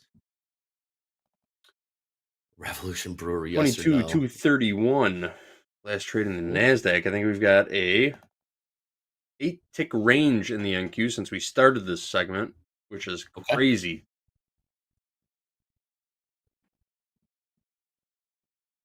Market's just chilling. Let's take oh yeah. Look, what do we? Nothing on the calendar for. Well, we do have Waller speaking on the reopen. Keep in mind the reopen this afternoon, this evening for those in the States. 5 p.m. Central. We'll have Waller speaking. That will be the reopen for futures markets as well. So keep an eye out for that. Again, we will have slow markets this evening for those in the States with Coach Dakota. And again, live funded traders need to be flat in 2 minutes. 2 minutes. Shubham wants to know what happened to the McRib sauce. Never got the McRib sauce, Shubham. We put in the order. We tried it. We fought our hearts out for it. But there were a limited number of bottles produced. Forgot about that. The old McRib sauce. It was a gallon jug, right? We were going to have a good old-fashioned McRib pig out live on TopstepTV, but we couldn't get the jug of sauce. Jug. And then I am says y'all should do a pizza pie review while out. Just so happens last night. Today's my mom's birthday, and she wanted to go to a hockey game, so we ended up at the Chicago Wolves game last night or yesterday afternoon. Oh, fun! And we stopped in Edison We stopped in Edison Park at Moretti's for a pizza pie on the way home. That place, There you go. excellent. If you've never been, Moretti's Pizza, Edison Park, Chicago. Institution. All right, again, one more time. 90 seconds. Live accounts need to be flat and closed. Yep. Before we do that, is the Earth flat? Miguel wants to know. Great question. We'll let the chat Ask debate that Richard. one. Yep, let the chat debate that one. Okay, this a couple hours ago asked you to hit us up with some cool stuff at hashtag fast markets at TopstepTV. I'm told we've got a couple images. Okay. Let's do it. Gabe, before right, let's do it. All right, let's do it. We got first up, we got Emmy. Got a nice short on gold after the Globex Open. Locked myself out until the morning open. I only take a small trade if opportunities there. 2 more days. $100 for a payout. Those press funded accounts. Good job, Emmy. We got next up, we got Ghost. Day 3 complete. Topstep express funded accounts. Averaging a little over $1,100 a day for 3 days straight. Trading their Ghost. Keep it up. Last but not least, just for a little fun, we got Lost Trader, my unique trading place. Trading during my own X game. Yes, it is not me. Also, it was I see what you painful. did there. I see. Both in the markets and out of it. Man, I see what Just you did there. Dicey. That's what I got for you guys. Just a couple for the light day. We'll see y'all back for a full day tomorrow. There'll be plenty more good ones, but finish out this last 30 minutes. Thank you, Gabe. Thank you, Gabe. All right, Oh. live fund accounts need to be flat. Yep. And House account is XFA flat. combined. Yep, house accounts locked in. Another winning. Well, is it technically a winning day since settlement is until tomorrow? We'll let. Oh, you're getting big brain on us there, huh? We'll let the chat. We'll tune in tomorrow to find out. We can keep the green streak going. Got about 30 minutes left here in trade with Topstep. Dow popping off Dre. in the last minute. Yes, sir. I forgot one more, man. I can't leave her out. We got Miz slowly continuing to build this XFA, all green for February. It's base hits. Nice. Base hits after base hits. But couldn't leave her out, so appreciate y'all. Ms. Abe. Good job. Great job. Oh, February too. So that's great work.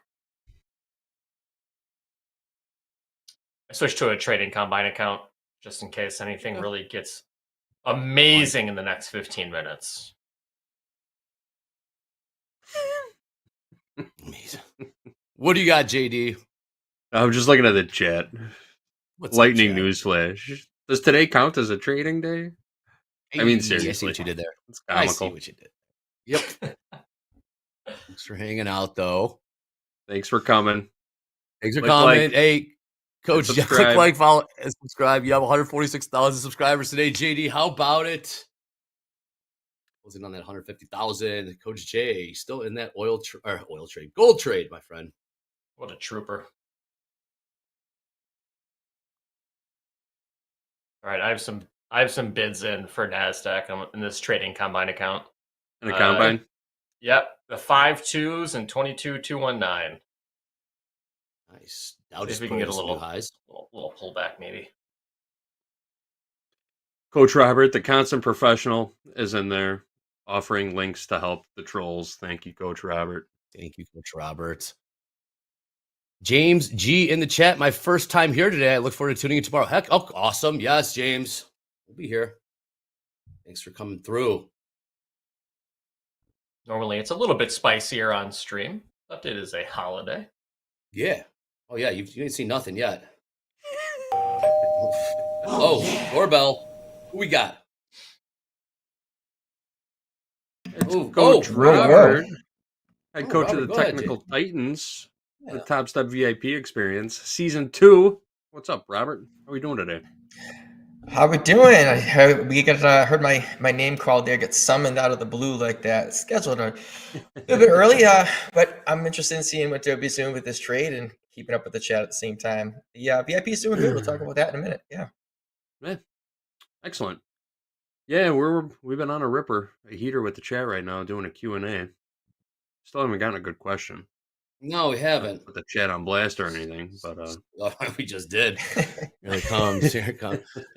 61.45, 61.46 slash trade. Oh, we still have on this day. Cool. Ooh, Dow.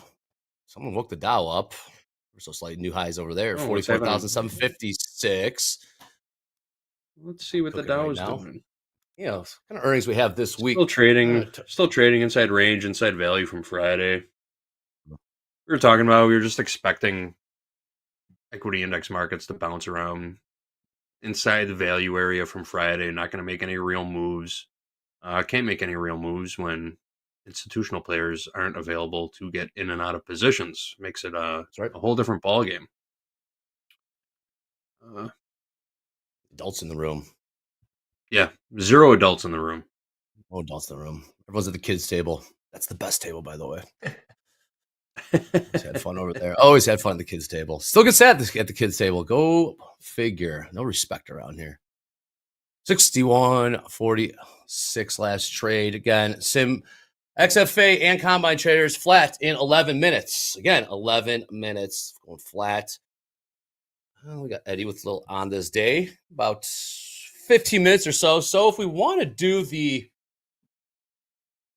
VIP, I'm dropping follow-up with the technical titans. We could do it. We can hang out. Up to you guys. Yeah, let's all do it together. I mean, sounds good. What's going on with the Titans? I mean, what do you tell Robert? What do you tell your crew on a day like today when you know nothing's going to be happening? Market participation is extremely low. Volume's extremely low. It's technically not even a full trading day. It gets rolled into tomorrow's trading day. Was there opportunity? A little bit, yeah, sure. House count made some dough. But for those traders out there looking to hit home runs, trading 15 lots, this was not the day to be doing that. What do you tell your guys when it comes to trading on a holiday, when the only thing that's open is the futures markets for a couple of hours? That's a great Is there a question, process? JD, and yeah, and I think all of coaches would say the same thing. It's you don't have to trade. If it's not fitting your style, then your position is not long, not short. It's just flat. And I'll read you exactly what I wrote into my group market this morning. It's a one line. It says, "I will make the suggestion and encourage everyone to not trade at all today, and you can do with that what you wish." Right. So some traders actually did because it bleeds over their style, the way they're trading it out in the London market.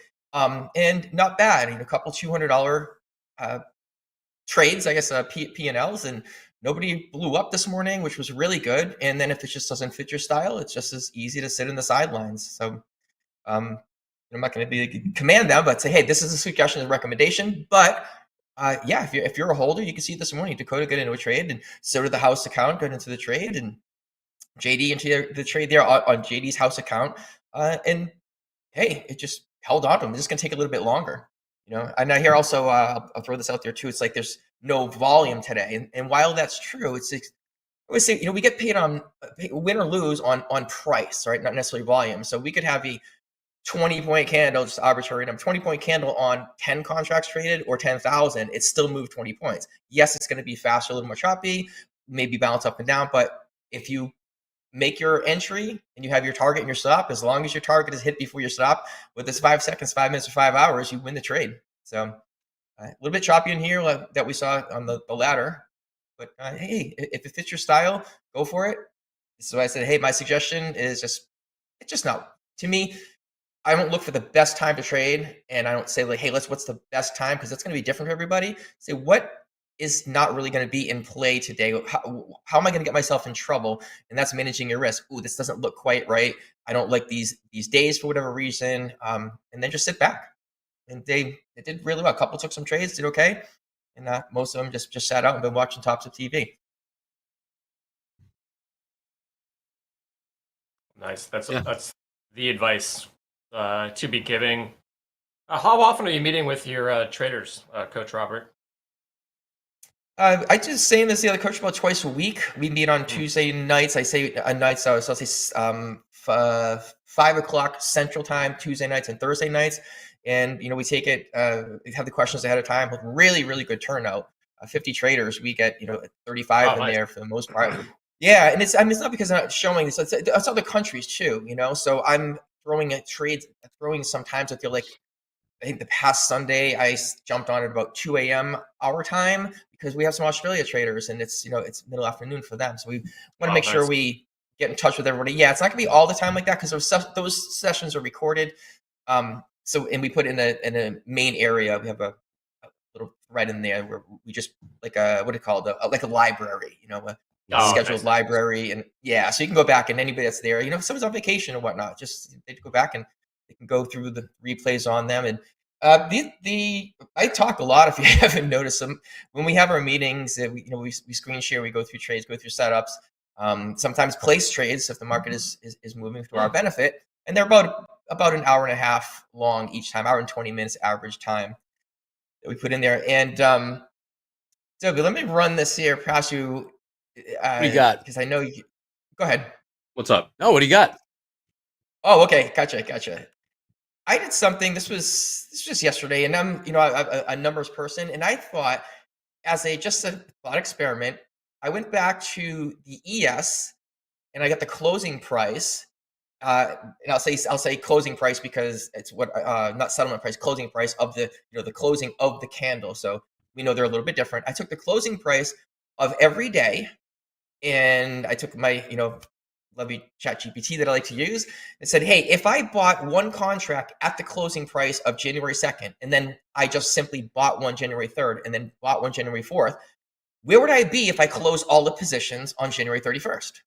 So that answer, just a thought experiment, just some fun things to do when the market's not moving a lot. We would be at $55,225. The drawdown was $4,150 was the largest negative balance we had simply buying one ES contract at the close of every day, right? So if you just do that on micro, if you have a personal account, you do that on micro, you made $552. I'm sorry, excuse me, $5,522. That's my point there. So imagine doing that. I'm just going at the end of the day, say I'm going to buy one MES, one micro account, and then the next day close one micro account, meaning market close. I'm just going to, as soon as the market opens, I'm going to buy one. And I bought one the next, As one micro, you would have the drawdown for that entire month of only $415. At the end of the month, your profit would be $5,522. Not too bad. So I did the same thing on NQ, and at the end of that month, the profit would be $39,600, but you would have a $9,000 drawdown. The same thing. Yeah, so it's a little different. So if you do one micro, again, if you have your own personal account, and it's not advice, and I'm considering it. At the end of the day, hey, market opens up, just buy one NQ. Market opens the next day, buy one NQ. When I say opens, the Asian market, the drawdown you would have had is $900, and at the end of January, your profit would be $3,960. Just a little fun experiment I like to do when I'm in my spare time. Yeah, it's pretty interesting. It is. That's why we like taking longs. Oh, yeah. That's exactly why. Longs tend to be better for indices. Unless there's a real good reason. Real good reason. When you're doing your classes, what are you kind of focusing on? I know you have a specialty and kind of your own system and strategy. Are you incorporating some of that, or is it a more encompassing sort of class that you have going on? It's both. We are moving more towards the encompassing part because I want to make sure that I'm reaching every trader and every method, every style. I'm learning too. There are two traders in here. They're trading volume profile stuff in market profile, and they're doing really good. And I go into their chats also and just go wow, I've learned something from them every day. So shout out to them. They're super good traders. But to answer your question specifically, Adobe, we first started off with hey, this is me. This is what I do. This is how I think. This is what I've been doing, and this is what works for me. Here it is. Here's the whole process. Documented it all up. Tried it out. Some traders jumped right over to it and said, "This is good. It worked for them." And some yeah, it doesn't really fit me. Totally perfect. Absolutely. And from there, we just kind of okay. Well, what is more of your style? Well, I don't like getting those short scalps. I like to hold them for a bit longer. Cool. We just start working on that. We have traders that are trading other instruments. We're looking into some of the other ones too, like silver, natural gas. We're jumping into RBOB because we want to make sure we're covering all traders, all questions, all aspects. We're not going to do everything the same way. 50 traders, and it's also 50 personalities too, right? 50 risk tolerance, 50 different. I have a lot of energy and I go into things, and some are a little more laid back. And we just adapt, and I don't say overcome, but just adapt and make sure that everybody is getting what they need and what they deserve and what they should be getting from the VIP experience. Nice, that's awesome. It is Sounds awesome. like fun. Again, one last reminder, 90 seconds. XFA and combine traders need to be flat, 90 seconds. Take a look at the market one last time. We do have an on this day coming in about 7 minutes or so. But 22,238 last trade in the NASDAQ. S&P 6146. Dow put in some recent highs, 44,760. About 8 points off of that. And crude oil, top around the highs, $71.17. Of course, gold, 29.11 last trade there. House account's flat. House account is done for the day. Oh, yeah. Another green day to the streak, Dre. 6 Take in it. a row. 588. $600, call it. It's a great day for this type of action. And the range in the NASDAQ since we started. It was not good. About it. Not good. It's like 50 points. 10. Give or take 10-point couple. range. Oh. 40 tick range. 10-point Nice. range since we started at 11 o'clock.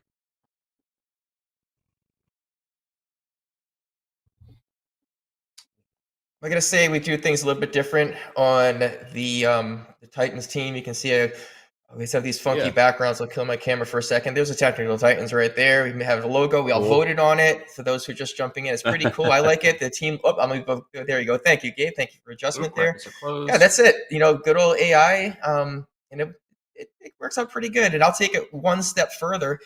Come on, guys. Andre, you know me. I'm just going to go all out on this crap, right? You know how that goes. Dobie, too. JD, help me out.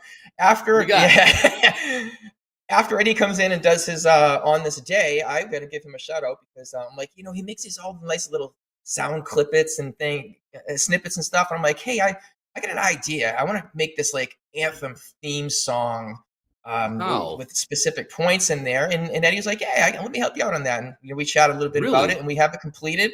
Yes, sir. It's we're not gonna play it. I did upload it. We have to put it on TV, but I did upload it to the Coach Roberts YouTube, and I will put the link in the chat after Eddie is all done. We don't want to take anything away from the show.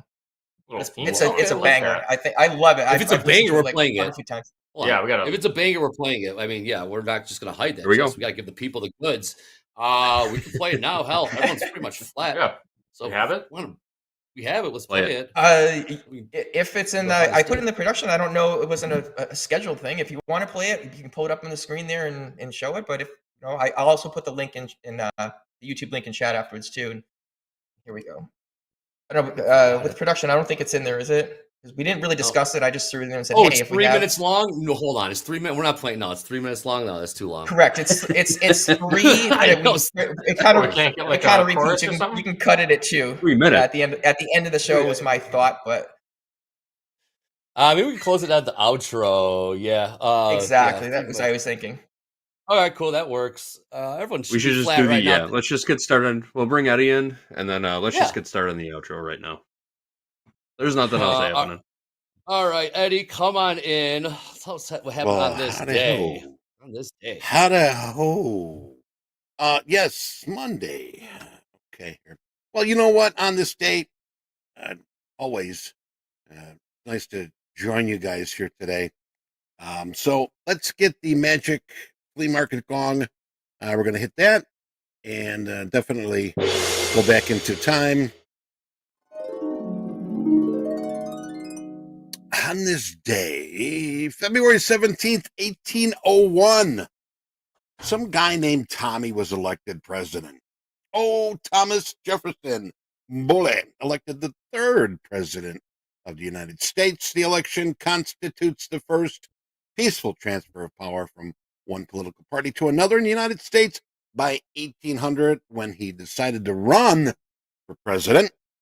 Thomas Jefferson possessed an impressive political credential and was well suited for the presidency.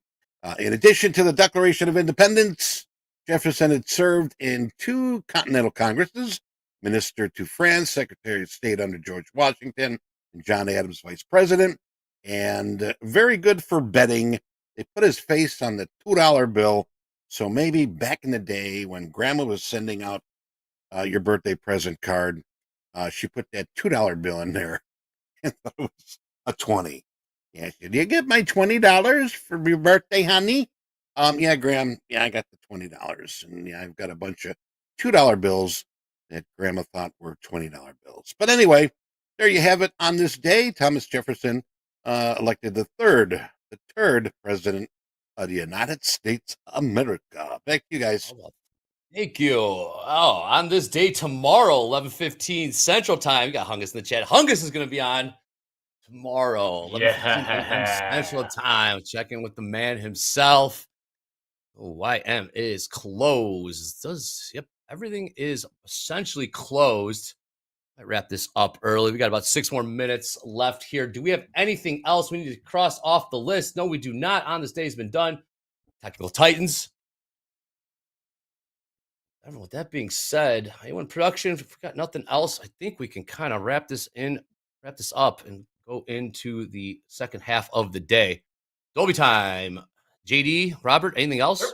Otherwise, what's up? Wrap this thing up. Thanks for hanging out with us, everyone. Yeah, I hope everybody stayed out of the way today. Hope no one got run over over or made any bad moves. Not the day to be blowing up accounts. No, we said that quite a bit earlier. Hope everyone stayed safe, though.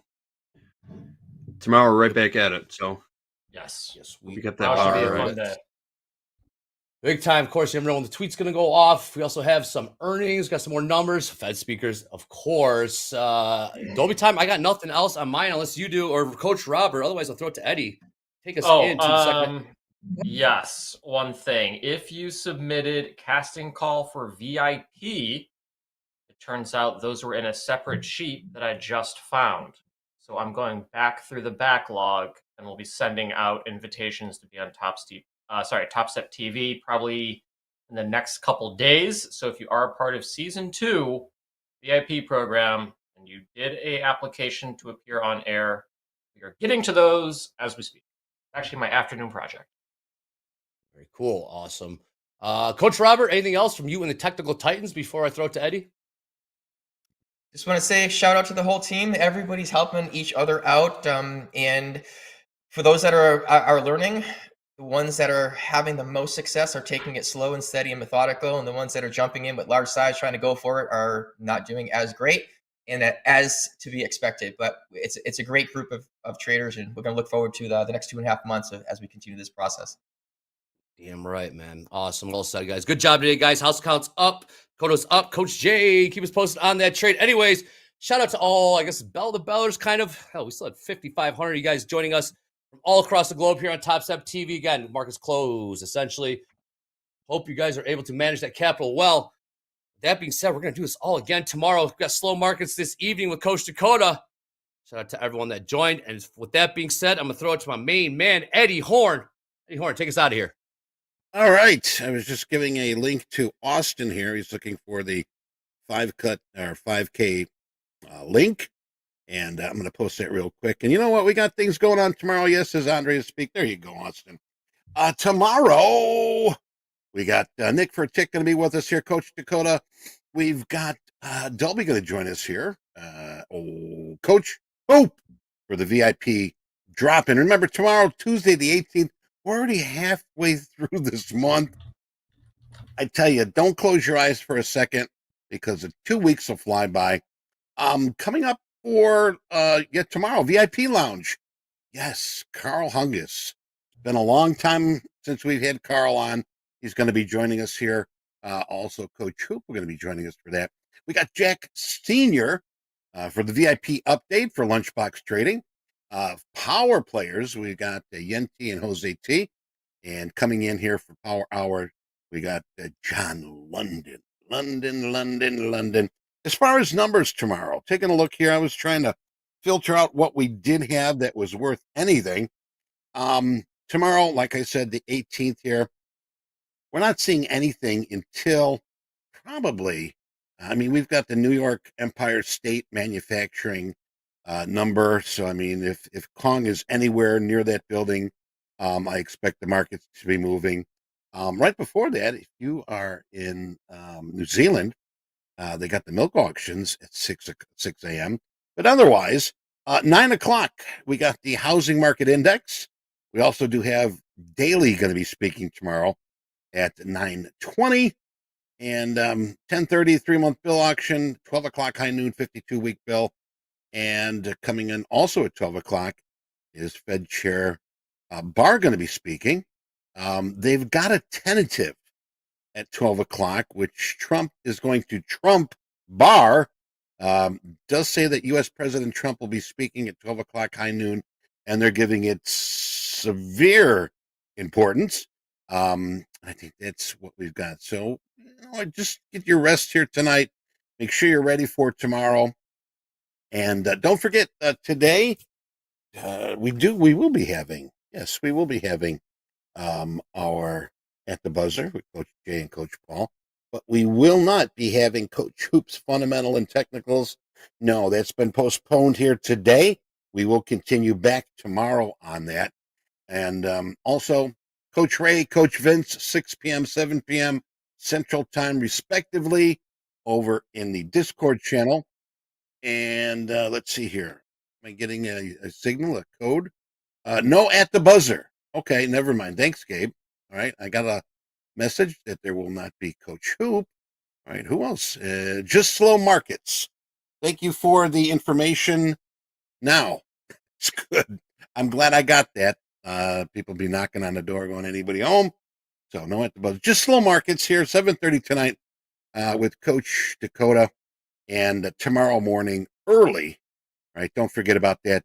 The London Open, catch Deanna, 3:30 a.m. Central Time. Does it Monday through Thursday? London Open, and get there for that. So now it's your time. Go relax, go re-energize, get yourself ready for tomorrow. Orders from headquarters. Stay safe, stay healthy. Have a good lunch if it is lunchtime, baby, because I'm going to lunch. White Castle hamburgers for me. And have a fantastic rest of your day. Until we meet again, remember, 7:20, be here. We're going to be doing it again tomorrow, 7:20 a.m. Central Time. Opening call, TopstepTV. Be there. This is Eddie Horn, and this has been TopstepTV. Have a great day. Take care.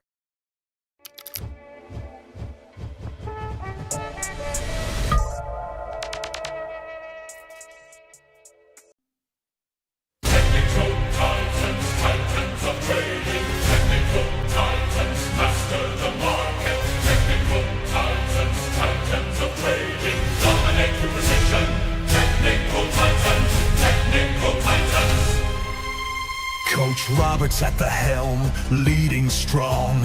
VIP Titans, we can't go wrong. No emotions, cool and steady. Risk controlled, we stay ready. Stop losses tight, no reckless bets. Risk is managed, no regrets. Trends confirmed, we play our game. Sticking to rules, no fear, no shame. Discipline sharp, our edge is clear. Winning trades year by year. We don't guess, we calculate. Stick to the plan, dominate.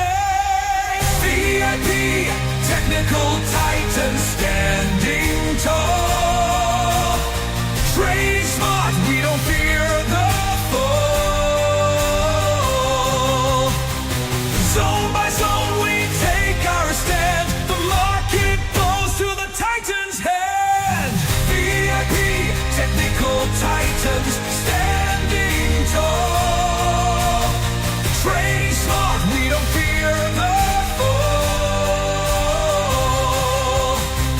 Zone by zone, we take our stand. The market goes to the Titans' hand. Power, focus, Titans rise. No emotion, clear our eyes. Coach Robert calls the fight. Trade like titans, trade it right.